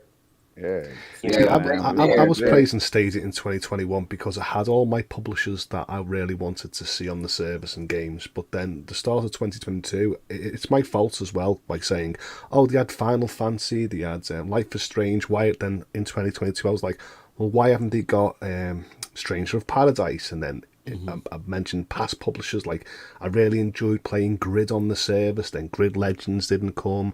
I really played Borderlands from Software and Gearbox, and then Tiny Tina's Wonderland never came.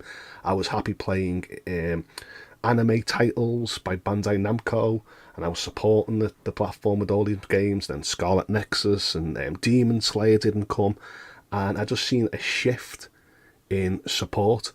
I mean, I still love the service, but it made me worry going forward, am I actually going to have these titles from the publishers that was well known on this service? Good points. Primo wanted me to read this. I said Xbox app 10 million downloads, GFN app 5 million downloads, Stadia app 1 million downloads. Is xCloud better than GFN or Stadia? Now, that's honestly that's a preference thing when it comes to. I mean, you could say it's the most inconsistent. I mean, when I played the last couple times I played it, it played fine. I couldn't tell the difference between it and Stadia. It looked the same. But what I hear is inconsistent. So that's the issue, is if one day you play good and next day it doesn't, that will bother me too. But my actual real world experience, it played fine. I just don't, the library on there, for me, I just canceled it literally a couple of days ago. I canceled my Game Pass. Once I found out Sniper Elite 5 wasn't coming to xCloud, then it was like, because I'm not playing it on a console, right? I gave away my console. So no one could tell you what's better than what. That's a personal thing. But you have to look at game library. You have to look at convenience, because let's be honest, we all got into cloud gaming because it's convenience, whether it's saving you money or whether you could play it at a grocery store, right? That's convenience. So who could say just because something got 10 million downloads versus 5 or 1, I couldn't sit here and tell you what's better. I could tell you what I prefer. That's all I could say. So I prefer Stadia over everything so far. And even I'm excited for PlayStation just because I like PlayStation. I want to see them actually be a conversation in cloud gaming. But there's still nothing's going to top Stadia until you actually allow me to purchase a game. And on top of that, I can still direct stream with Stadia. That also give it a one up because I'm a content creator. So with Stadia, I could walk out my house and know I can make a video if I wanted to. So Stadia still does some great things. It's just the game area. That's all for me. So I just hope people hear me. But yeah.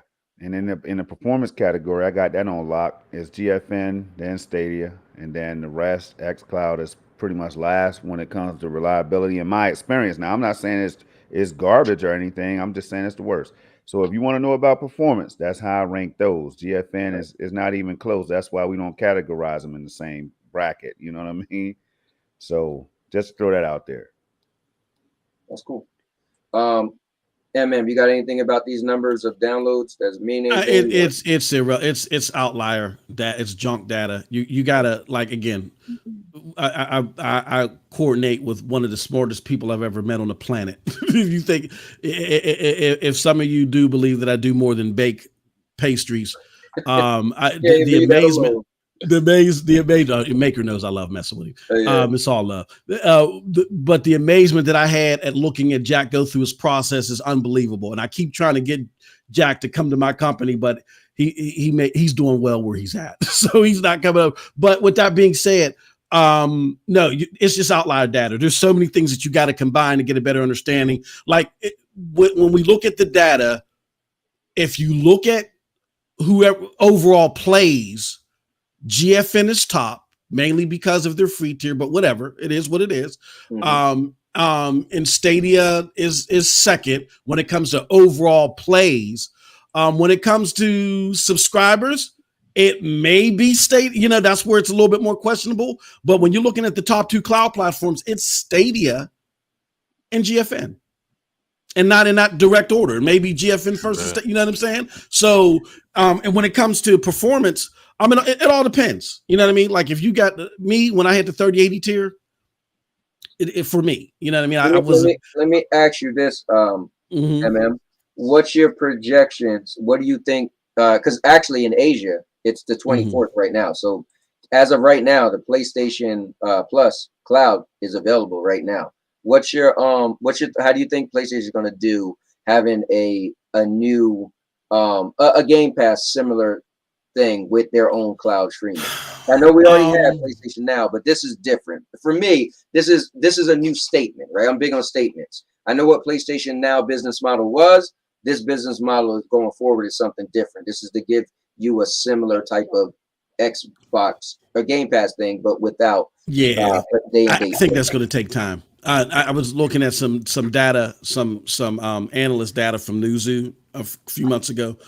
When you look at Asia, now in the Asian areas, they play more cloud gaming. Cloud gaming is bigger. When I say GFN and State are the biggest, I'm mainly talking about the Western countries in Asia. But the companies that are topping it over in Asia, we've never heard of, and that's because their performance is top tier. And they have certain in the Asia region, there's a desire for different games. Like they're not all big on the AAA games like how we are. They love their Linux boxes and stuff like that over there. So there's a whole different catalog of games in that region that these other cloud services there are providing. So I think it's going to take time for PlayStation. Now they may get up there. It all depends upon their performance and how their adoption is. Yeah. But right now it's other platforms that's top it over there. It is cool though, right? I remember watching CGX and they always went through all of them, right? And PlayStation really never had a talking point because it wasn't a thing, but now they will be. And speaking of the devil, this guy right here, what's going on? What's good? Yeah, you know what's funny? You know What's how snuck up in here. When my plan was for this, Mr. Urban was like, "Yo, Ace got to be on there." I was like, "I don't even know how to contact the guy," but he would be missing out, not to hear me talking about this. But what's up? What's up? What's up, man? How you been? Chilling, man. Good. You missed me, huh? Sorta. I know. Don't get too real quick, excited. Ace. Yeah. What is your thoughts? Because the same thing I asked about what's your, technically PlayStation has entered the arena now. What's your thought process for that? They suck, man. They're not offering nothing. Here's the thing. People tend to get excited about PlayStation now, and honestly speaking, they haven't shown anything to get excited about when it comes to cloud. Yeah, they're gonna be offering a subscription model with better games than previously, but realistically Sony, when it comes to cloud, I don't think they're taking cloud seriously. What I would like to see is all those games that they announced, Spider-Man, Miles Monroe, what is it, Ghost of Tsushima, I can never say it, Returnal. I want to see how many of those games are going to make it to the cloud, and that's how how Sony, how serious they are. Well, with cloud. There's a thing out now that actually, it's a new spreadsheet that's dated today, and no PlayStation 5 games will be in the cloud. So Returnal will be in the cloud. Yeah, you're not gonna see it. You're not gonna see it. Yeah, even PS4 games like don't forget those games that came out, the Spider-Mans, the Ghost. Those games are PS4 upscaled, not upscaled, but remastered for the PS5. So if you want to call it. The thing, again, I've been heavily into this. I was reading a thing today. It says that the way it's worded is that as if all games will be streaming besides PS5, but then it does say specific titles won't be on the cloud. So it has that little. So do you know what? We just don't know. So pretty much it's the exact same thing as the PlayStation Now. The only difference is that they're going to be offering older games from the PS3. And Sony, when it comes to thinking about the consumers, they really don't. Their thing is, how can we be profitable? And so the PS3, you're going to see a lot of games that either Sony made or that wasn't on the PlayStation Now. The only reason why those PS3 games are going to be in the cloud is because that's the only way Sony have thought to, because of the cell ship, right? They can't bring those games into the present for people to experience. So the only way for the consumers to experience that is via the cloud.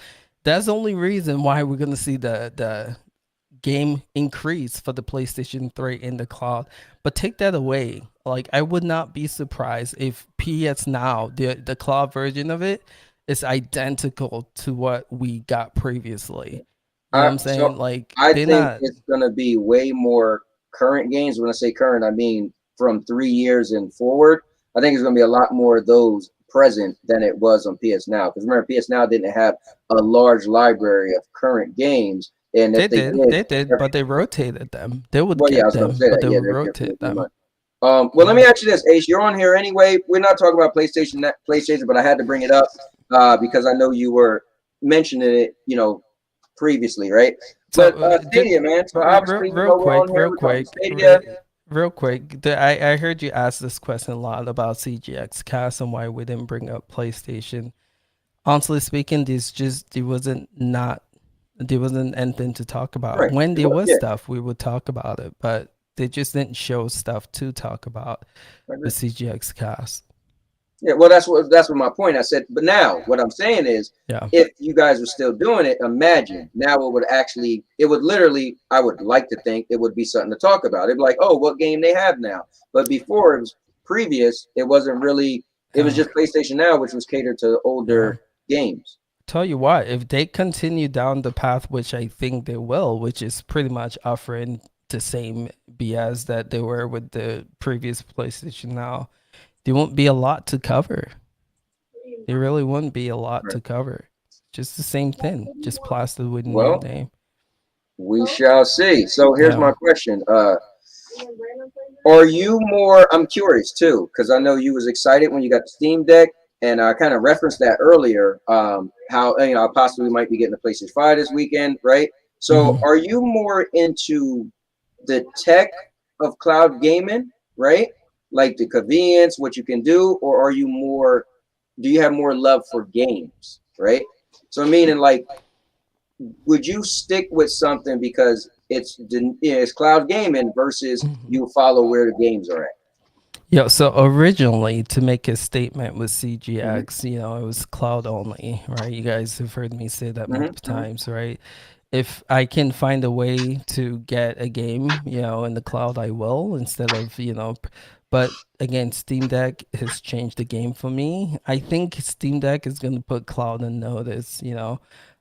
Shout out to Sonny. I was talking to him earlier today, and we were just kind of, because he has a Steam Deck now, and so do I, and we were kind of talking about this too. It's gonna put cloud on notice for sure, because it's pretty much offering what cloud gamers are excited about. Those AAA games, you can get it. They run quite well. I get, again, it's not like meeting GFN standards, right, with the RTX 3080, but with Shadows 1080, you know, tier, and also Stadia, you know, it's God of War is running at 50 FPS medium to high settings on deck, right? So once you start the convenience of the Steam Deck being able to play anywhere, the AAA bangers that we've been asking for in the cloud, hold on, the not needing Wi-Fi, right? Being able to play locally, not needing Wi-Fi, like all the convenience of cloud, a portable PC like the Steam Deck meets. And then pricing wise, you're talking about $399 entry price. I mean, this thing is gonna change, you know, cloud gaming or how people play games on the go, man. I'm telling you. And that's if you don't want to play games online. Let's just be clear.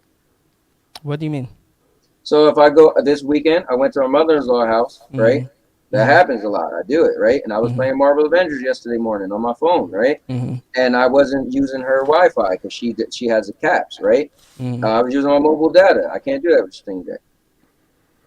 I'm just saying. That's what I'm saying. Okay, so just so that's like that's been debunked. That was the saying back in the days, but now you can use GFN easy, Stadia easy, Xbox. No. What I'm saying is on my Steam Deck, if I wanted to play a game online and I didn't have Wi-Fi, what I'm suggesting is on something like GFN or Stadia, I could use my mobile data. You can't do that on. Yes, you can. No, yes, you can. What do you mean? Well, listen, you remember what I asked you? I said, could you use your hotspot? Because that's what Mister was saying, right? You can easily, dude. Well, any access to Wi-Fi, you can connect to any Wi-Fi. Is there a video yet? My goodness, it's common sense, dude. I just didn't see a video yet. I haven't seen anybody make a video. Not CGX, because there's no need to. If the thing is literally a portable PC that has Wi-Fi access, if you put a mobile hotspot on your phone, it detects it and you can connect to it. That's like the easiest. All right, let me ask you this. Last time we spoke, you said Stadia didn't run well. Does Stadia run better now? So Microsoft created a way to be able to run Xbox Cloud Gaming. Shout outs to them for taking the initiative with that. But with that, you can play Google Stadia and you can play GeForce Now easily. Same way it supports the controller and all of that. Yeah. Okay, and it plays good. Yeah, perfectly. All right, so Ace, get on the people over there at CGX. Get them to make a video, a tutorial video of how you hook up Wi-Fi to your Steam Deck and let's see how the performance is. I think he's talking about hotspots. It's going to depend on your carrier service, you know. Yeah, but it would be like connecting your hotspot to your mobile phone. I would just love to see it in action. I hear it, but I never yet seen it in action. And every time I ask people to show that, it's always something. I'm just saying. Okay. Yeah. Then it shut me up. But anyway, Ace. So Stadia. And I only brought this whole thing up because I was inspired by it because StadiaCast, right? Mm-hmm. So again, nowhere am I saying I'm out or anything like that, but I have my own fatigue. Like you guys said in the past, nothing bothers you. You love Stadia. I said, listen, when something bothers me, then I'll call it out. But up to now, it didn't. So the first thing bothered me was I didn't get my WWE 2K 2022. I said that if I don't get it, I feel some type of way. I was a big fan of Fast and the Furious. Come to find out, the outright game said, listen, we didn't plan to bring DLC to Stadia. I'm like, wait, what? I bought a game and you're not going to bring DLC? So I have my own couple little issues where I realize now the Stadia isn't enough, where I need more, right? So now I gotta do a combo effect. Stadia is I get my pro, I get to play with my friends in the community, but then certain games that they can't get, now I just have to, I won't say I'll wait or, oh, well, forget that game. Now I'm like, you know what? I gotta have that game somewhere else. But my question pretty much, I mean, at the end of the day, I know you had, your business stuff, you had your exit anyway, but that's what we're all just pretty much talking about is Stadia itself and where it's at. And, my question is, I mean, you already kind of answered all this stuff at some point, but I guess it's interesting to have you weigh in. Yeah, what are you trying to know? What's the question? Well, it pretty much was, is Stadia enough, right? So I already know that eventually you got your Steam Deck. So you was, cloud gaming as a whole for you wasn't enough anymore. So you had to go elsewhere. So that's what for you pretty much was talking about. And also the tech. I mean, I don't really think you answered it, but I guess is your answer that you have love for video games versus the tech more? Like, are you more of a gamer than, like, if cloud gaming doesn't have a specific game, are you okay missing out on that game, or would you have to go find that game? So, like I was saying originally, it used to be only cloud, and I would try to find that game. Shadow PC became like my go-to because, again, GFN, before I left, they weren't getting anything. But shout outs to them now, and with Stadia and stuff like that. So I would, but now, after again experiencing the Steam Deck, it's just, gaming is a beautiful art, man. And just the idea of missing, a beautiful art just because it's not cloud. Just shout outs to GTP, Jerry from Game Tech Planet. He's always been like, yo, Ace, you gotta get a console, you gotta get a PC, you gotta, and like, I didn't listen. I was like cloud only, but now, yo, I'm gaming. I'm loving. I bought a Switch, bro. I just bought a Switch OLED. Like, what the hell, But so I used to be, if it's not in the cloud, I'm not gonna play it. But now, if the game is hot, sign me up for it. That's where I'm at. Can I let me interject? Can I ask Ace a question? I want to ask Ace a question. All right, I'm going to my brother Project Storm's back pocket. I'm pulling out his GFN flag. I'm putting it on right now. All right, put it on. He said, "Put it on." He said, I've been trying to do this. I've been trying to do this for decades. All right, Ace, let me ask you a question, bro. Sure. Because I got to be honest with you. Yeah. The Steam Deck just bewilders the hell out of me, being that I'm coming from the cloud. So let's just act like Stadia doesn't even exist. Okay. GFN, even after a year's worth of investment, is still cheap. 3080 tier is still cheaper, right? But no matter how you slice it, it has more games. You know what I'm saying? And you can get better output from it. Help me understand, except for, and I get it with Elden Ring. They don't have the Elden Ring, but opposite of Elden Ring. Tell me why I should get it. If I only got one choice to make, why? And I want games. I want to play games. And I want to play games in great performance. Why would I get a Steam Deck over GFN? It's a great question. So with me with Steam Deck and GFN, I actually play GFN on the Steam Deck. The thing with the Steam Deck is the I would say portability factor, but cloud does that as well. But the convenience of playing a game locally, and also the accessibility of having games that you can't play elsewhere. I would say Shadow PC would be a better rivalry to GFN when it comes to using it. over Steam Deck, because again, you can put any game on there, you know, to play. But again, being able to have access to more games than GFN does, and I can't tell you the importance of playing locally. You know, when I was cloud only, I was like, yo, I'm okay with not playing game until I'm on Wi-Fi, but the freedom of knowing that your game performance is not relying or dependent on internet, yo, you can travel anywhere, play anytime.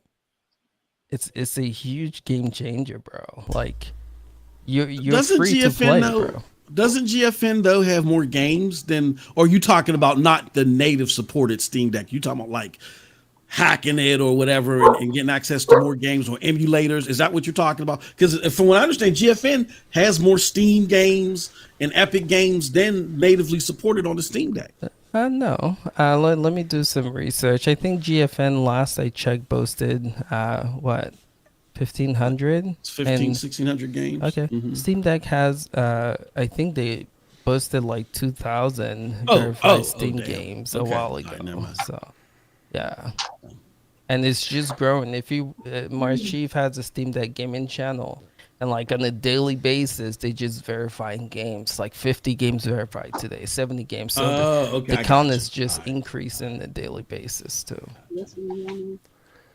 I do agree, Primo, you do have to, and that's something I hate, the update, the downloads. I can't stand that. But yeah, the convenience, you know. But you can't play Destiny 2 on a Steam Deck other than through. Well, okay, that's what I talked about. GFN comes in, so their games, for instance, Cyberpunk runs like trash on Steam Deck.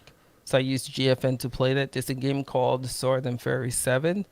Looks beautiful, RTX ray tracing on Steam Deck. You can't do that on GFN. You can't do that on Steam Deck. It runs like crap.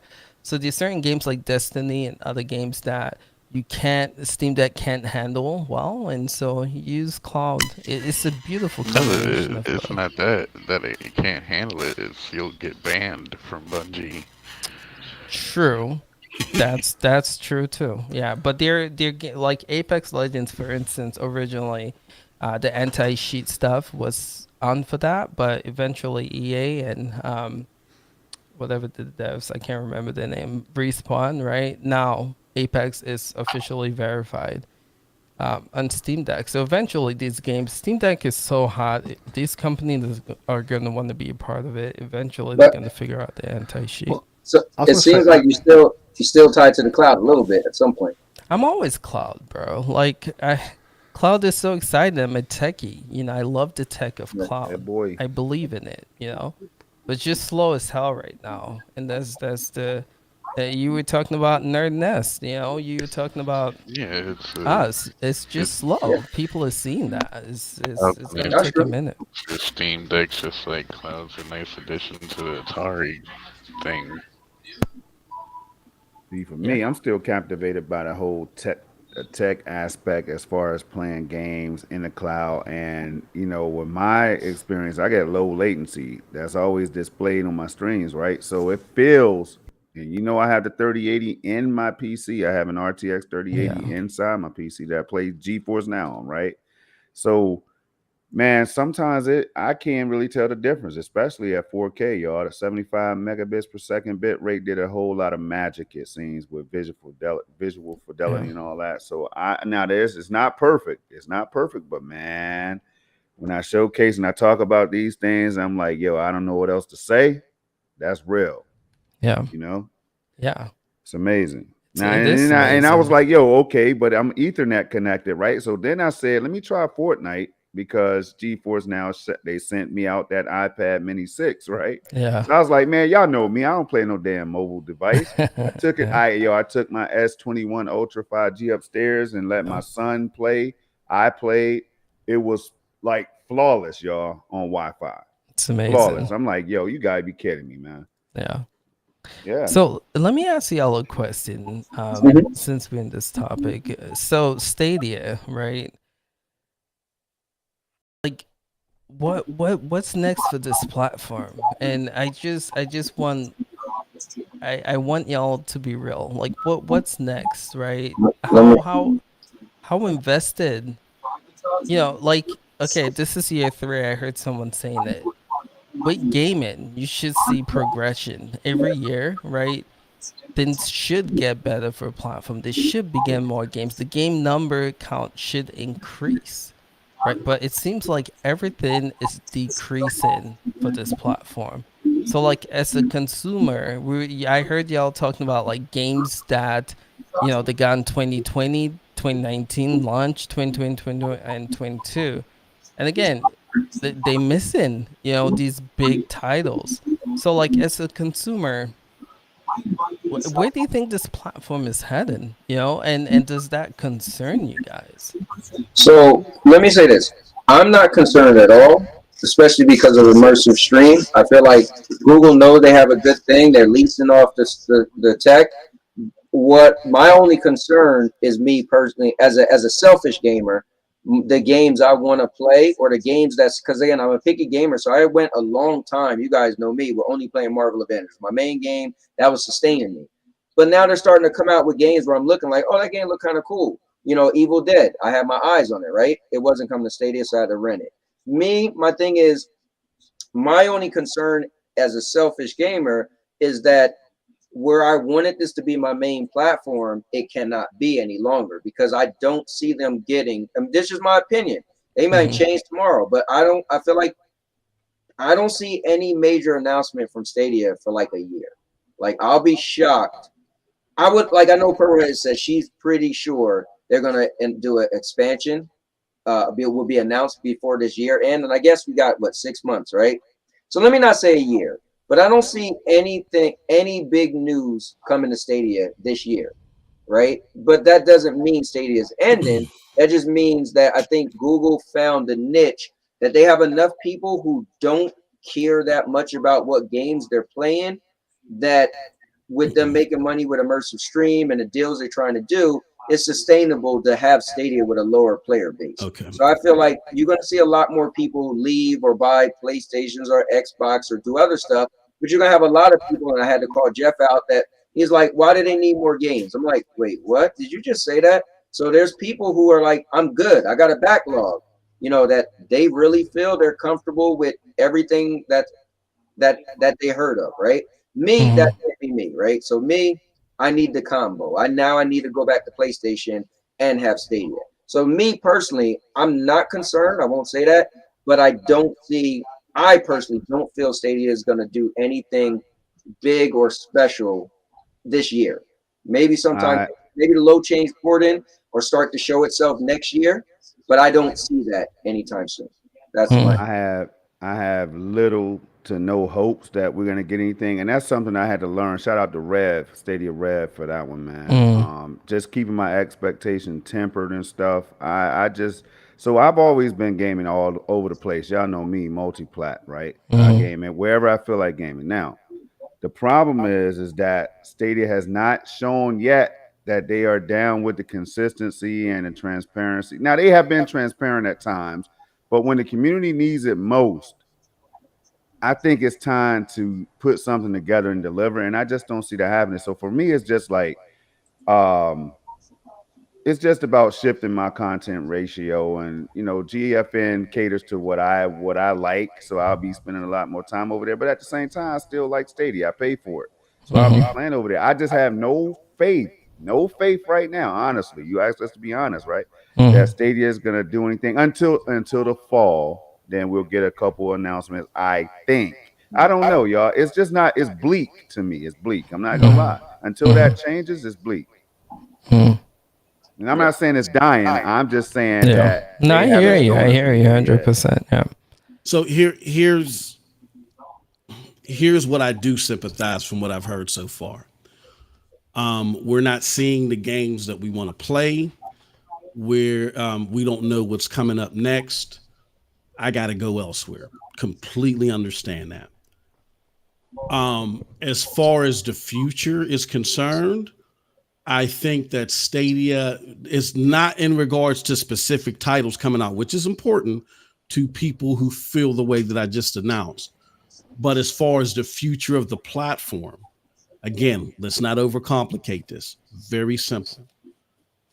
they were focused on operating in a way that just wasn't sustainable for cloud gaming. They were trying to be this solo platform that wasn't as big as consoles, but was bigger than other cloud platforms. And they learned real quick that you have to have the games that people want to play. And they just didn't make it simple enough for a cloud platform, a 1 to 3% business where developers don't want to put a lot of resources on it. They didn't make it simple enough for those games to come over, and they're now trying to rectify that problem. Okay, keep going. Go ahead. Now I was going to ask a question, because when Stadia launched originally, they did have the games that people wanted, right? So my thing is like, what happened? And then this, people want to blame the pandemic for Stadia not taking off, but realistically, most gaming companies, most hardware RTX thrived with the pandemic because a lot of people got to stay home. So they had the games people wanted at that time. They had the most advanced tech. I mean, again, and then they had the cyberpunk boost. So my thing is like, why didn't this platform take off? So if you go back to 2020, when again, I think we're not looking at it from 5,000 feet. When you look at 2020, at the beginning, we had around the same titles. Remember, we haven't heard from Stadia in 60 days. People were in an uproar. You know what I mean?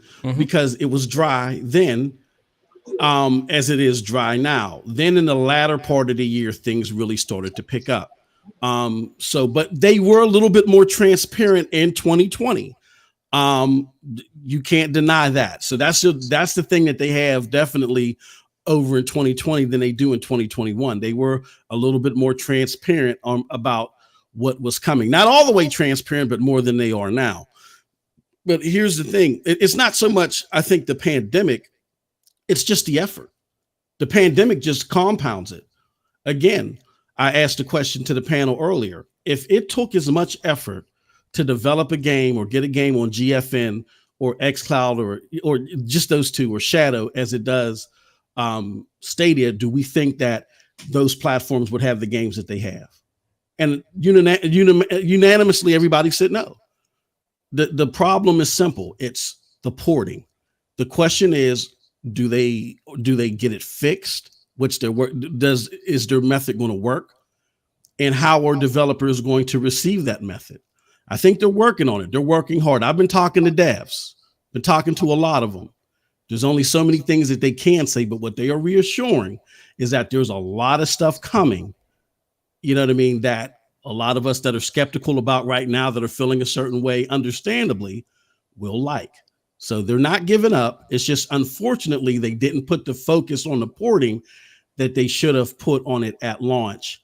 And while everyone else is rapidly getting more games, Stadia was never going to get a whole bunch of games. They've always been going to curate games, but they were supposed to have more than what they have as far as AAA games are right now. But they're working on that. And we're going to have to see if that methodology works and if developers are accepting to it.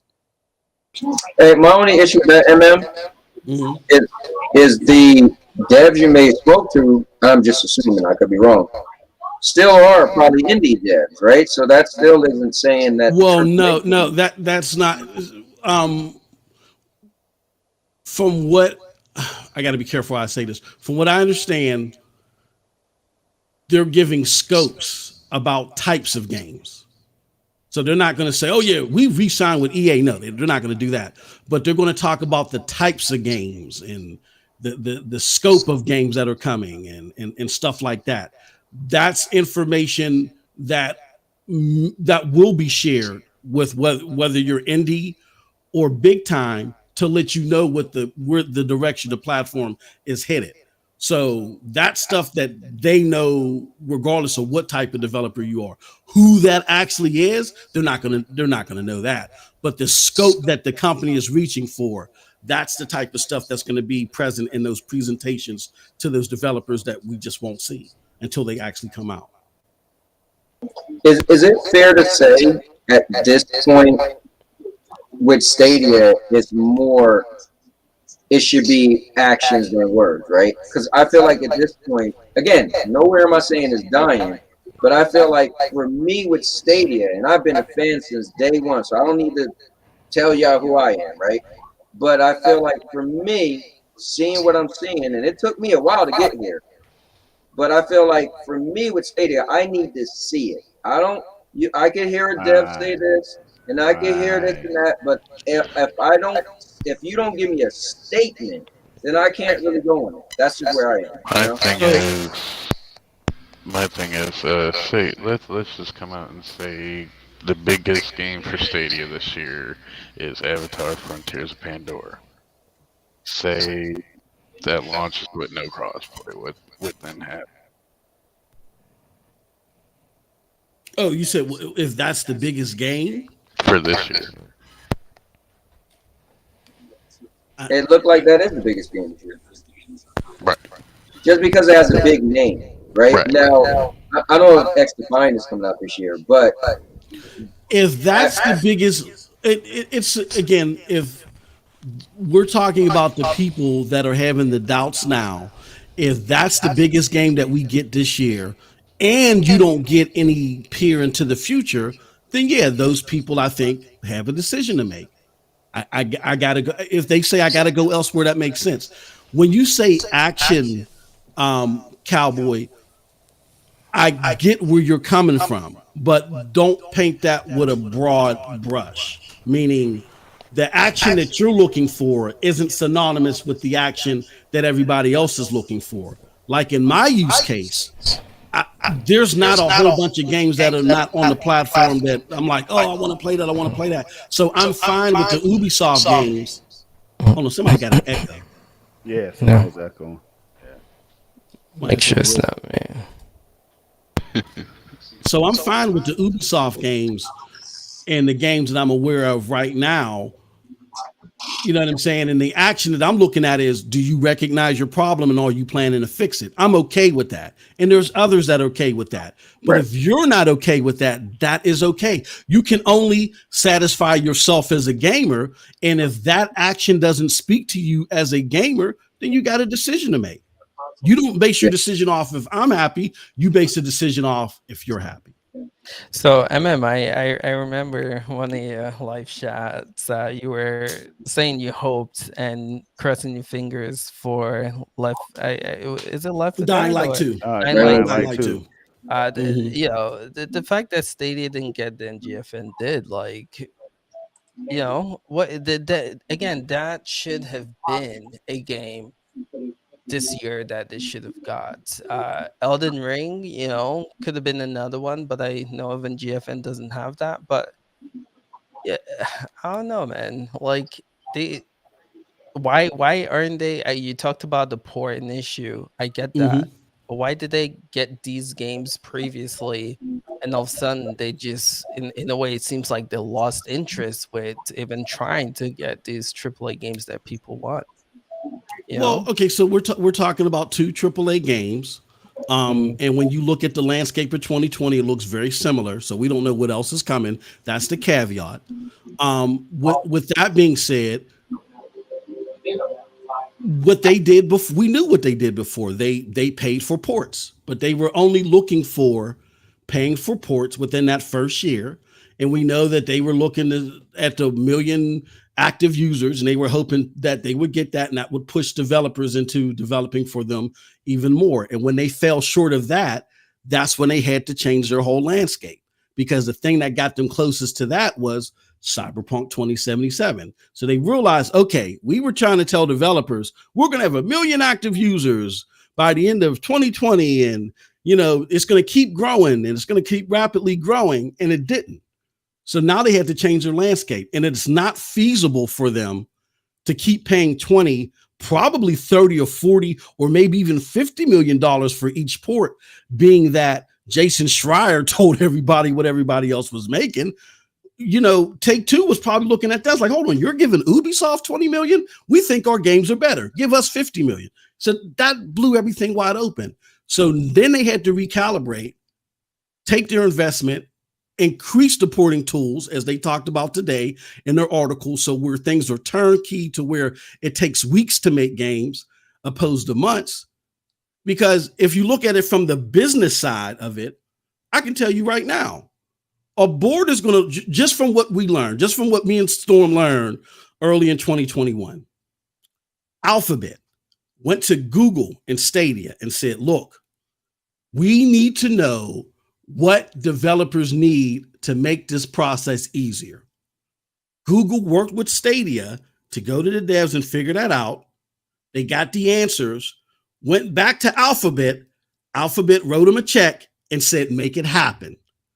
And that check went towards the development toolkit or whatever, or the low change porting, right? So if you run into a situation where you're investing in your toolkit and it's going to take a while for it to develop before you get more AAA engagement, you're going to run into a law. We've talked to developers. We've heard developers on AMAs on the Stadia Discord where they said, we want to bring our games to the test region, but we don't want to develop for it for 7 months. Then this low change port or toolkit comes out, and then we got to use that because you can't just swap that over. So we're just waiting. So you could have a situation where there are a bunch of people on standby. Now I say could, and people hear that and they say, well, I can't live off of that like Cowboy. That's understandable. That's where you have to make a decision to satisfy you. But to try to answer your question quickly, Ace, for Dying Light 2, I would love to play it on Stadia. That's the game that I want to see on Stadia. But I have a powerful PC. I'm tired of downloads. 3080 tier just isn't for me.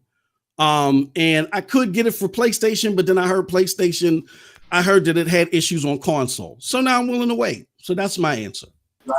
I did gameplay that game. And I played it. Question for you, MM. Mm-hmm. It was already on PlayStation 4. Since you're behind the scenes, know about Stadia and the devs, do you see Bungie releasing Lightfall and Final Shape for Destiny 2 on Stadia?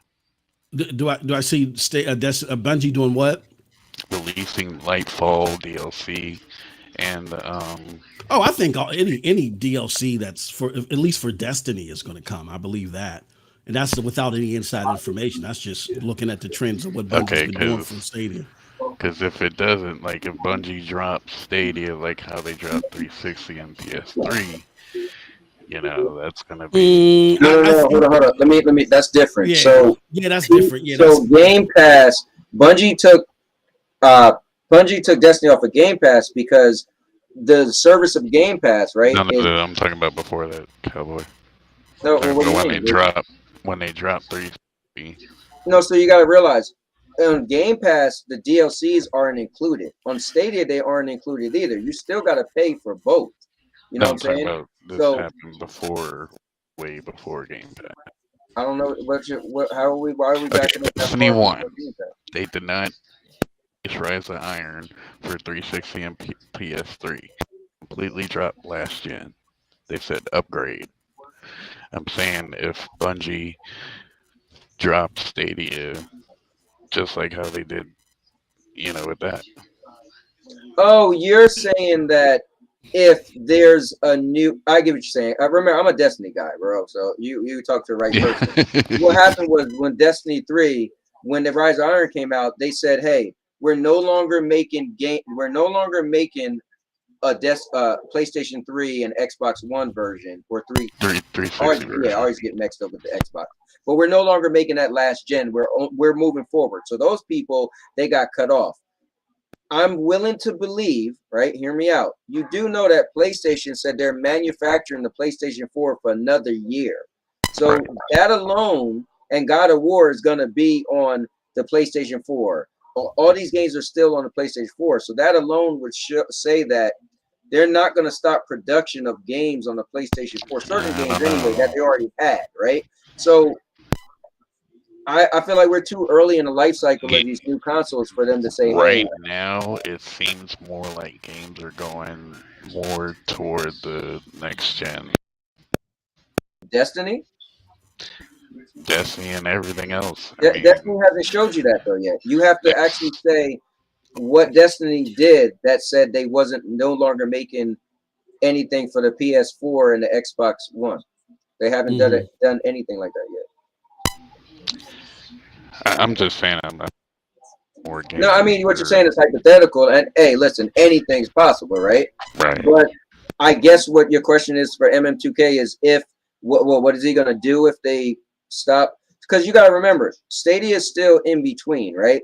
It's more powerful than the older consoles, but it's not as powerful as the newer consoles. So remember, there's still games like FIFA that got the next gen version with the next gen, whatever that mode was called, right?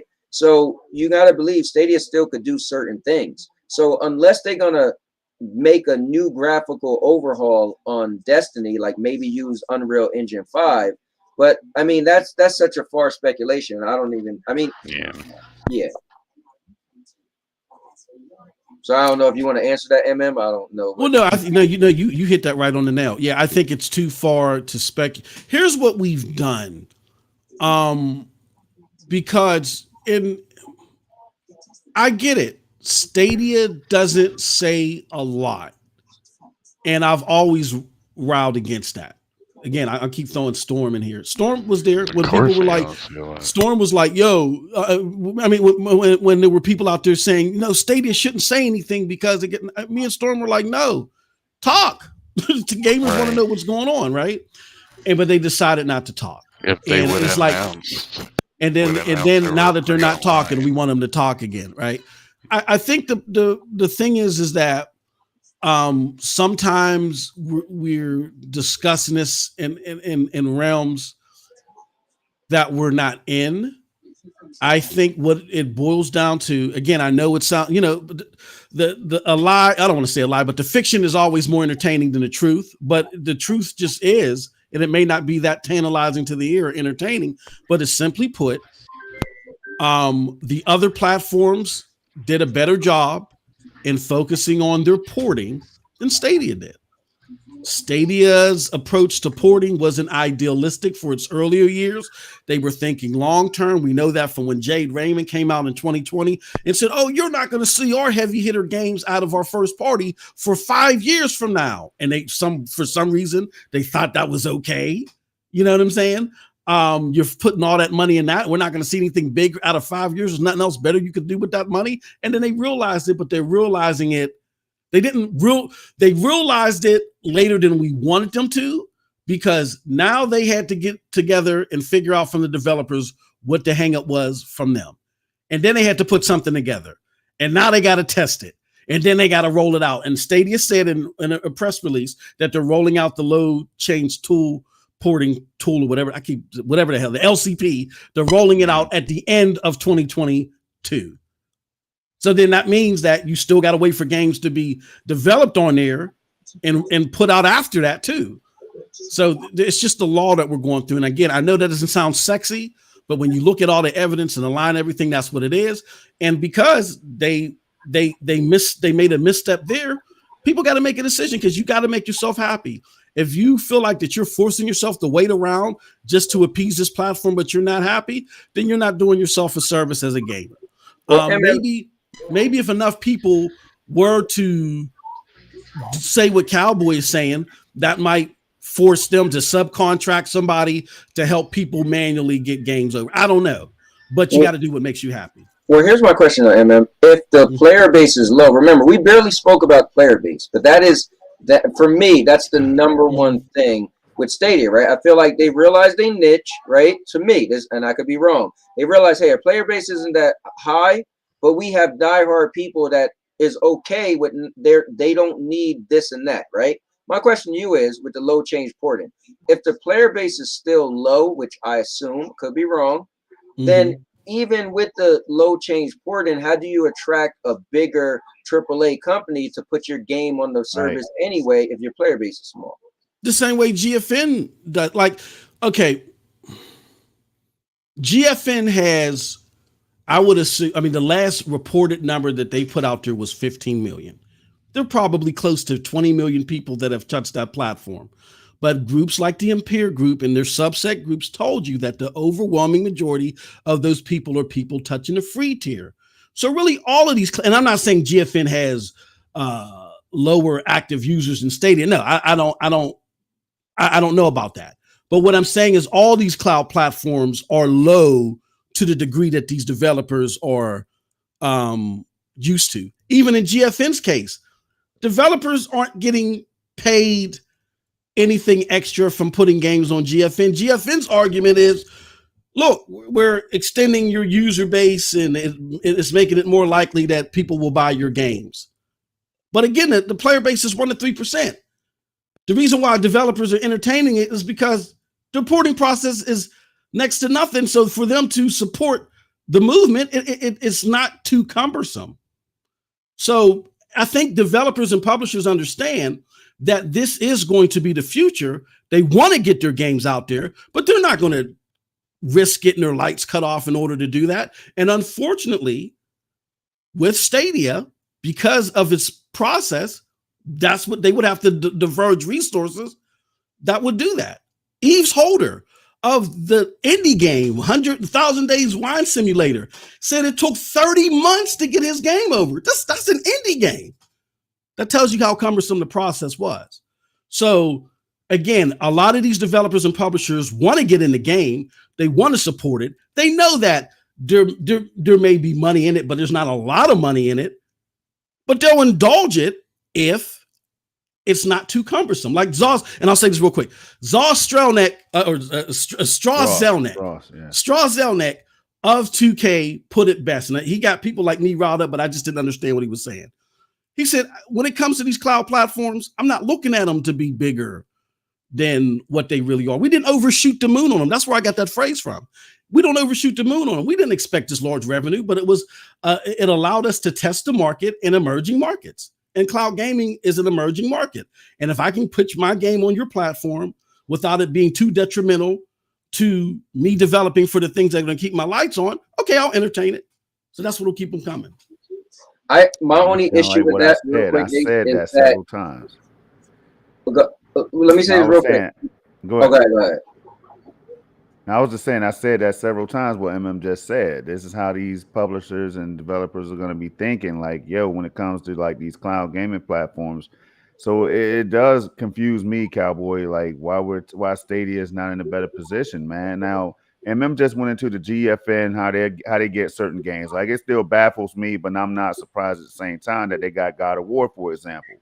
I'm like, a Sony exclusive title comes to PC. All of a sudden, it's on GFN. That's crazy, bro. So what are they doing behind the scenes that make things like this happen that Stadia just can't do? Now, the porting process, man, all right. Yeah, I know that's a big part for a lot of developers.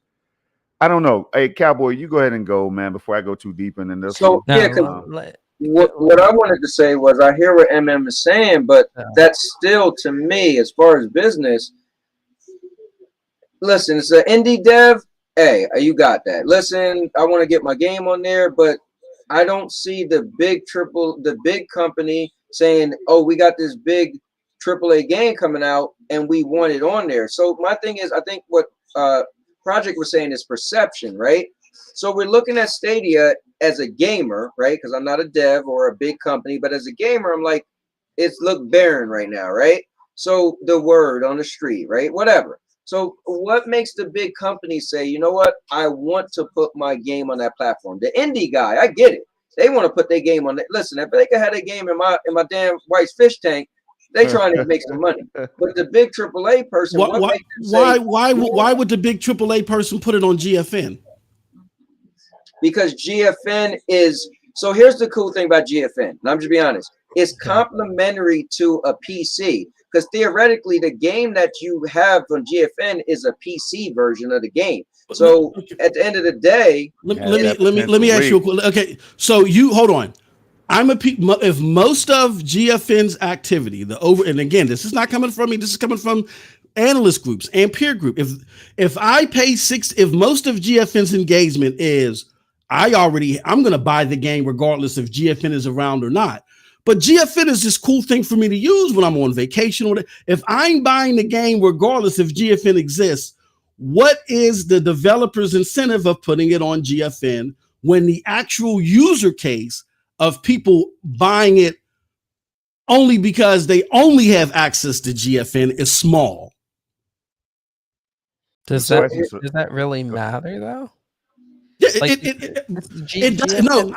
GFN is offering like a It's a what's the word I'm looking for? Supplementary. It's a supplemental service. Yeah, complimentary supplement. To you, so you buy a game. They interviewed the creators of Valheim, and what they were saying is, what GFN did for them is that it put more eyes on the games. Again, think about this. They started off as an indie company, right? They launched this game, it blew up. But they were saying GFN actually made it playable. Don't forget, not a lot of people have powerful PCs, right? So some people might want to play this demanding games like God of War, and they don't have the rig to play these games, right? So GFN for Valheim people made that game accessible to more people who didn't have the rig at the time to play. Just like Stadia makes gaming accessible to people that can't buy consoles. Having your game released on GFN is a little bit better sounding, just like having your game on Xbox.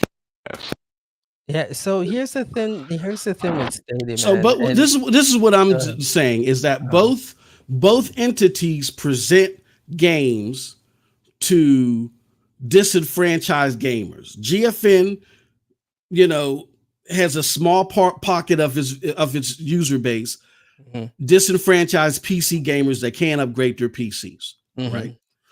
Stadia has a small pocket of plug and play gamers who can't get in the consoles or can't get access to it or just disenfranchised.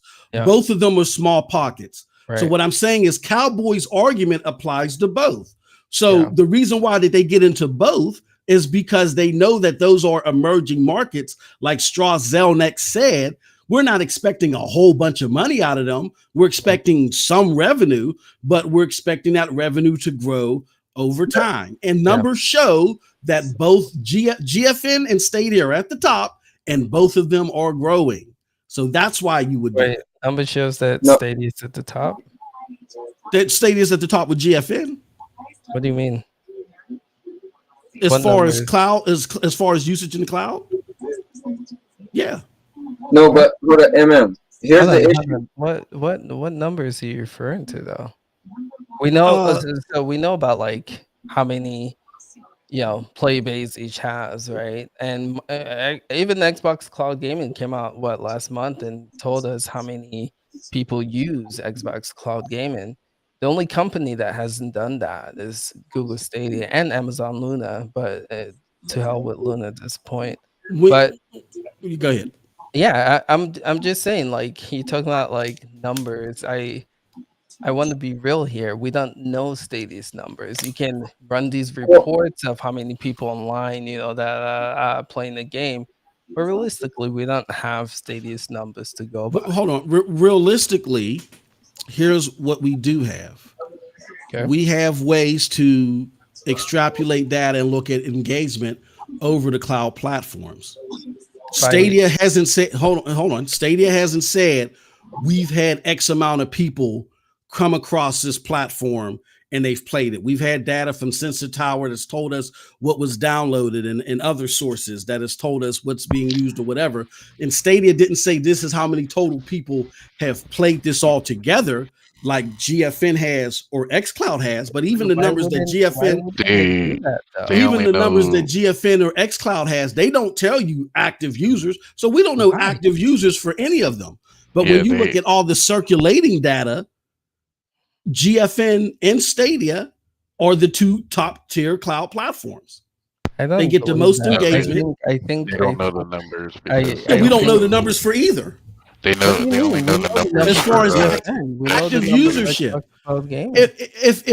If I just use Xbox Cloud Gaming once because I had Xbox Cloud Gaming part of the Game Pass package and I never use it again, is that active engagement? Is that really helping out the platform? No. We need to in order for us to talk about definitive numbers for anybody, we need active user numbers, which we've gotten from nobody. We've gotten scope of how many people have touched it one time.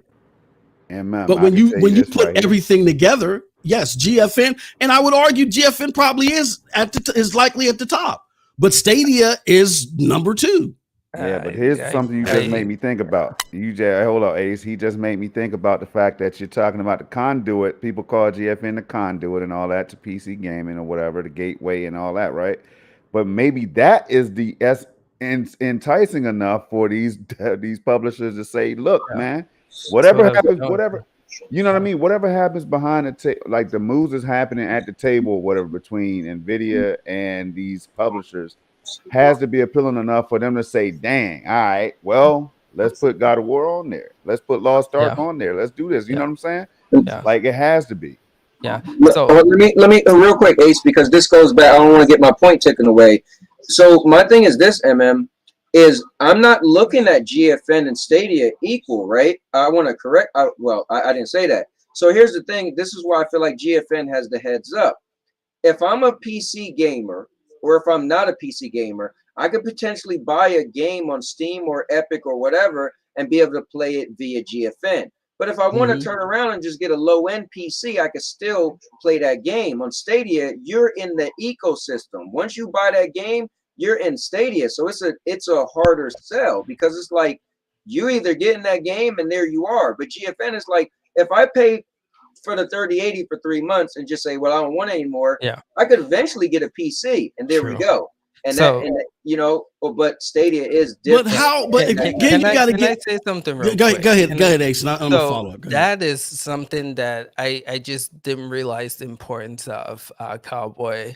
Right, I just got a Steam Deck, and I didn't really invest a lot in the Steam ecosystem, and so I get this new platform. And I'm like, yo, I want to play Red Dead Redemption 2. I was like, I have that already, right? I want to play, what's the other games? I can't even, Assassin's Creed Odyssey. All these games that I purchased for Google Stadia, right? I had to rebuy them again, right? But again, with Xbox, once you purchase the game, I know in the future they're going to work on letting you play that via the cloud. But you have that ecosystem, right? So if you get an Xbox console, whatever the case might be, go cloud, you'll be able to access it. Steam, same thing. You buy a lower end PC. Stadia, like, you're stuck in that ecosystem. I just had to spend over $200 repurchasing games that I own already via Stadia, and I can't get them out of there, man. So that's a big thing too when it comes to making a decision of where you're going to put your games. That's a compelling argument, but Cowboy, I have to push back on that. We're talking about now we're talking about the business model. Now we're talking about the trends and the activities of consumers. The overwhelming majority of these consumers in these emerging markets, they're not. The possibility of buying a PC is next to none. They're disenfranchised. Here's the problem that we're running into that I'm seeing over and over again. We're looking at our individual user case, like us on this panel, us listening. We are outliers to the average cloud gamer. The average cloud gamer either don't have the resources that we have, or they don't have the desire or the footprint that we have. They are restricted, therefore that's why they're disenfranchised. So they're not looking at it and saying, well, if I get a PC later, that's us talking. That's not them. So again, the argument still applies. Regardless if the developer is looking at Stadia or the developer is looking at GFN, they're looking at a small user base, a fraction of what they're typically dealing with when it comes to making their games available for those platforms. They're doing it, they're expecting some return, but they're not expecting a lot because, again, like Strauss Zelnick said, we don't want to overshoot the moon on this, but we know that these are emerging markets and they're going to be ways of gaming in the future. So what's appealing for a publisher or developer is pretty much equivalent, and not just with Stadia and GFN, with all of them, really. They're emerging markets. The money that they're making from the engagement are spits in the bucket compared to what they're really getting. So that's why they're doing it. It's So not much more. Yeah. Even if GFN does have more active users, let's just play devil's advocate and say that. It's not that much more to where they're like, oh man, we're raking in the cash here. No. So I think a lot of things goes into this. Like, I think perception is big, right? Stadia, it like realistically, it's a meme now, right? So a dev bringing the game to this platform is almost, realistically speaking, not trying to hurt feelings here, but it's almost a joke, right?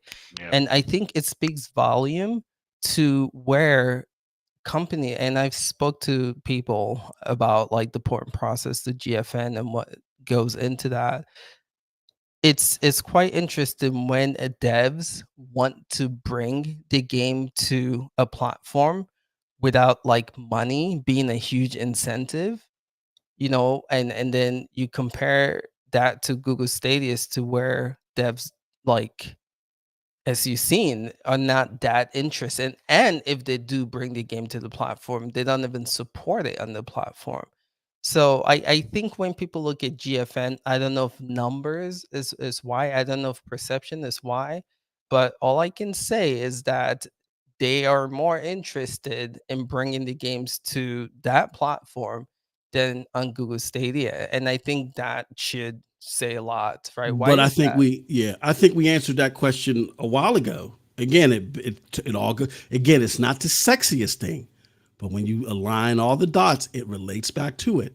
To porting? I ask you the You think question porting's again. the issue? If it took the same amount of effort to I bring think games it's more to than GFN, I think it's more than important, man. I mean, but It's more again, than that. so I get that's an issue, but I I think know, it's I more than know. Emotionally, we may, and again, I'm not trying to say that to be facetious, but when we look, but just answer this question. That's all you got to do. If it took the same amount of effort to bring games to GFN like it does Stadia, would they have the catalog that they have now? Well, would they even have the 3080 tier? So what would you say, Storm? I'll jump in and say this now, MM. And I'm listening to Cowboys thinking right now. I'm thinking of whatever if we didn't care about Cloud Gaming, Stadia, and GeForce now, whatever, we wouldn't be here for almost 5 hours or going on however many. I've been in here for a minute. So listen, here's the deal.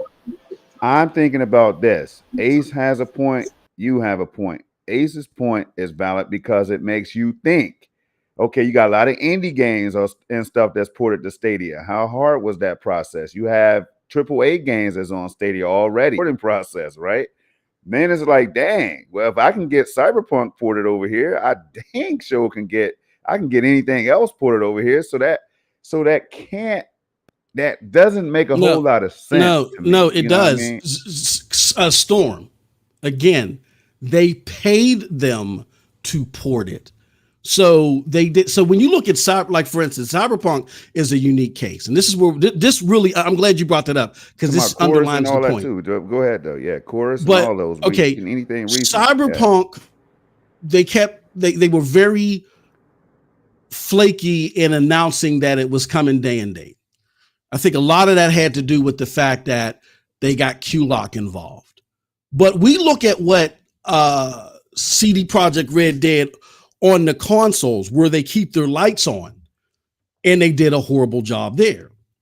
Do we truly think that Cyberpunk 2077, if CD Projekt Red had to develop it, was going to be in the same state and fashion that it released in? Please don't tell me yes.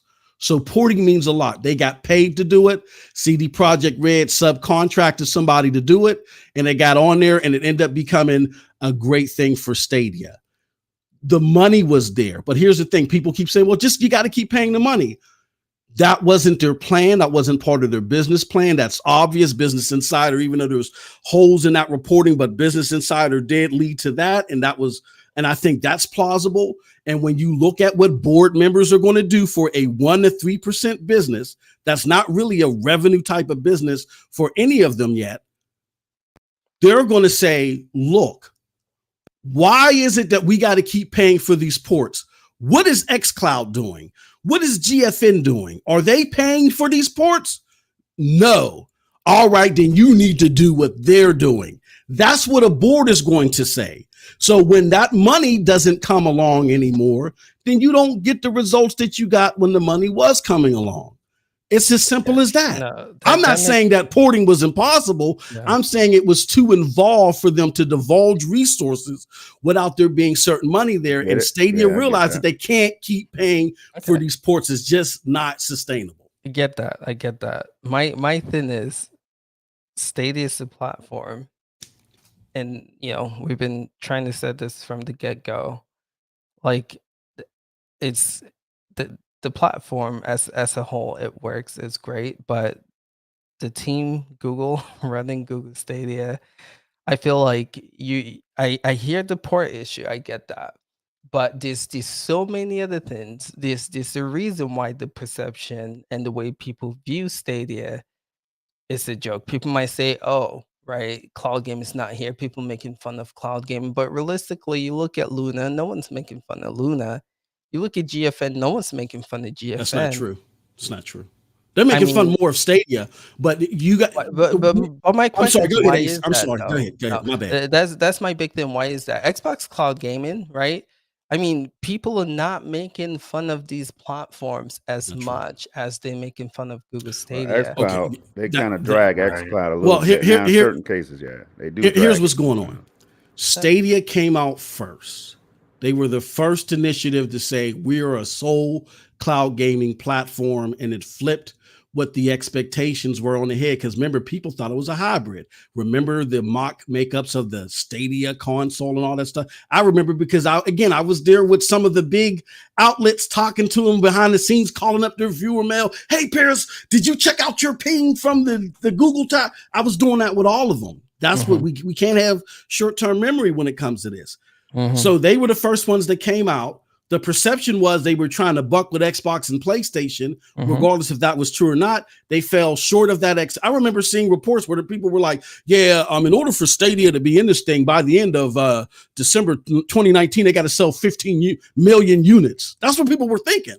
So regardless if that was right or not, they fell short of the expectations that were set out there. So they get ridiculed the most. But I'm telling you, we got to get out of our cloud bubble and get with the mainstream gaming community. They dog all of them. You would not believe. Like when I take Stadia off the conversation table and I'm debating people about cloud gaming, a lot of times because they're talking about what's capable, I'm arguing GeForce Now because on paper and then Digital Foundry talk good about GeForce Now. I don't even use Stadia as an example. I use GeForce Now. So they tell me, well, what do I got to do in order to do this? Well, you got to pay the $200 and then you got to do this and get the NVIDIA chip. And I'm like, what? That sounds like some damn Ponzi scheme. Man, get the hell out of here. MM2K selling Quick Store. That's the main. No, that's not me. That's me arguing with them against it.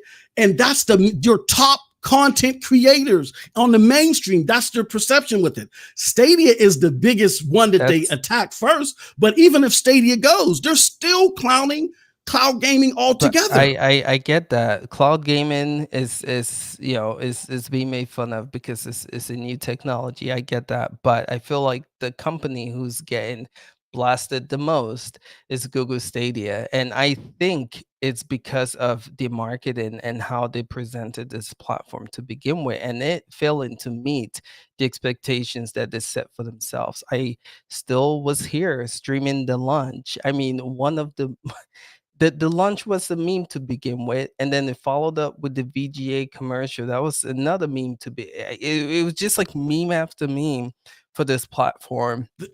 And it just gave people bad taste in the mouth. It as a whole. Did. And that's for Google. Google is to blame for that. And people need to say that. I don't know why people don't say that. They definitely made stumbles. I'm not saying that.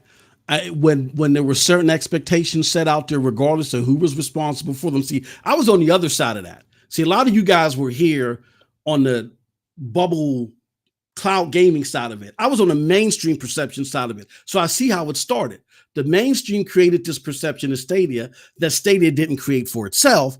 However, Stadia didn't clarify it.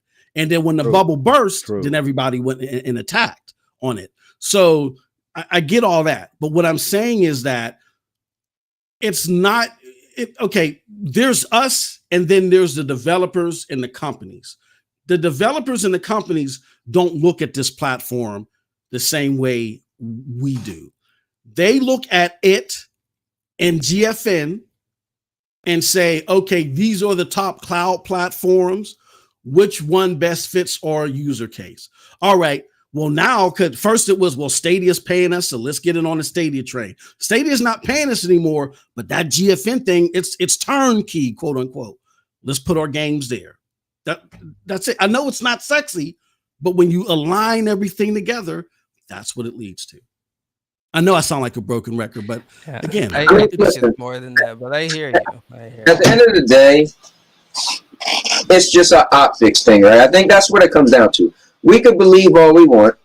We could have talked to devs. We could have whatever. But if Google don't come out, again, like I said, I'm big on statements. If they put something in writing, if they say something, then we're like, okay, we could take them at their word. I get that they decided after good stuff, let's not say anything, right? That blew up on them. I get it. Probably the worst decision, yeah. So yeah, I don't feel agree like with that either. when you say something, then people could take your word. So I don't know, right? 50-50 for me, right? Because I feel like Google come out and make a statement, people going to take and pick apart what they say, unless they can make a strong statement. That's the problem, and that's what we're dealing with today. Google can't make a strong statement, so it's better to say nothing. If they could come out right now and say, listen, this low change porting by next year, we're going to double the amount of have 50 games. Yeah, that you're right. Absolutely, that's you're right. Absolutely. It came out right now and said the online was free. Nobody would budge. Yeah, well, we just talked about marketing. MM is big on GFN's marketing not being up to par, man. We got to get into this one right here. Then I can go to bed. I got to hear this. Yeah. GFN's marketing is not up to par. He said, now he broke it down from an angle that GFN has so much potential now they could do better. I appreciate my bro. I be listening, right? So now I think Ace just brought up Stadia's marketing. MM brought up GFN's marketing. I say that I think GFN is marketing a whole lot more effectively than Stadia, bro. And that's not even being a fanboy. Absolutely not. As someone who's absolutely not. Yeah, absolutely not. Come on, they're making big moves. Here's why. Now I want to hear this, Storm. Go ahead. Here's why.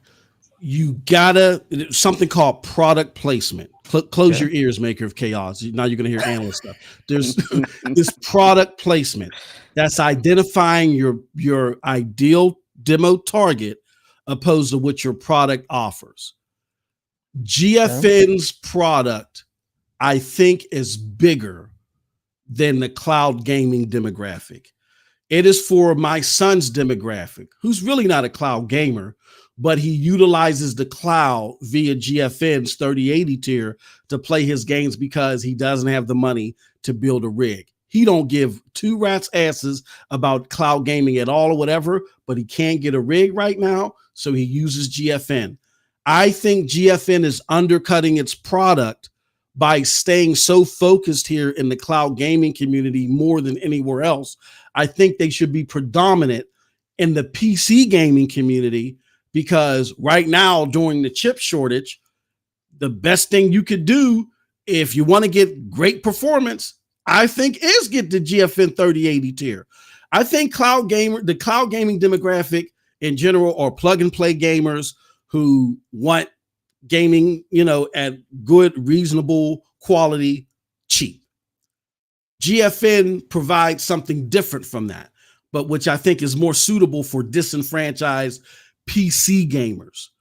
I think that they can boast. I think they would do so much better than any of these cloud platforms could even imagine if they made their numero uno focus cloud gaming content creators and influencers and trying to get in there opposed to going for this. I hate this, for lack of a better term, for the scraps over here. This is where I think they're selling themselves short. And testament to that is the fact that the Steam Deck just rolled up in here and took their lunch as far as PC gaming.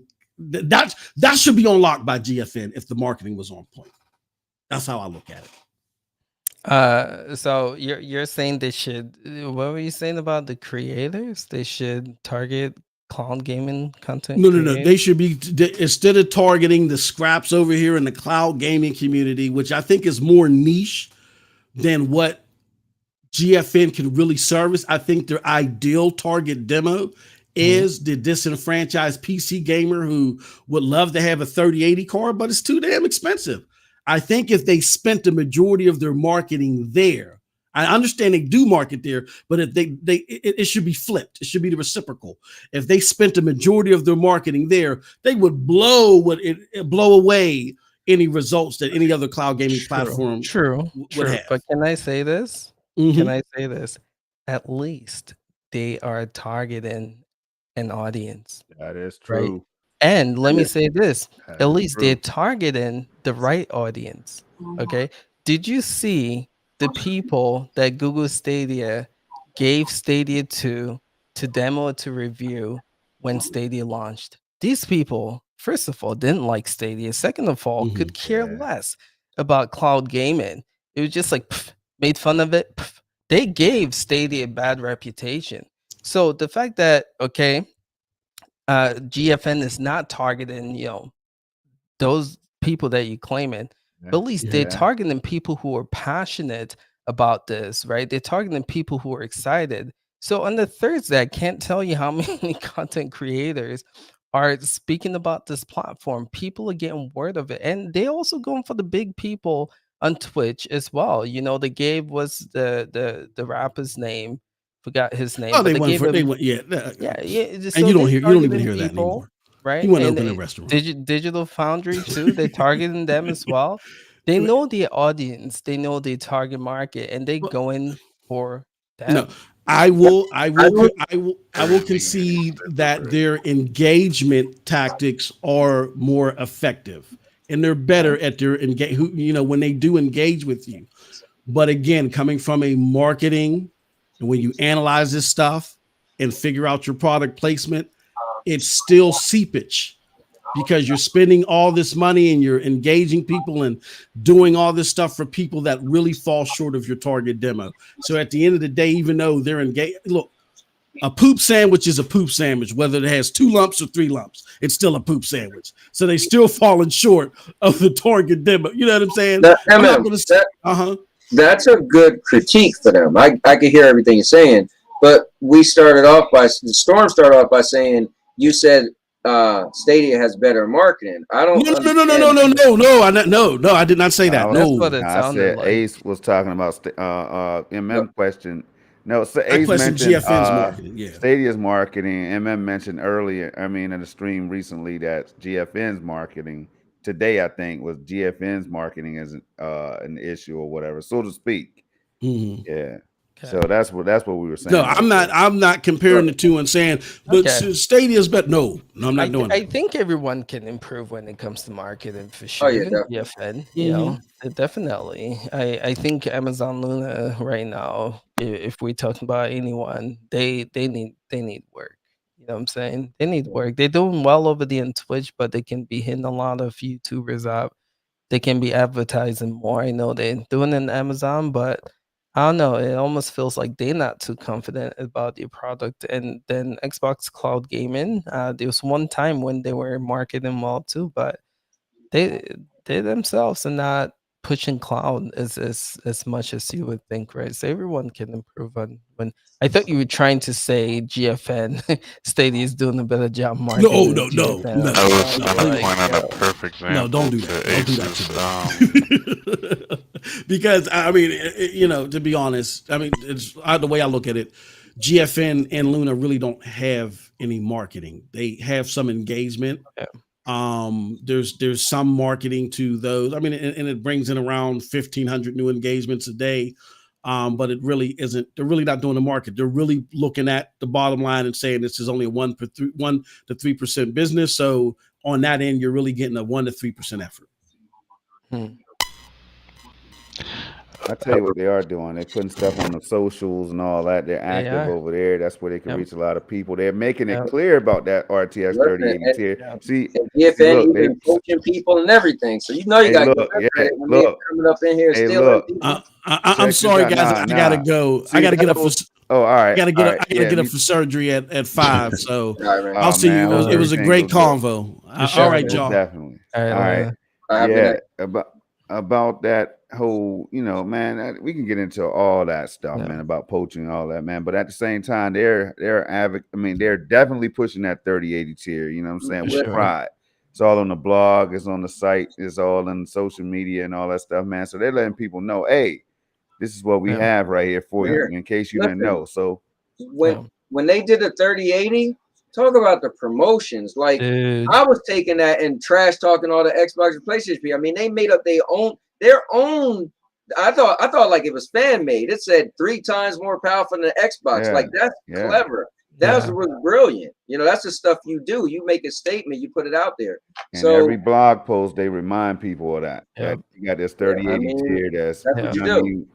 class But leading that's the technology difference and all when that. you're trying to put your foot out there and say, "Here we are. This is what we are." Now I get it. Exactly. And instead of Amen saying we might haven't feel that upgraded they're- yet, or we're not going to tell you when we're upgrading, Yeah. man, get out of here, man. Stop playing with me, man. Yeah. Stop. Now that you Sure. got me, Stadia. I love you, but don't do me Yeah, like man. that. Now, you're listen, not going and- to tell me, the paying consumer, when you're upgrading. I don't know, so I can't tell Yeah. all my people that I work with to get Stadia now because we got the technology upgrade. Are you really serious?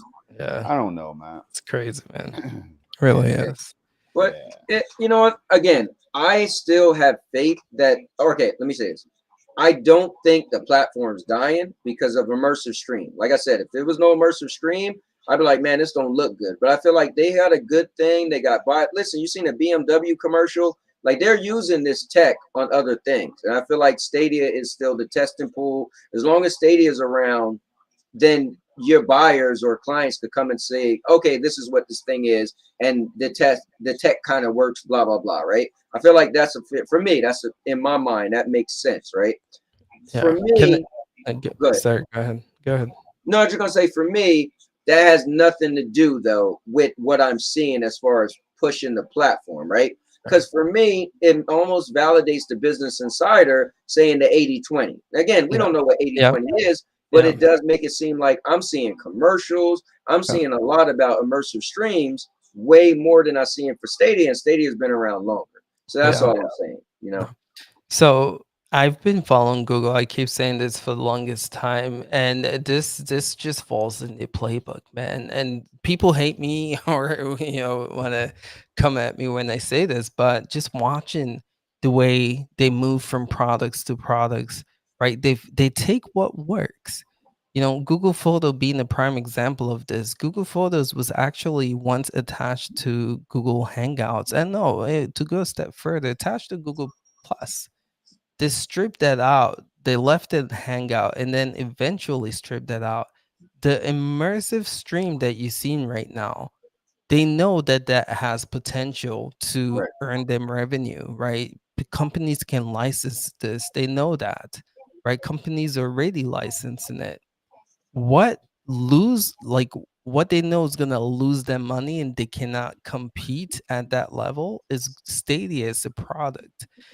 The way I've seen Google drop services, this aligns, and people are gonna hate me for saying this, but let's be real, we've been pretty close to calling stuff out.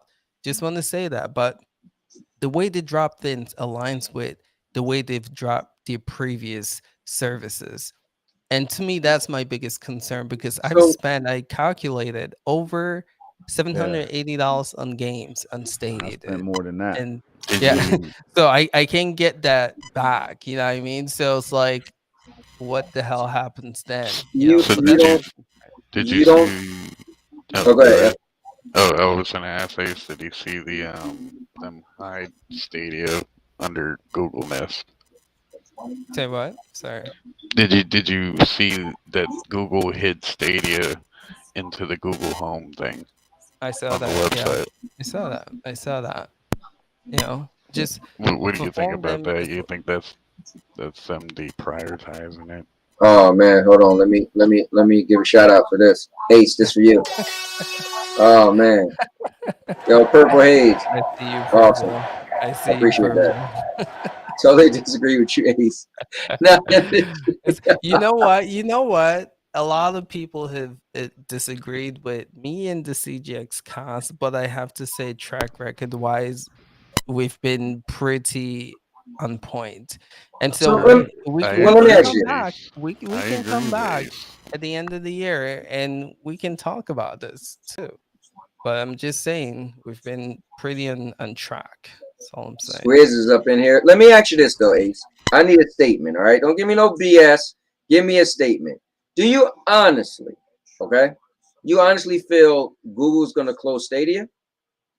Yeah, so yes, I do. I do. And again, hold on. They're not gonna kill off the immersive stream. They're gonna leave that. But Stadia, what is Stadia, dude? Like if you It's a a joke. company, hold on, a company, right? You see progress, you see growth. When stuff starts being removed, especially from Google, if you follow this company for as long as I have, you know how they kill products, man. I can't tell you how many products have, and it's so similar. They start, then they say, you know, PR, we're still back in this platform. While in the background, they they plan this to cut it short. Look at Google Plus; they did the same thing. Where the Google Plus not going anywhere, right? 8 months later, shut down. I'm just saying, based on the track record, based on following the history, based on where the platform is right now, it's Let, all lining up, y'all. let me Like, ask you this, Ace. You know how much money cloud game is gonna be. Why would you create a cloud gaming platform and then just give it up? Just to do immersive stream? yeah, You think they got. So where's Google Plus right now? Why did they create Google Plus to get rid of it? The way Google operates, people are saying what track record. And I'm telling you, the way Google operates is they find what works and they stick with that. Immersive stream, they know the technology of game streaming works, and that's immersive stream. They're gonna take that out and they're gonna license that. The Google Stadia existing as a platform to where they're going to invest to get AAA games. I feel like that's done, and that's why we're not seeing those AAA games come to the Ace, platform. Oh, So Ace, Purple this is agree me. agrees. with Yeah, Ace. yeah. I agree There we with go. Ace, but I disagree with you too, FCat. That's fine. That's fine. I hear this a I lot. disagree. I Let me disagree explain. Let also. me explain. Okay, so when Go he ahead. says that the Stadia name is a joke and is a meme now, I believe that. So they need to rebrand. They need to rebrand like all systems are. They need to rebrand or revamp or do something. Maybe even merge the Stadia games into Google Play. You know, just get away from the Stadia name. Because So if they rebrand, is Stadia not dead? No. No. no, like games. Wait, Huh? we get to keep the games that we bought forever. If We, I was a basketball player and I was playing for I was playing for a New Jersey team, right? And I go switch to a different team and I got a different jersey, different number. Am I not still Anthony Lewis? I think if we know what Stadia is and we know Okay. Google decided to change, call it YouTube streaming, right? It's still Stadia, right? right. Okay. I mean, Like that's the way I'm we looking put at it it. I don't know into if you Okay. guys Google Yeah. agree. Play So and so call it Google I Stream or still whatever. stand behind the fact that they're not going to be investing in this platform to get AAA games going forward. Okay. So whatever Listen, that might be, if they merge it to be Google Play, I still don't see them investing money I to don't get see it AAA right games on now, this but I platform. think down the road, because the thing is, cloud gaming inevitably is gonna get popular, and inevitably GFN, Place, all these cloud services are gonna start making more money. It's True. gonna happen. I True. think Stadia, Google knows they have a good thing with Stadia down the road, and I don't see them No. throwing it away No. and And missing out on that chance. let me say this. That is the difference maker right there. right? Cloud gaming is going to take a minute to take off. The way Google operates, my goodness, if something is not successful for Google, let's say 2 to 3 years, 5 max, they exit. That's the track record. They exit. They're not gonna sit around for 5 years waiting for Google Stadia to take off. They've already launched. Ace, let me stop you. Let me stop you right there, right? Because break it down. One of the biggest things that people said Google stopped doing, they just stopped talking about it, and then we just saw at I/O 2 weeks ago that they brought it back. Google Glasses. Is it Google Glasses? They said, "Hey, we're going to stop that." Then they brought it back out of nowhere. Now they kept working on that technology. So, but you know, the other part that I was going to say though is when we look at the things that Google stops doing, it usually is not in their scope. It's just not in their scope. When we talk about Google Plus, that's a social media thing. That's not what they do. But when we think about Google, and this is where Microsoft tried to do some smoke and mirrors by saying Google's not a gaming company. Google's actually one of the largest gaming companies. So for Google to take out something from that, wait, how are they a gaming company? Google Play, the Play Store. No, that don't count. Company. That don't count. No. But if we're saying the gaming, no. Y'all keep saying that doesn't count. But the gaming industry, so Apple is a gaming company too. No, I was the one that said put Stadia games into Google Play. No, but that's if we're looking at where gaming is growing as an industry, you better be sure it includes the App Store and the Play Store. Okay. So for them to stop that growth from that whole entire portfolio, they're not going to do that. When you look at what their ambitions are for Google Cloud as a whole, and you look at that, they've already said gaming is one of their main pillars of that. Now, granted, Google Cloud is a B2B, but they're still going to have a B2C offering. When have they shut down a service that they've already have partners and publishers attached to? Tell me that.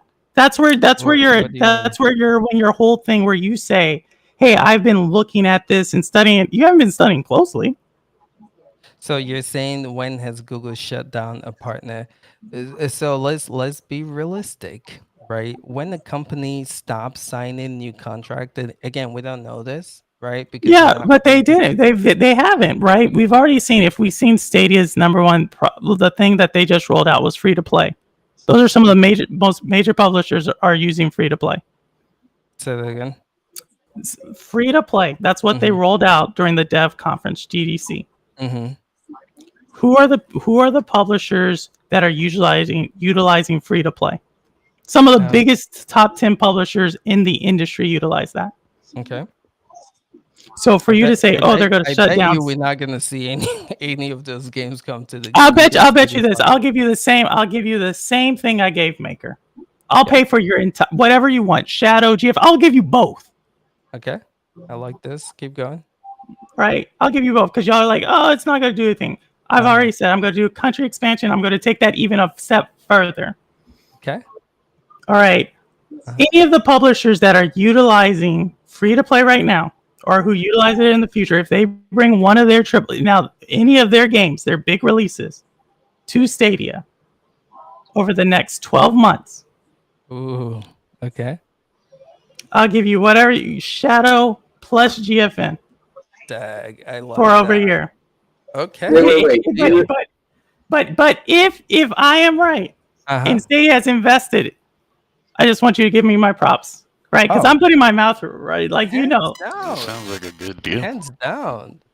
I almost feel bad taking that deal because I know. No, you shouldn't feel bad. You shouldn't feel bad because I have that much confidence in my business knowledge. I have that much confidence that you don't know what you're talking about. So that's why you shouldn't feel bad. So define big free to play. Are we talking the Fortnite? So no, not a free to play. I said any of the publishers that are utilizing free to play. So look at those publishers that are utilizing free to play right now. So that's going to give you Bandai. That's going to be Square Enix. That's going to be I'm trying to understand it myself. Let's figure this out. So you're saying if any of these companies that are making free-to-play games back Stadia?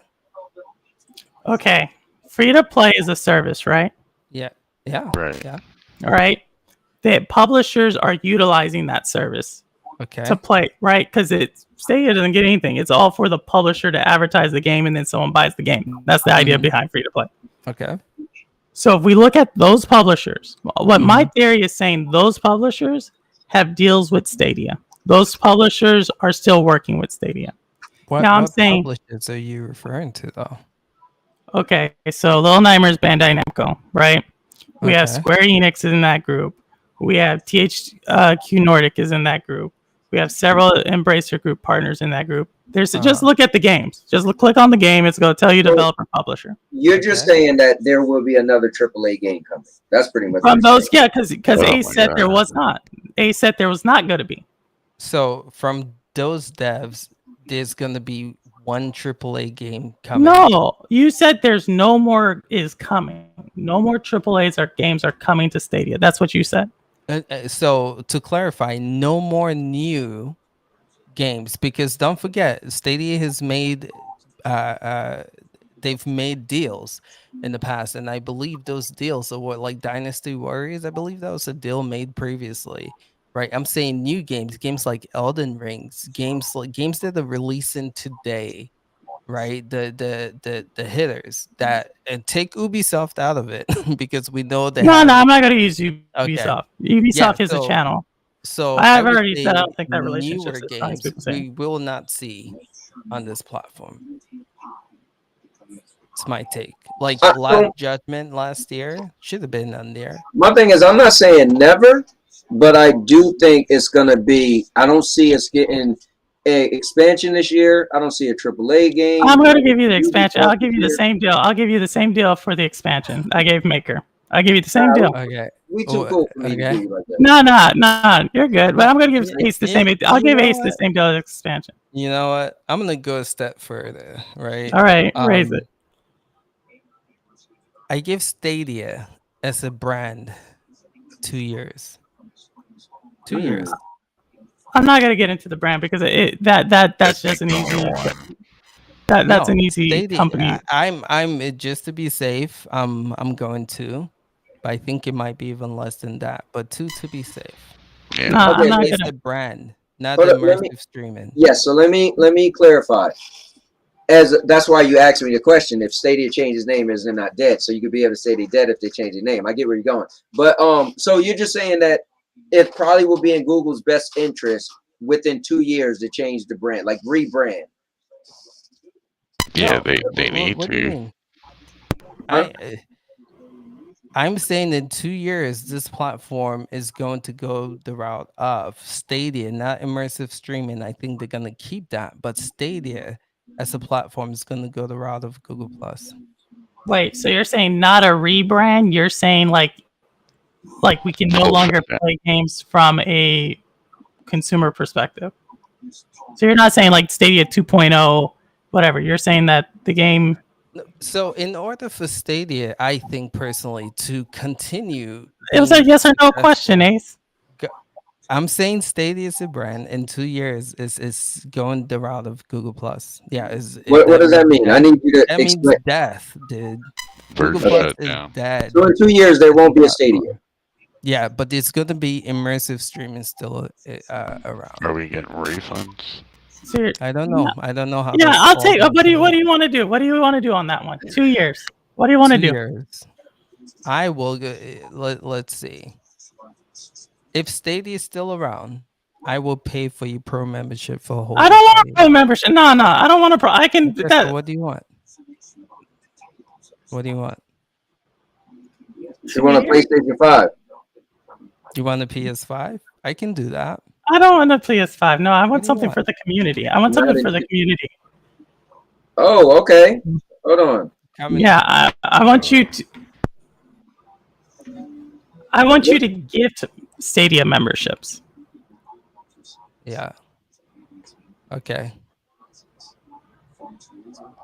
You want him to do what? Give away Stadia membership? Gift Stadia memberships or gift games or sponsored giveaways, something like that. So whatever you are going to spend on your thing. So at least, no, I'm gonna up it because what I'm giving you is even more, right? I'm gonna say Shadow PC for whatever. So let's just make it even. If in 2 years it's still here, $300 worth of sponsored giveaways, and if Stay is not here, I'll then do your Shadow for a year. All right. Sounds good. But I All right, do hold have on. to hop off. Yeah, I got you. Yeah. Hold on before you do that. Stadia Death Date. All right, I'm writing this down. Okay. Y'all Write ain't it gonna down. beat me like February that. next year.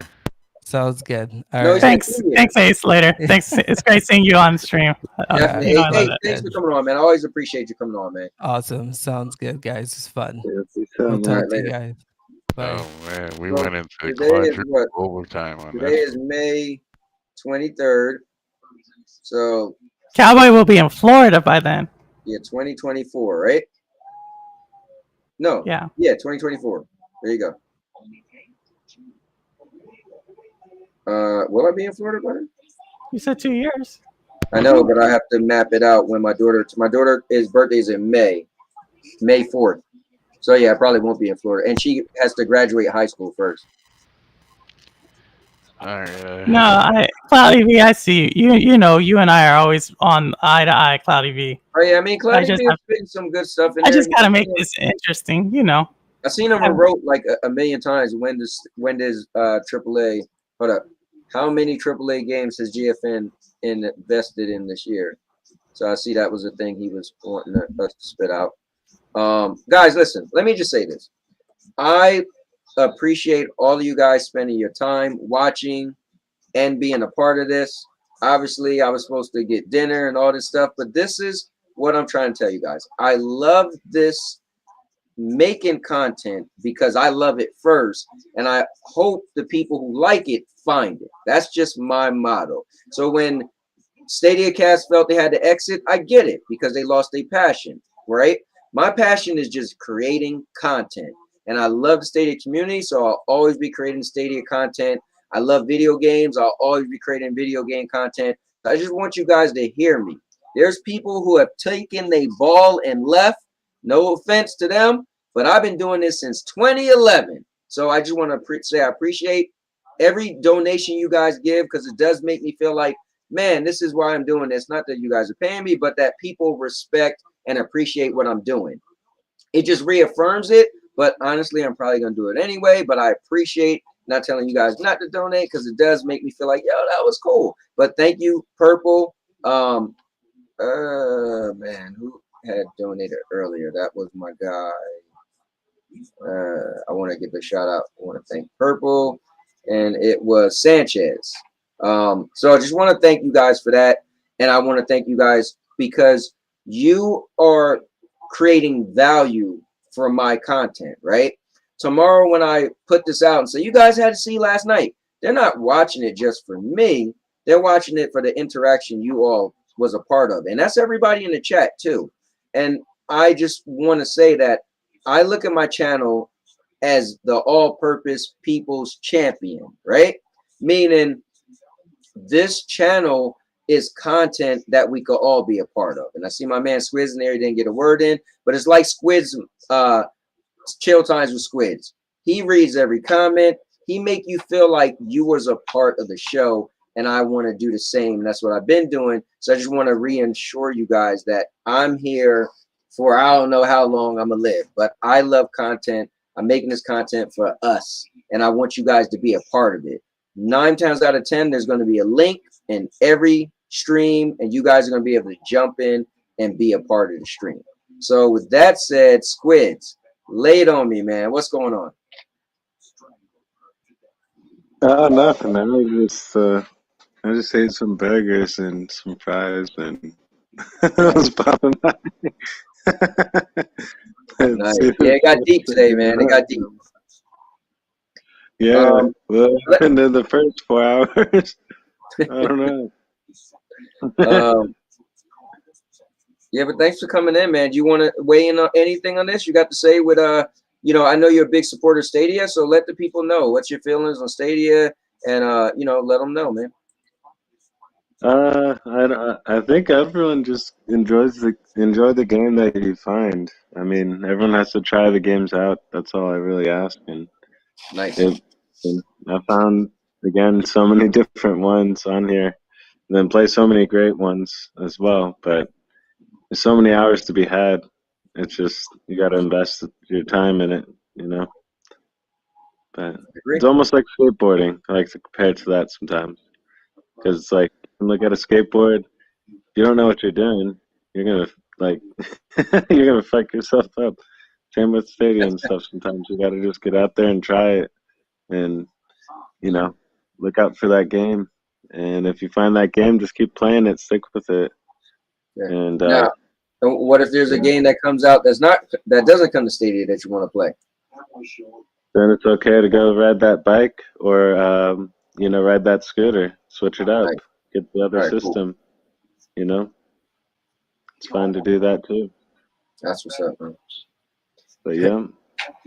Well, Squidzzz, thanks, man, for giving me those last words. I'll end this thing off on you getting it, you being able to say the last words. Guys, I agree with everything Squidzzz says. Listen to the man. He's very knowledgeable, and I appreciate you, Squidzzz. And I watch your content more than anybody in the community because you do a daily thing, and it helps me, as I always tell you, as I'm sitting at work. So I just want to personally thank you, take this time to thank you for all your service for the community. Yeah.